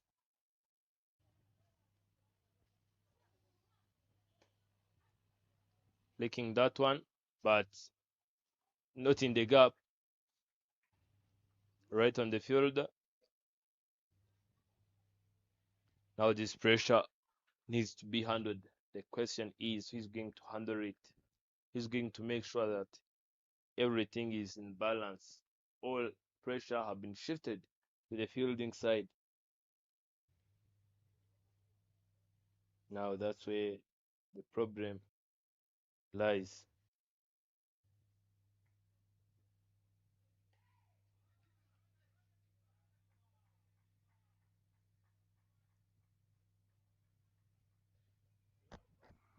Overhead height given is wide. Makayezu Martin, he doesn't mind that. He's just sending a message to the batters here. Whoever is getting the bounce from, you never know. But that what shows how different these bowlers are on a flat surface like that. You be able to bounce the ball like that. It's good skill.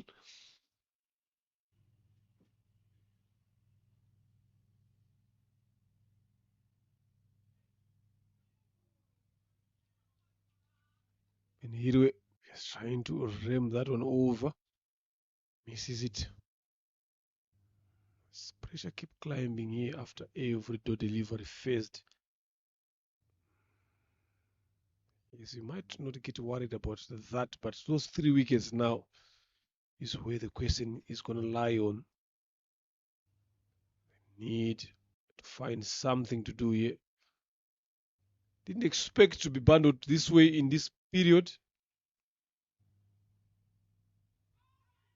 Again, another swing and a miss. I mean, here just hoping to make contact, not watching the ball there.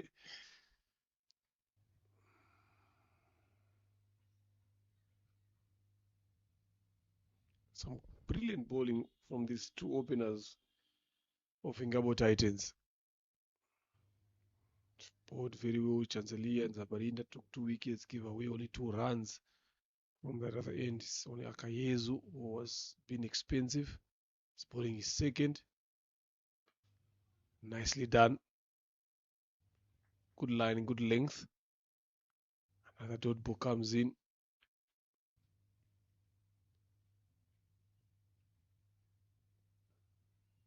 So we just got one delivery left here.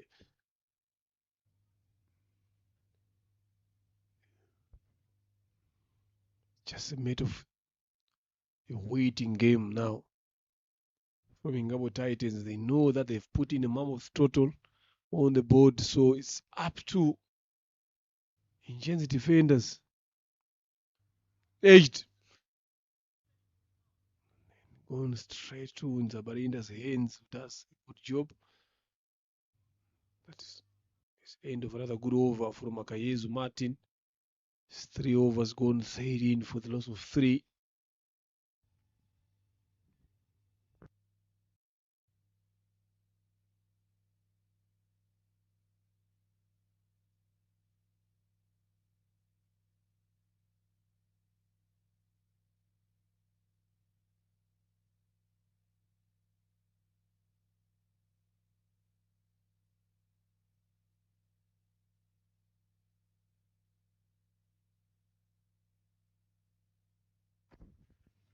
And Muhammad Adil with Rukiri they have surpassed Mutimana Clever.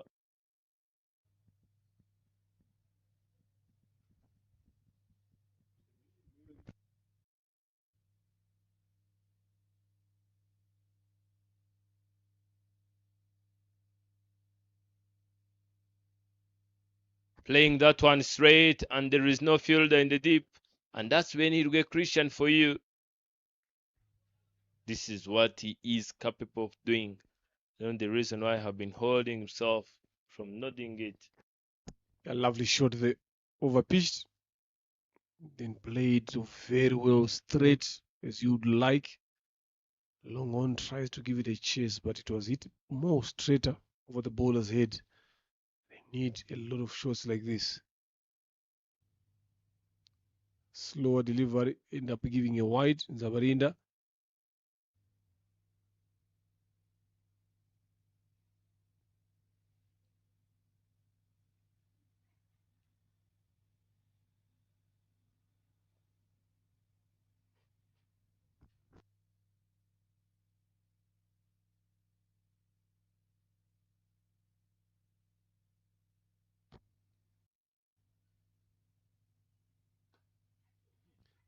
That was a catch of his own bowling. Went for safety. There and allows them to get 2 runs. Never easy on your follow through.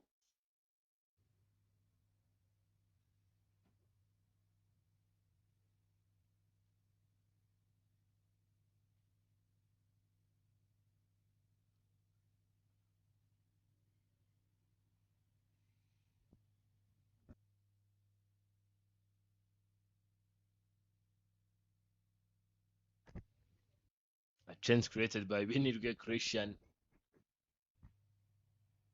But it was a harm in disguise. Flicking that one, finding Olikide at spear leg, but he couldn't do anything apart from watching that shot sailing and sailing to the boundary. Look at that. The man be sailing like he's in the ocean. And another boundary comes in for Benirge Christian. The man have been standing there for more than 5 deliveries, blocking and trying to get a single. And those singles have been not coming. In the morning, we've been talking about if you are looking for boundaries and they don't come, go for a single. And for Benny Hirwe, it's a different story. Singles not coming and opting to go for boundaries now. And boundaries are coming for sure.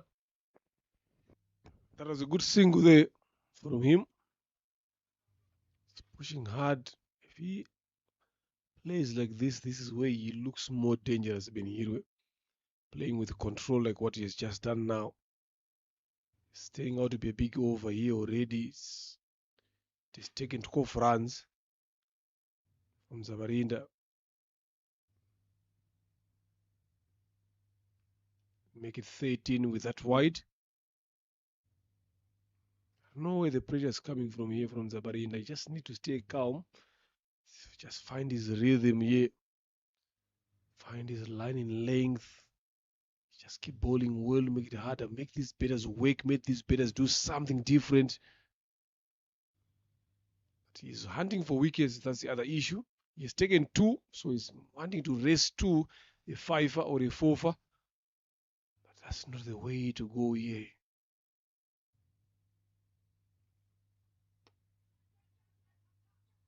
Single taken. Didier.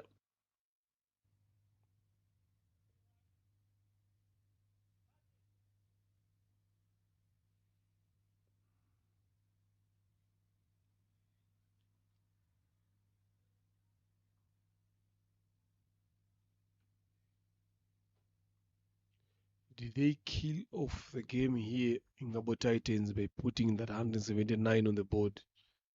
Or it's going to be a fight from Ingenzi defenders? What ball is that? No ball. Jumped over it. You'll be looking to come back for the second. Good option from Benito Christian to take advantage of that. He's trying to bowl a slow ball here. Back of the hand in Zabarinda.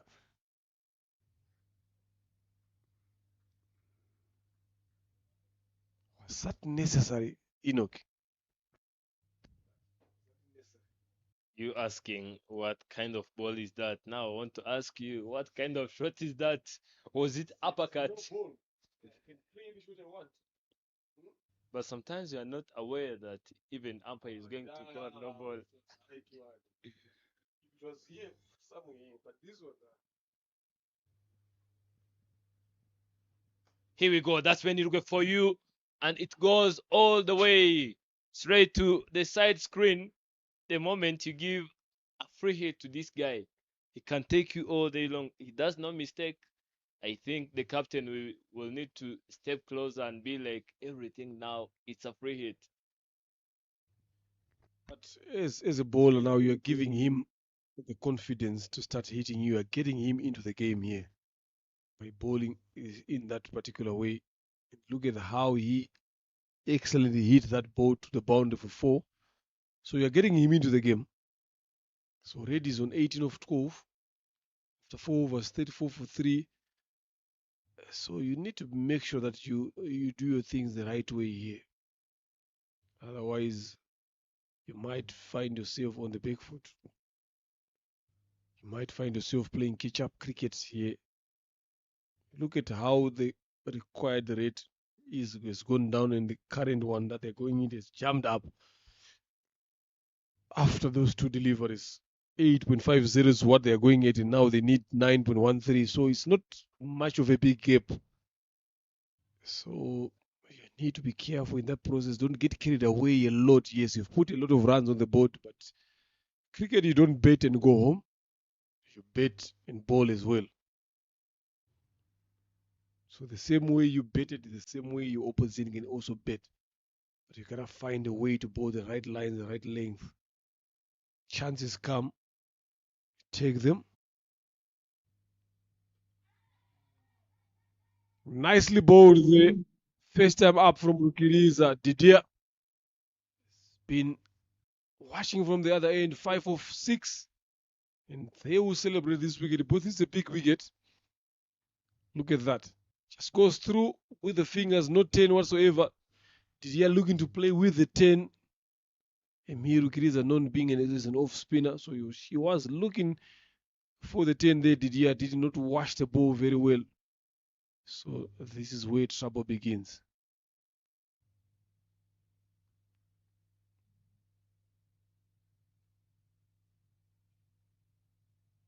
$34 for 4.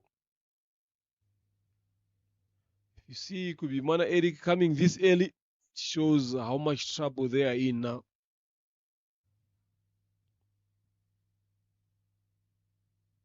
Still inside the power play.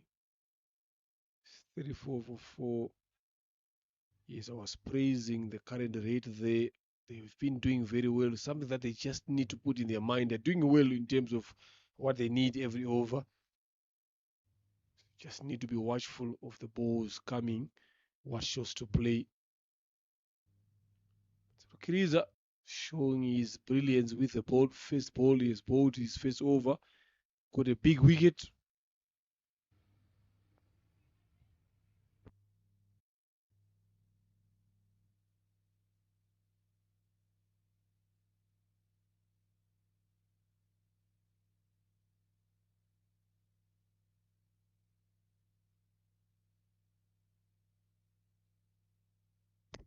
The only bowler to be seen in the batting charts in this Elite Liberation Cup.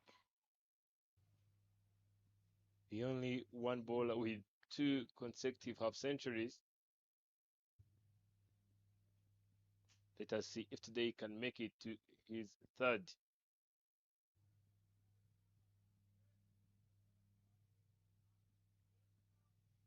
Wicketkeeper be playing with Bills. The umpire seems not to be happy with it.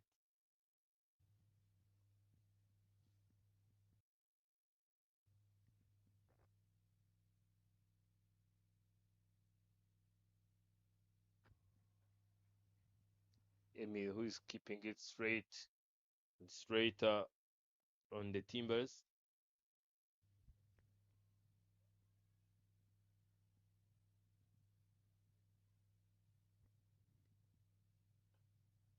Blocking that one and getting that quick single. And it comes to end. It comes to pass. Zawenda Shansere, not the quickest, not the safest hands within the field. Can just bowl, but nothing else. But yesterday, we have seen a maximum from him. Benirwe Christian going for a biggie. Up on the mount. And Eric Tusingizimana as a batter, as a legendary batter, knows how great that shot was. He could only clap for Benirwe Christian for finding that slot. I don't think he was clapping for Benny here with it. He was just applauding his bowler to come back stronger like this. Because there's no way you can clap for the opposition unless if he scores a 50 or 100, yes. But not for this shot here, to be honest. Again, another lovely finish of this over. Just taking a single.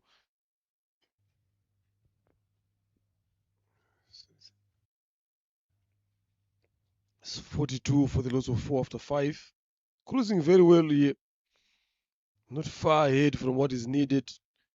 But it's those 4 wickets now that is going to give them a challenge. Zabarinda is looking like he's going to continue to bowl from this end where we are sitting. Airport end or the road end, you might want to call it.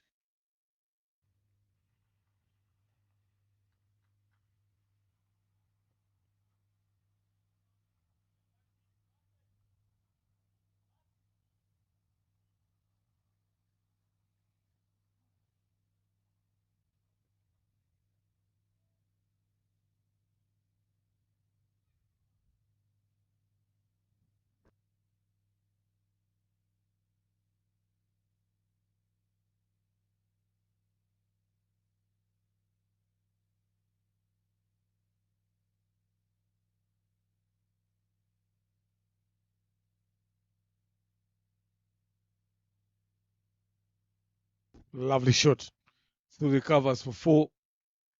Benihirwe Christian showing what he's capable of doing, offering a lot of width there in Zabarinda. There's no protection still in the power play, last over the power play.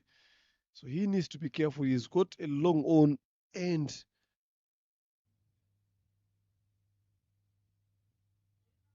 So it's only a long on the boundary. There's no one on the boundary. Now they've put in a long off. So I'm not sure with bowling that line there, what exactly is he thinking?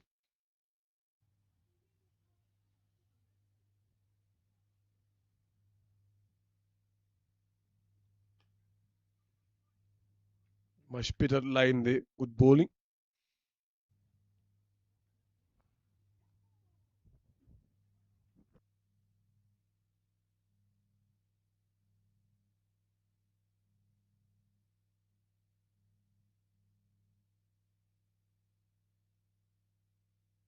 Hundred and 34 runs, scored from 88 deliveries.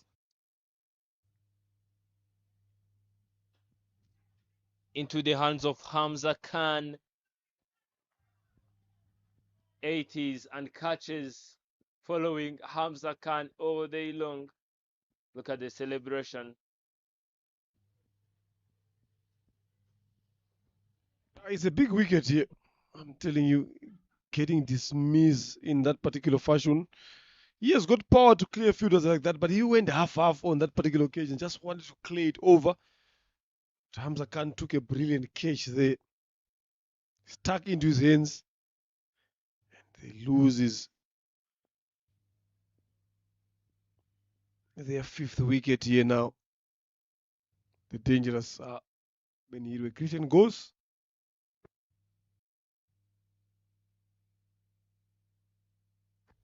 Still too early to decide. Anyone can come and become a hero. But again, who is going to come and emerge?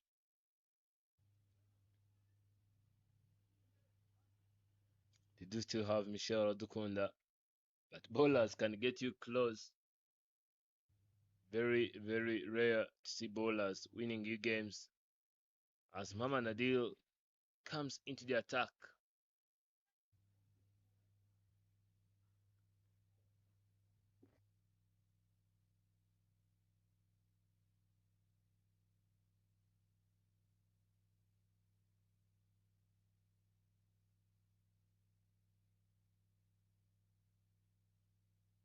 Ngenzi defenders, it's now becoming very hard to defend their trophy.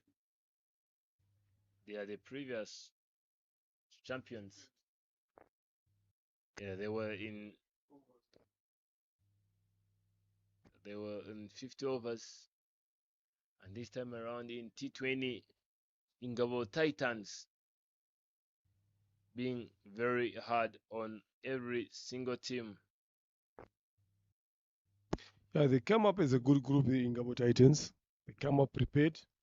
So now if you see someone like Nadia Mohammed who's coming as early as this in the 5th overs, going to the 6th, he usually comes and finish. Yesterday he came in, brought his team closer by hitting a 6 in the end of the innings. That's where he is used.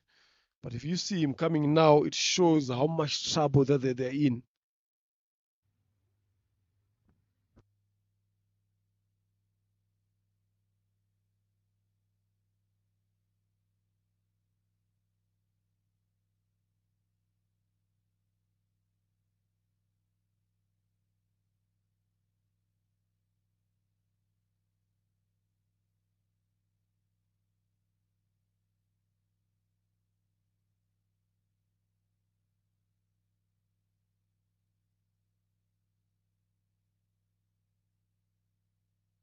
Nadim Muhammad be thinking what needs to be done at this stage of the game.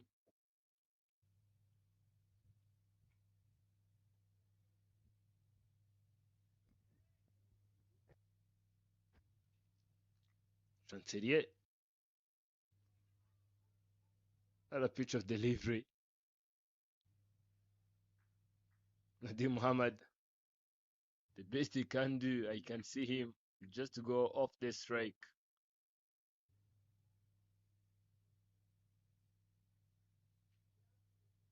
Still a long way to go here. These two batters here, they are known for their bowling more than their batting. Yes, they might bat here and there, but it depends with the situation where they are closer. But now here they need to rebuild. They need to bat a bit deeper.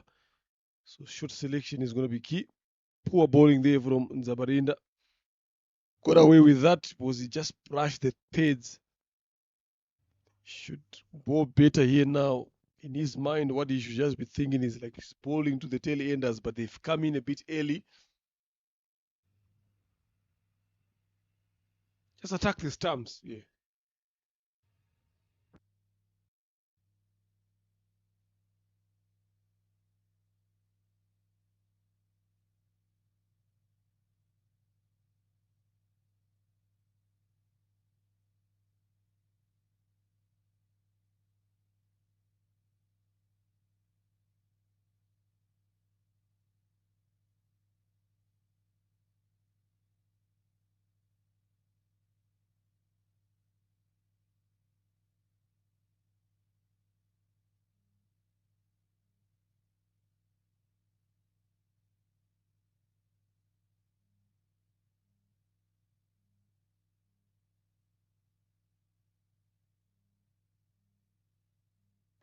And after losing 5 wickets at the end of the power play, 134 runs. They are just moving by 7 runs per over. And the required run rate is 9 runs per over. And those are some of the iconic shots and moments we have seen in the power play.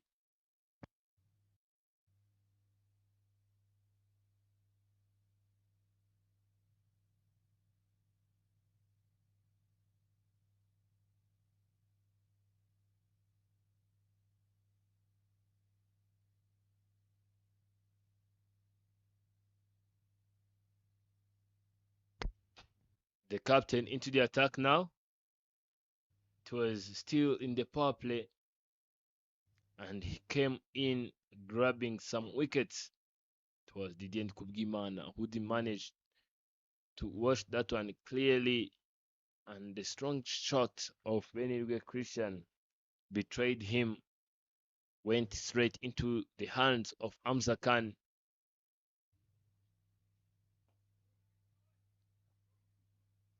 Amanadil on the strike.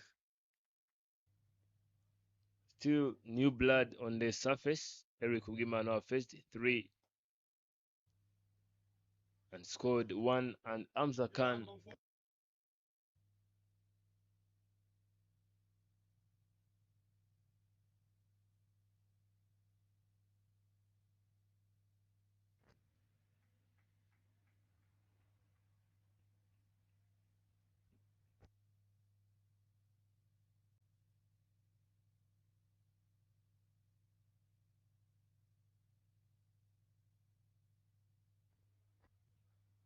Muhammad Adil, who is looking forward to go off the mark, but still, Emil cannot allow him, saying, test your own medicine. Yeah, it's good to test your own medicine and feel how it is. Yeah. But I'm not seeing this game getting anywhere closer to what we expected. They've been betted out of this game here. Ingabo Titans won this game through their betting. So bowling is just procedure now, just they have to bowl. But if you look at where they are now, 5 wickets done, you're on 49 going into the 7th over. Now you look at this, could be Mana Eric, there's Nadia Mohammed, not renowned batters that can play consistently well. See, these are how they're going to be getting runs there. There's a chase there by Eric Josingzimana. Yeah, he's been also watching a lot of some World Cup football as well. But it does well to cut that on to 2. So patience again gonna play a crucial role here, especially from the fielding team, because they are the one that need to be patient. They're not gonna just rip over this betting lineup so easily. But to the betters now, yes, patience might come in, but they need to find ways to score runs. Connect the ball very well, but this one was not well connected. Just down to extra cover for a single. And it brings over number 7 to an end. It's 47 for the loss of 5.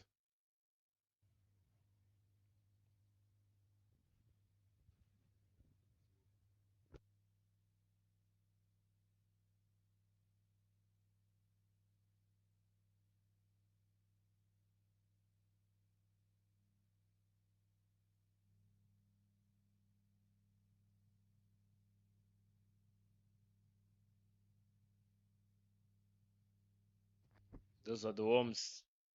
Nowhere close.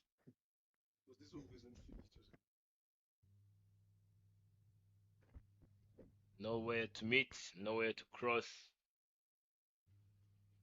Still too early, but you find Muhammad Adil and Eric Ugimana in there. I'm telling you, it's not going to be their game.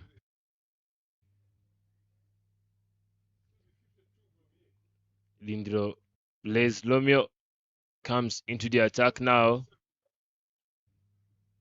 Comes now into the attack.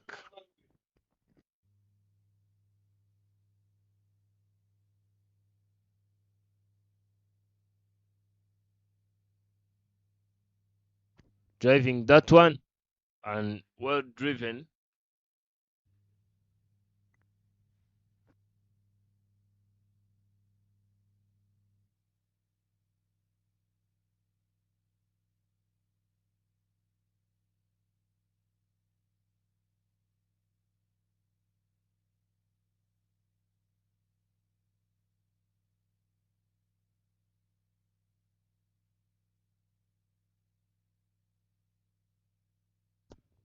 Yeah, they've passed 50 here, 53 so far now.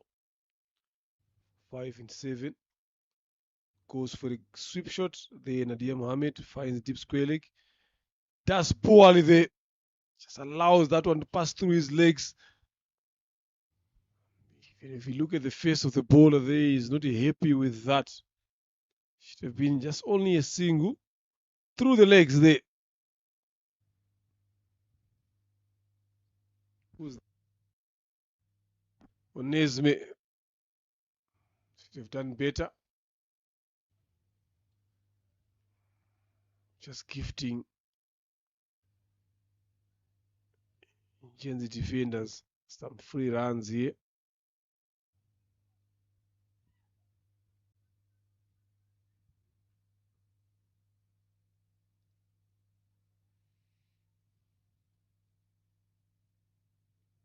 Wide, following up that boundary. Rindiro Blaze, he's a better bowler than that.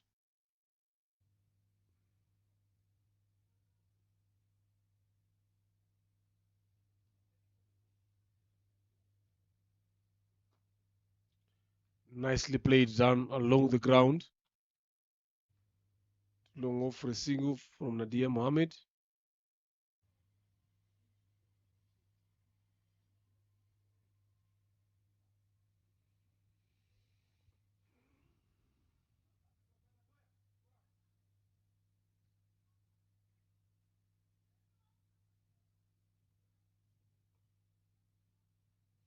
Drops his shot, got away with that.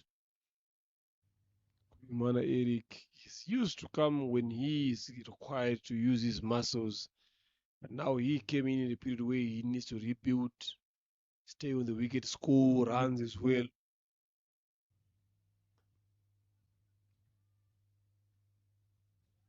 Four runs, two fielders didn't communicate very well. Hamza Khan and Joshua Kamana.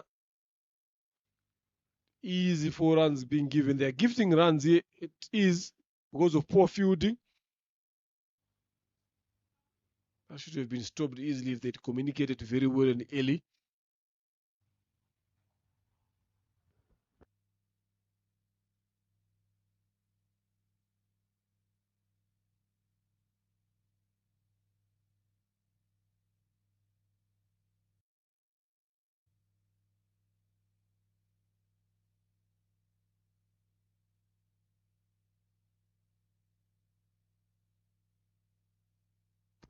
Tapping on that one.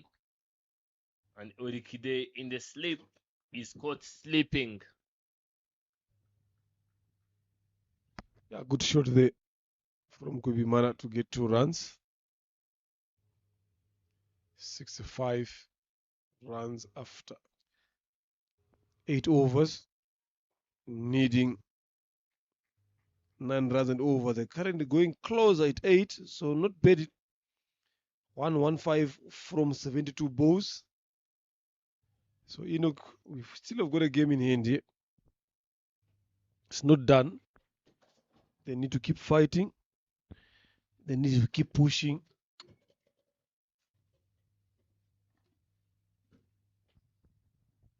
Now, from my own perspective here, these two that are betting are not betters per se. So getting in this situation now, they still have got a lot of overs to come, 14. How are they going to go about the approach to get there if they want to win this game? Actually, you can see these two going slowly, trying to build a partnership. But Nadir Muhammad clapping on that one, finding the same fielder, but this time around the fielder is not found guilty.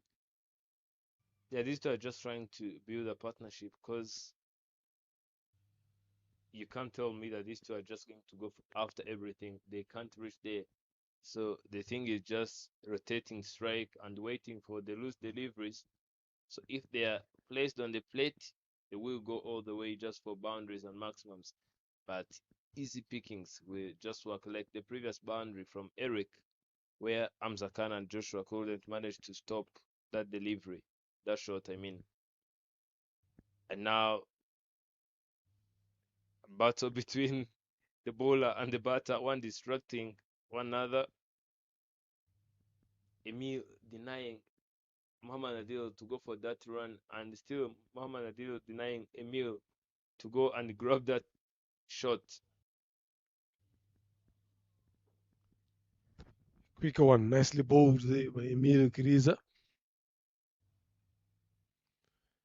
Kubimana just looking to guide that one to third main region. Probably get a single or get a 4.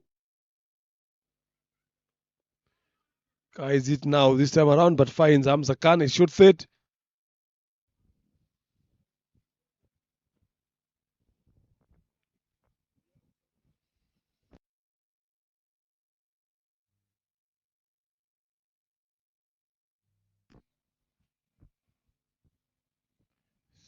End of the 9th here, 66 for 5. They need 114 of 66. Pressure is now starting to come up. Boundaries have dried up. Yes, singles again. 1 or 2 in the over is not going to help them to get any closer.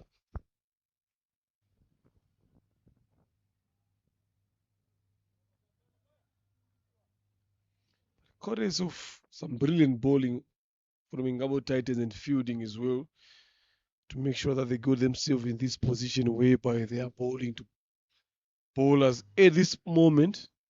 A catch by Hamza Khan there to dismiss Benny Christian. It was fantastic. I'm not sure if he was aware of that, but it's just stuck in his hand, but just shows the presence of mind and awareness. That is what changed the game here.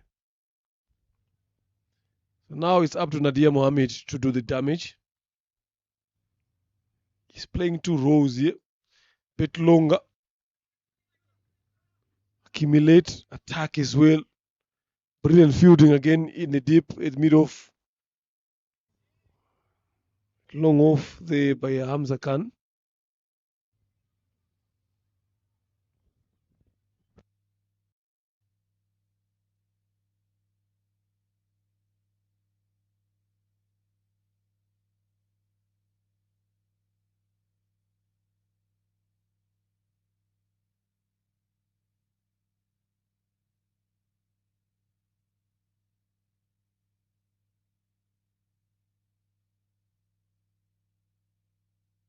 Another great shot from Eric Gimana. And they go 2 from that. Martin Akayezu in the deep.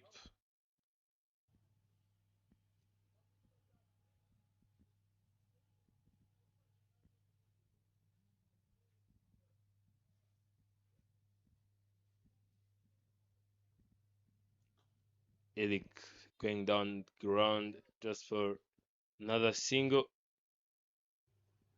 This has been an innings of singles.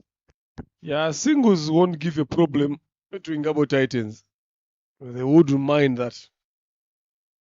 Because after every single, if you look at the required, the rate is going up as well. Normally, if you are in a good position after every dot ball, it goes up. And now, even after every single is going up instead of going down. So they wouldn't mind that. Now, when you get a dot like this, it goes way up as well. So Ingabo Titans are not minding this. They're just playing a simple, patient game here. That's another extra gifted.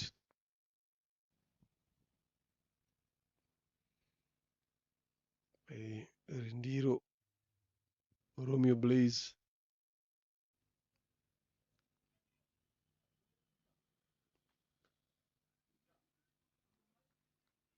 Yes, nicely played for a single there, but is it enough to get them where they want to be? There's one more delivery to come in this over. Not a lot of runs has been scored.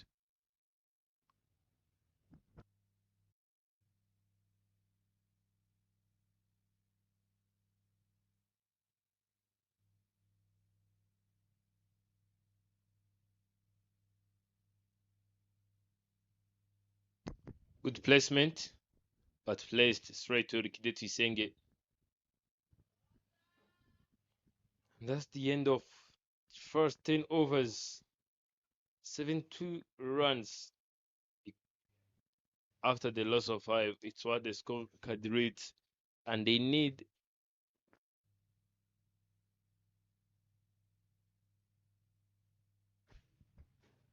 more 10 extras apart from those 29 runs of Benue Christian. Nothing else is there on the batting card. And as we are already halfway there, players will be having some short break. And we will be.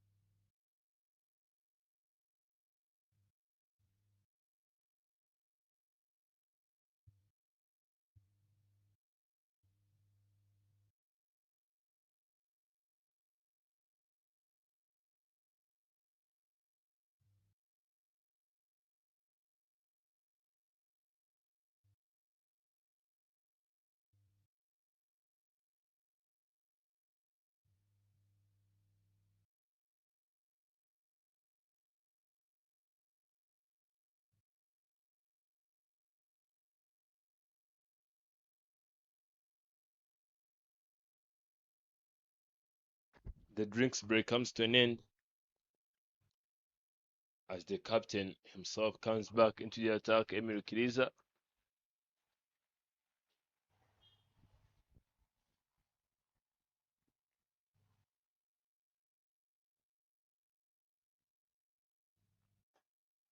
Nadim Muhammad will just go for another great shot straight to the man in the deep, the leg spinner, Blaise Lomio. David in covers, trying to do everything he can to stop that shot, but it was well timed. 107 runs required from 59 deliveries. Has been saying now the required run rate has climbed up quicker this time and is flicked to shot fine. And Orikide does very well by stopping it. Singles are being kept in the equation, but they are not going to do any harm to Ingabo Titans as they are defending 106 from 58 deliveries. Yeah, they need to find a boundary. Yes, they're getting singles at ease, but now that boundary option is not there. That's what they need to add on these ranches. It's gonna take some hitting. They're trying to play careful cricket here, like they are betting first. But now they're chasing. Good running there. Misfield in the covers allow them to come back for the second. Still not good enough. I just feel like, yes, you are in the consolidation phase here, but now after losing 5 wickets, now chasing that total of 180, you need to find a way to get a boundary or two every over, plus those singles and doubles to just stay within the required rate. Now it has jumped to 11. It's not going to be easy to get it down if you're not hitting boundaries.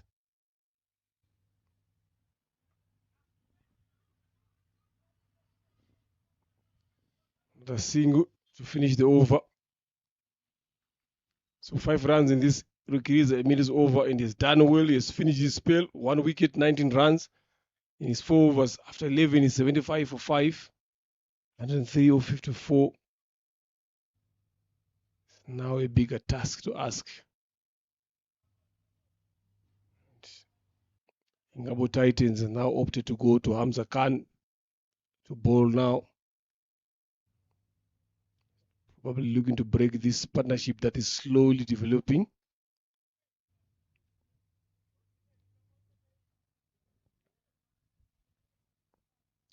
Hamza Khan got dismissed by Nadir Mohammed. So now he's coming in to bowl himself now. Can he revenge that as well with the ball?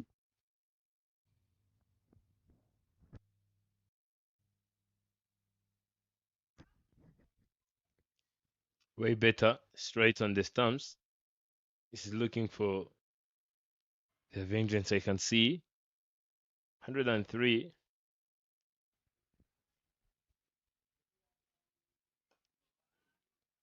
Well played by Muhammad Adil, and he will just find his way to go off the strike, saying that Hamza Khan, you won't get my wicket.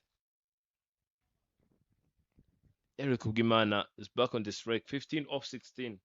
Building slowly getting close to 20s. They also have lost another better. They Bosco to Izere from that injury cage they was trying to take in the deep. So which means they're short of one better here now. Both betters are already on 15. The other one is on 15 of 16. Kubimana and then Nadia Mohammed 15 of 22. Important dot comes in. Hamza Khan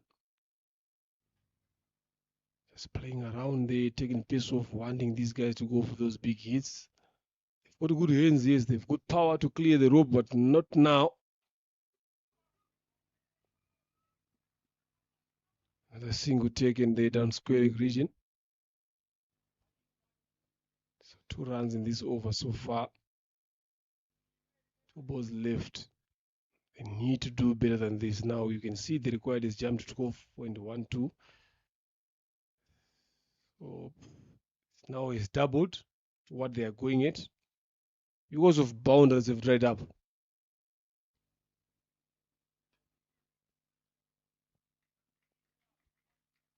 Singles, they won't hit them. They wouldn't mind those ones.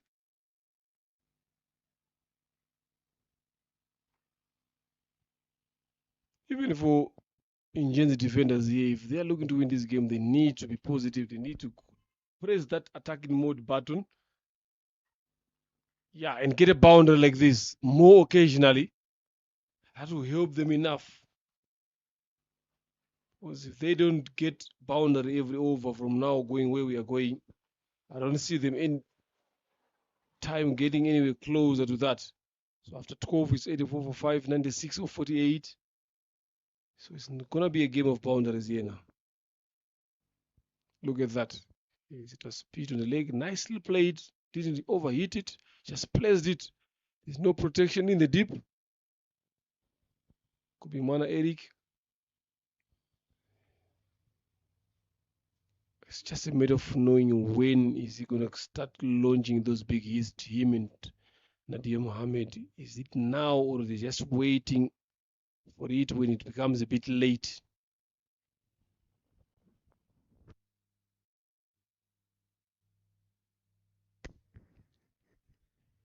Blaze back into the attack. Ingabo Titans are now running and running faster. They are in big marathon, cruising, trying to get to the finishing line. Going for a slog sweep, but finding safe hands in the league. Martin Akayezu.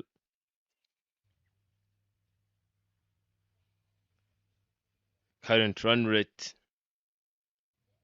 is 6 and the required is 12. They just need to do something else if they are not trying to finish the overs. If they are trying to win this game, they just need to get boundaries and doubles. Otherwise, the game will be in the hands of Ingabo. They're just trying to come back for the second one. And Mama Nadil is already halfway there. And Eric Dusingizimana is the victim. A good running. After playing that shot, the call was 2, pushing the fielder in the deep. Not one of the quickest there.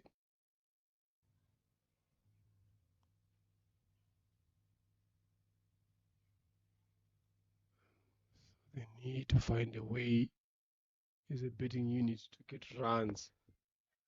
This can be easy to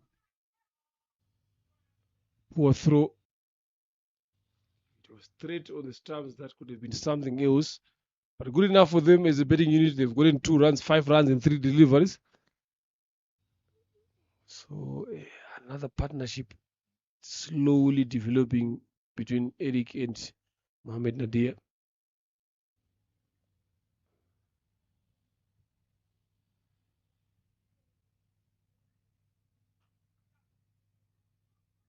Two is a call again.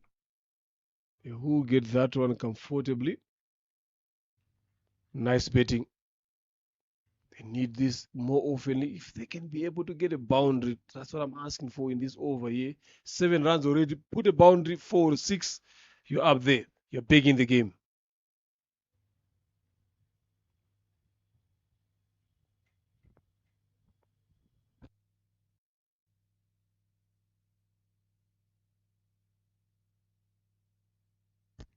Two has now become the new language. Eric already halfway there. And Mama Nadir, I know he's not denying those 2 runs, but he must be tired. Yeah, but look at that. It ricocheted from the stumps. They allowed them to come back with a second. So you're talking about 4 twos in this over. Makes it 8 plus that single 9. It is.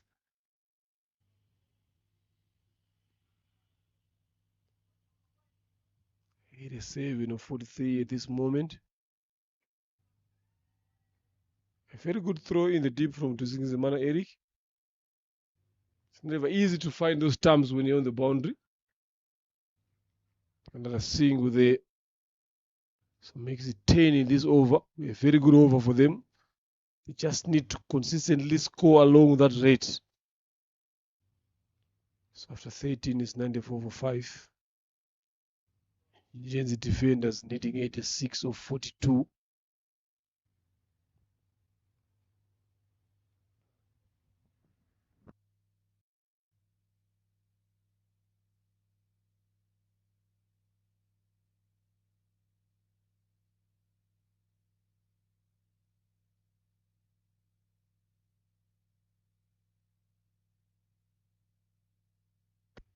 Now look at the difference. The very first innings, Ingabo Titans at this stage of the game, they were 114.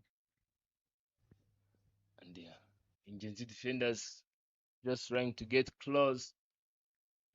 They are 94, but the wickets are not there. And for Ingabo Titans, Emil Kiriza, the captain, along with Martin Akayesu, have done a very great work. Can see someone in the field doing some meditation. Yeah, they need this. They've played 3 days of cricket here. And if you can look at that break, his physio looking after Wimana Eric, just giving him some stretches there. He bowled 4 overs, 8 overs today. Make them 16 in these 3 days that they've played. So it's not going to be easy. Look at everyone is stretching there so they can feel that. It's been back-to-back games from Wednesday. So obviously the body will be asking some questions there. This is the time that you ask for an ice bath. Is a player a long one? Has to make sure that you recover well. Good enough tomorrow. It's going to be a rest day. Enough time to recover. See what happens on Monday. 2 days they've got.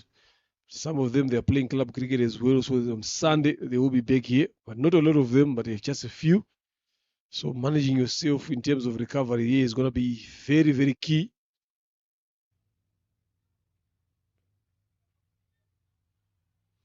Kubimana Eric will be back here. He's going to be featuring for Tally Globe as well in the morning game. So he needs to make sure that tomorrow he finds a way to recover very well.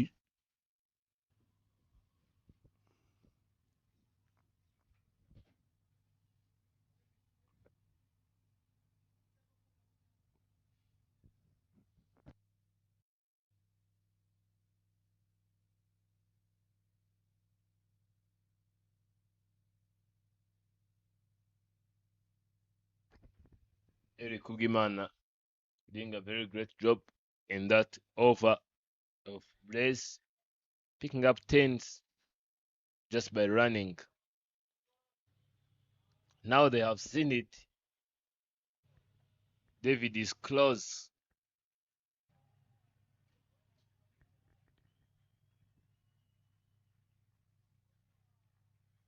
And Rikidetu Isenje can't waste his energy chasing that one. Actually, the funny thing, if he could have put some energy before, it was going to be saved.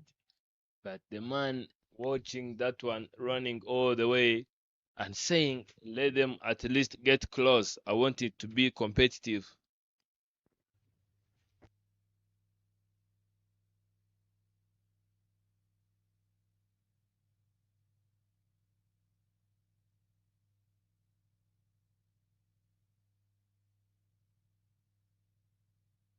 Now boundaries and doubles are coming in. Umpire is talking about the pace of play. Playing that one onto the leg side, and Shanseri and Sabarinda, the man who is always being a victim of proper cricket shots from Eric Kugimana. Yeah, that is something that has been letting down Zabarinda here, the fielding. He's a good bowler there, but the fielding now leaves a lot of questions to be answered, which have been easily stopped. And you can see that the captain is really happy switching positions. Just getting me in the circle there. Put Makayezu at Martin Akayezu in that position. So 2 4s. And this is exactly what they wanted. With that 4, they've crossed the 100-run mark.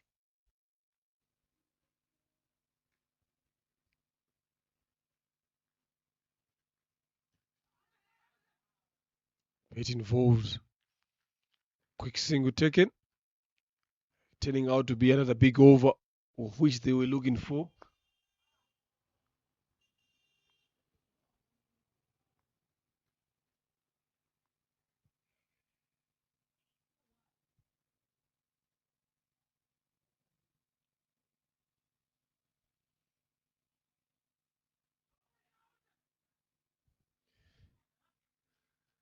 He connects that as much as expected there, Nadia Mohammed. But getting 10 runs, this is over. It's 104, 105 after 14 overs. Still going in there, still a ball to come. So it's 10 balls in this over, 104.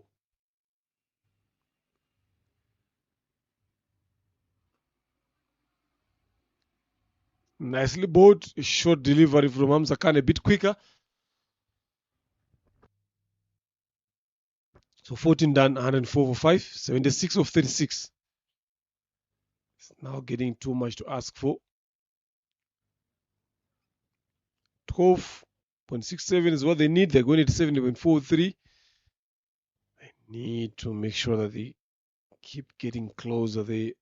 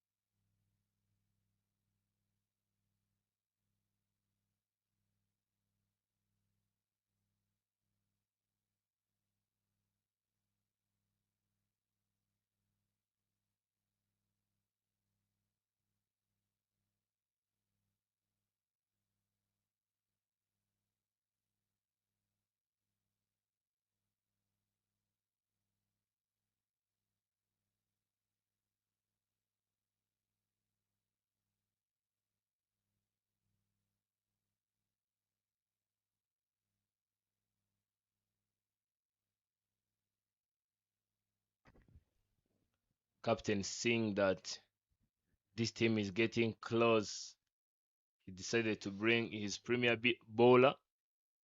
Kais Martin went for 12 in first 2 overs. Playing that one onto the offside, and it will be another boundary. Martin coming in and starting off with a boundary. Yeah, I think to me it is not a good option. It was a nicely played shot because there was width there. But just if they can try to slow the pace a bit more, could have helped them here now. So bringing these quick bowlers here now is what these two batters are going to do is just to use their pace. Kubiman is 38 of 29, then Nadia Mohammed 22 of 26. So pace off would be an ideal option here. I've seen Okide Tuisenge bowling. I've seen Tuisenge Zimana bowling. Take that gamble. See now how easy it becomes. Because Akayezi is going to be looking to bowl at pace. Like by signal there. So I think they would have opted for just one of those two. Just give it a try and see. Tuisenge Zimana at club cricket level. He bowls. He's taking a lot of wickets again with his slow spin. So just try him 1 or 2 overs and see how it goes.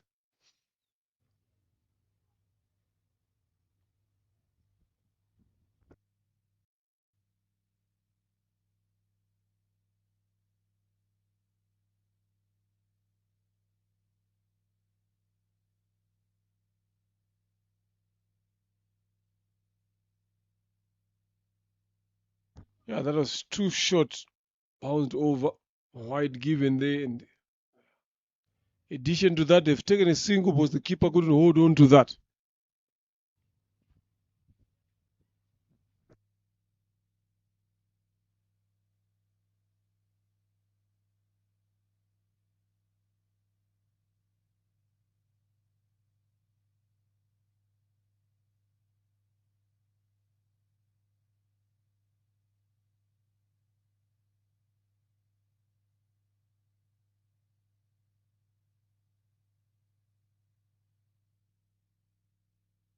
Trying to work that one down to fine leg. Bit finer, but got off the thigh pad. Good work by the wicket keeper. So, but it's also up to Akayezu also to understand that you don't need to be bowling at full pace here. Get some cutters on, get some slow deliveries coming in.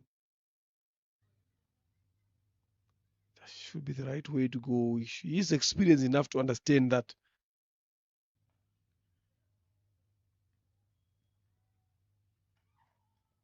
Down the leg side again, wide. Quicker one. Sometimes you don't need someone to tell you what to do. It's all about you now understanding that you've played a lot of games here. You're bowling to tail enders here, you're not bowling to batters. And you've seen when the slow bowlers were bowling, it was hard for them to make contact.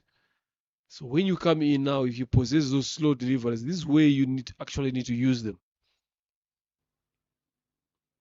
Another quick one, yes, it was a Yorker full, but in edge there, would have seen that ball racing to the boundary.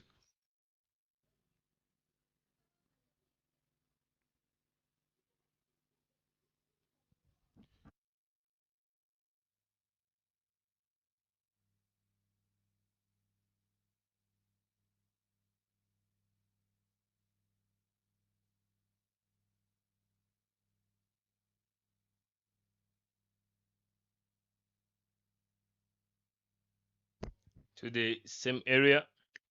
Muhammad Adil can't do anything apart from hearing the sound from the pitch.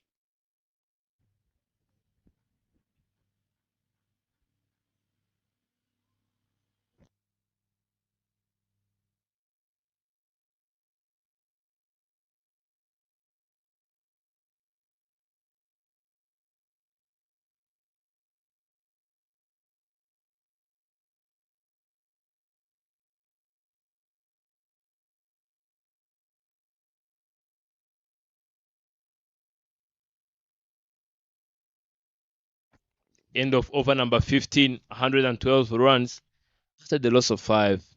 He does singles and boundaries. Still, the required run rate is still going to be a very, very hard mountain to be climbed by Indians defenders.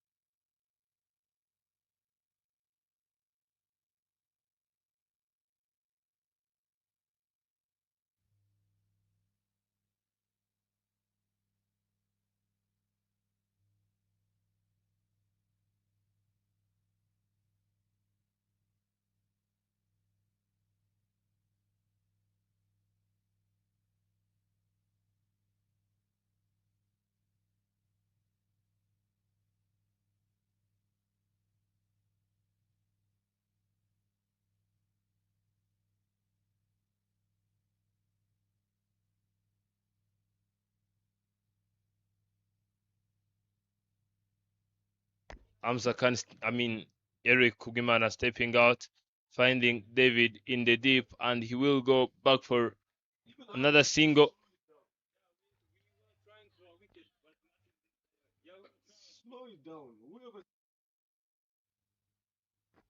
Eric Kugimana trying to use the pace of the bowlers just to get runs coming, because the moment he steps out and even get an edge with that pace, the ball will race all the way back to long stop, and there is no fielder there hitting that one, and they will be back for another one. Well grabbed by Hamza Khan, but it was late. Muhammad Adil did the first run first. Yeah, good running there in the two, but it's just all about these balls are a bit quicker. See, quicker, easy. Take space off let them use their power.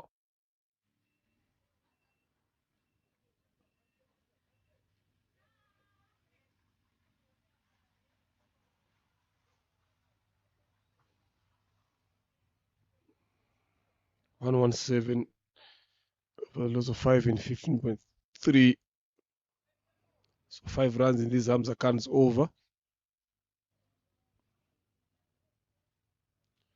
Kubimana is already on 43. Kubimana Eric 43 of 32. A lot of batters have been dismissed in this. So, yeah, let's see if he can pass through. Another quicker one. Dispatched to the boundary for 4 by Nadia Mohammed.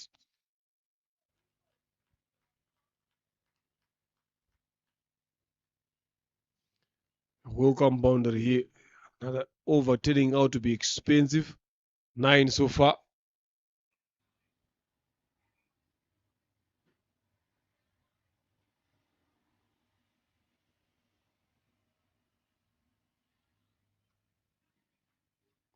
Nicely played there. Nadia Mohammed. 2 was the call, but ended up getting a 4. Ken Chancellor being guilty there in the terms of fielding. So an expensive over here coming in through. 13 so far. 1 delivery to come. Still getting closer. These two batters, they've betted very, very well. Nadia Mohammed and Eric Pimana, like I mentioned earlier on in the morning to you, that it gives also time for these guys to have a bet.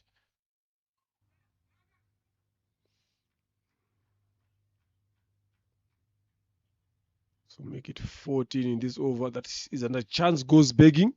The wicket keeper there came up a bit early.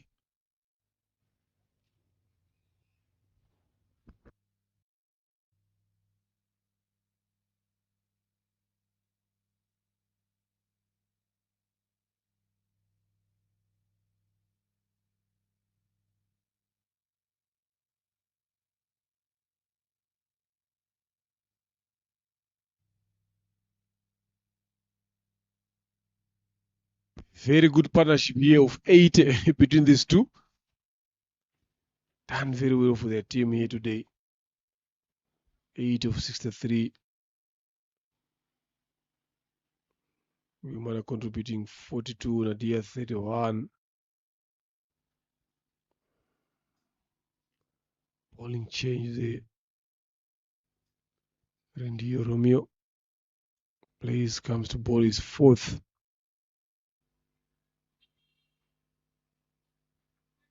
Again, the wicket keeper found guilt there.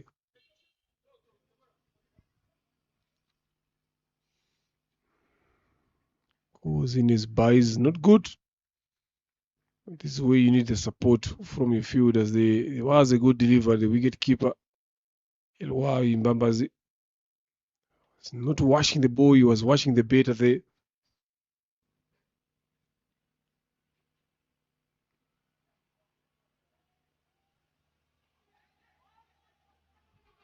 See, this is what they were looking for. Slow deliveries, tries to go big across the line there. Nadia Mohammed. Rendio Romeo Blaze now has taken his first wicket in this inning.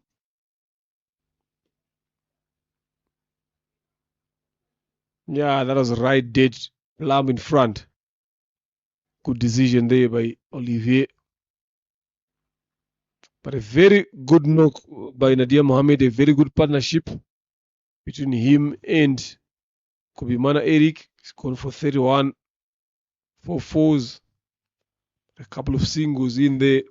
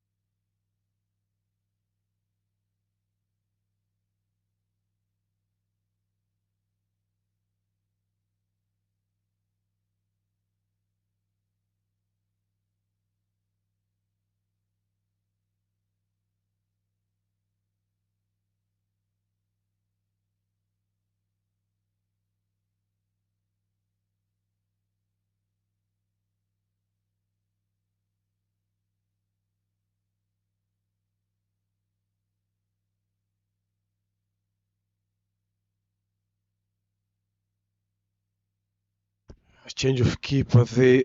I think that delivery that he stopped might have hit himself in the process. Wimana David now takes over with the gloves.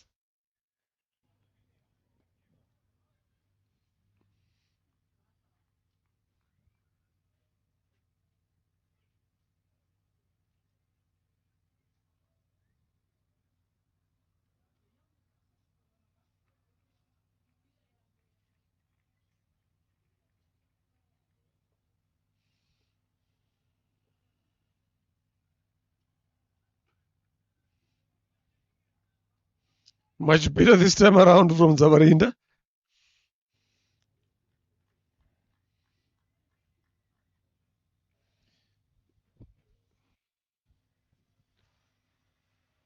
Iradukunda Jean-Michel comes in, joins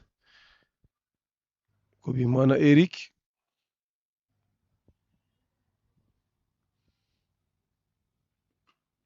Up and over. It will take some catching. Communication again comes in play. Nicely taken there by the captain himself, Rukiriza at long on. Pace off again worked. Rindiro claims his second.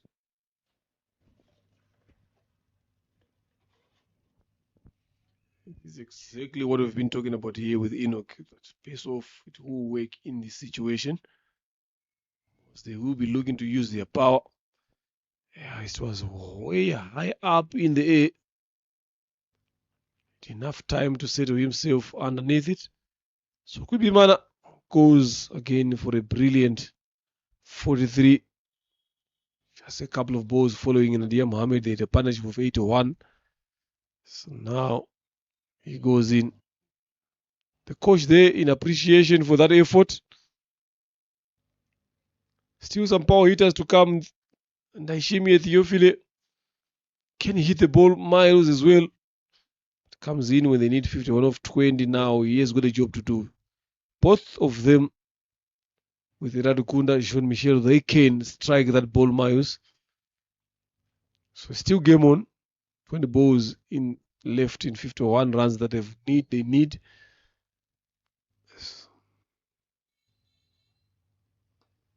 Up and over. Kayezu just well there to cast that one to a single. Long off.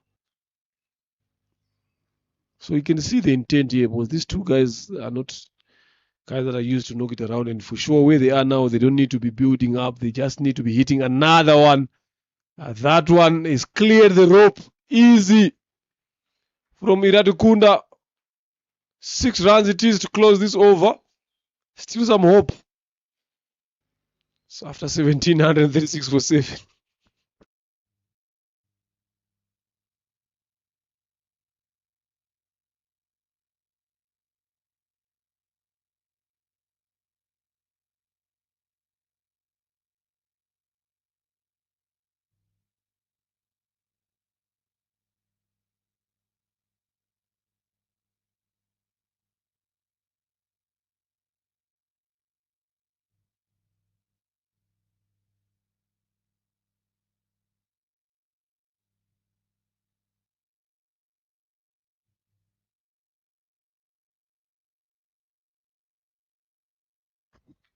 Shimia Teofilo on the strike.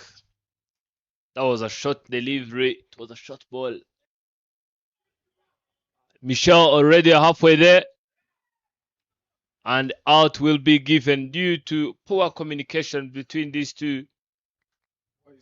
Now let us watch it on the replay.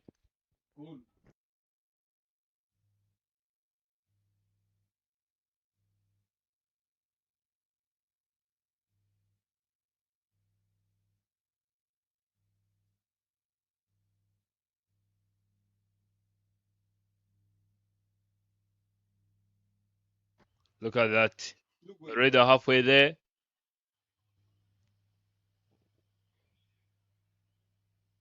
Oh, it was a run out. Nicely done by the production crew.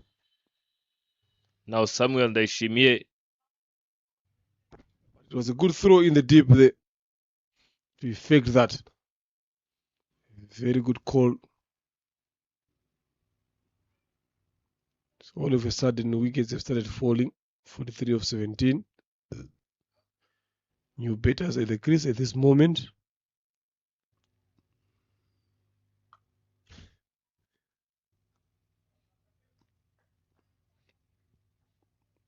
Samuel Naishimie.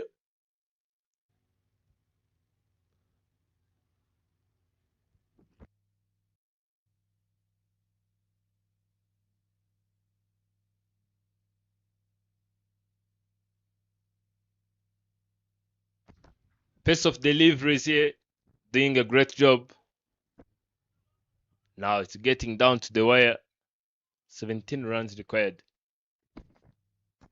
If it's getting down to the wire, there should be a fight here, Enoch. It's one-sided now, to be honest. It's getting to the end of this, and look at that. Hamza Khan, yeah, easy decision for umpire Nganji Abdallah to raise his finger there. Hamza Khan. Okay, run out. He's taken a wicket in his over. So getting to the end of this second innings, so that means the defenders, if they don't win this and down there, if Aman's Guardians or Imena Centurions win, definitely Imena Centurions will be at number 2. Eric Owiduhaye comes in. Can he get those 43 runs in 14 balls?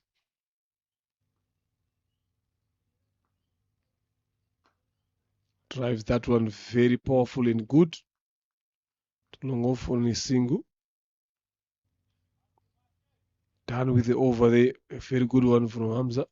Oh, still one ball to come. Umpire had already called it on.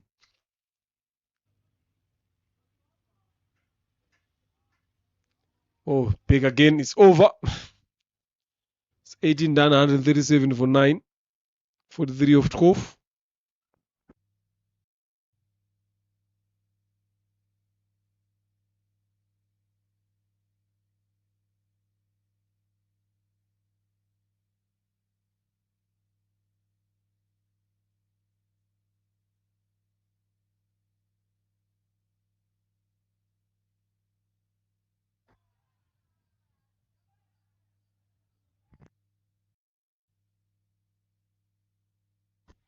Slow over it.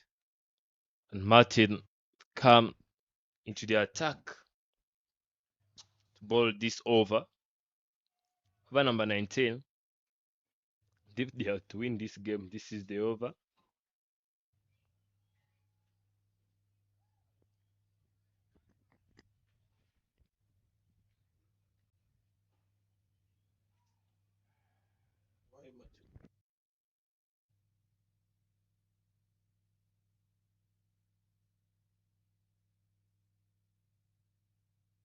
Pulled away and pulled away with power into the hands of the fielder in the deep.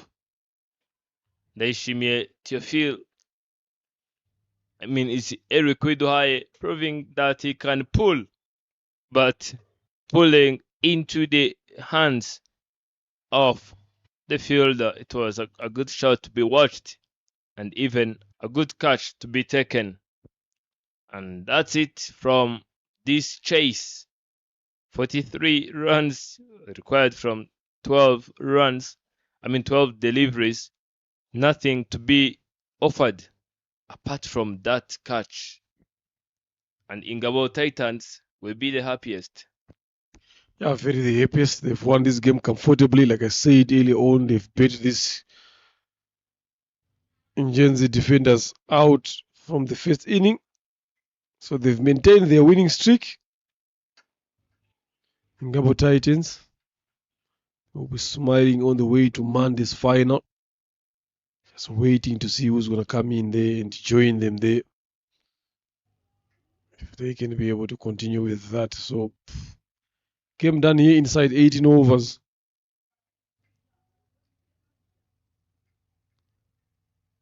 Last catch taken there, it was a good one.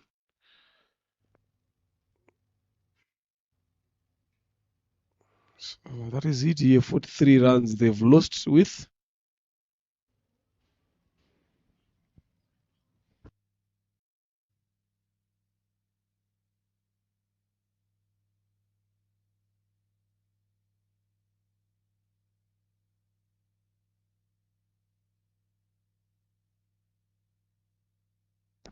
So that is the game there, ladies and gentlemen. Just wait for the post-match presentation from Enoch to see who has been outstanding in this today game. I don't think it's none other than Hamza Khan here. He's the one who has top scored. So tomorrow it's going to be off. Monday we are back again in this Elite Liberation Cup.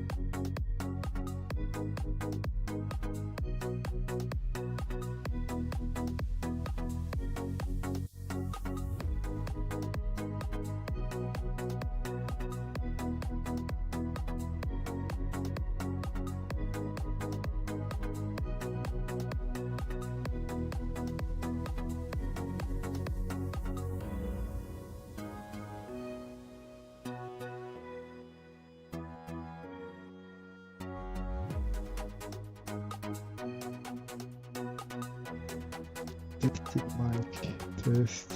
Test.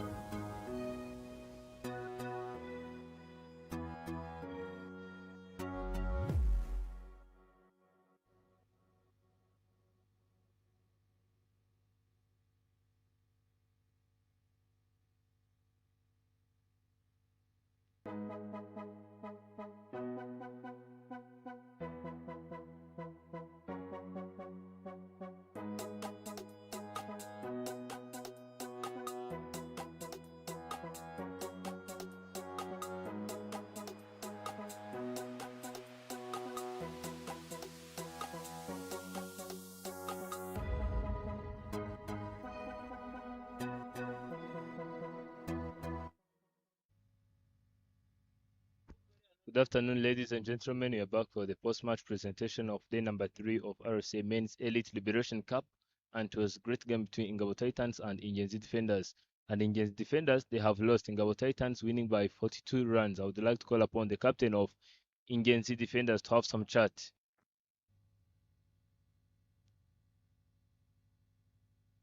Captain, hard luck. Where do you think that you have fallen short? I think in the top of that, they haven't took a responsibility. If they would have took a responsibility, it might have been different result. Yeah. Because even the other side, Ingabo Titans, their mid order have not managed to perform well, but still they have managed to set a huge total. Why do you think that your mid order have not played well? I'm sorry, I've said it's top order, not the middle order. Okay, what are some of the positives that you have picked? I think the positive is how we have recovered. Yeah, we have lost three wickets, 3 to 4 wickets in first 6 overs. Ended up scoring 137. Yeah, that's positive side we can go with, but we can't say that because we came here looking for a win. So at the end of the day, if we lose, it means nothing. Yeah. Well played and hard luck, Captain. Thank you. That was it, and I'd like to call upon Emir Kiriza for Ingabo Titans. Congratulations by winning by such huge total. What are some of the positives and how was the performance of the boys? Yeah, positives is always the batters being positive out there, especially the youngsters playing. Fabrice, Onesme, Samuel playing there like that. I think I'm very proud of them, and the team is also proud of them. And my credit goes to Hamza Khan. He played a very good innings. And again, back to the end, me and Martin had to move a little bit back in the batting lineup. But yeah, we did very well. A 50 partnership is very crucial to make sure that the team gets 180. Our target was 200, but yeah, we managed to defend. For the best, you're already in the finals. Thank you. And the player of the match is the player who have scored 7-7 just in few deliveries and have picked 1 wicket. And it's not his first time. And he is Hamza Khan.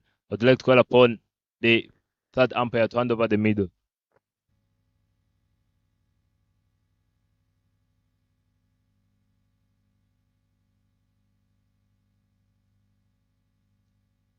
Hamza Khan, it's not your first time. How do you feel? Yeah, I just, always trying to give my best for my team. And again, thank you so much for the captain. He's very supportive and the team players. And we're very happy we are in the final. And hopefully we keep going like this and win that final. All the best, even the finals. Thank you so much. That was it from both teams, captain and even the player of the match. It's RSA Men's Elite Liberation Cup. Ingabo Titans versus Ingency Defenders, and Ingabo Titans winning by 42 runs.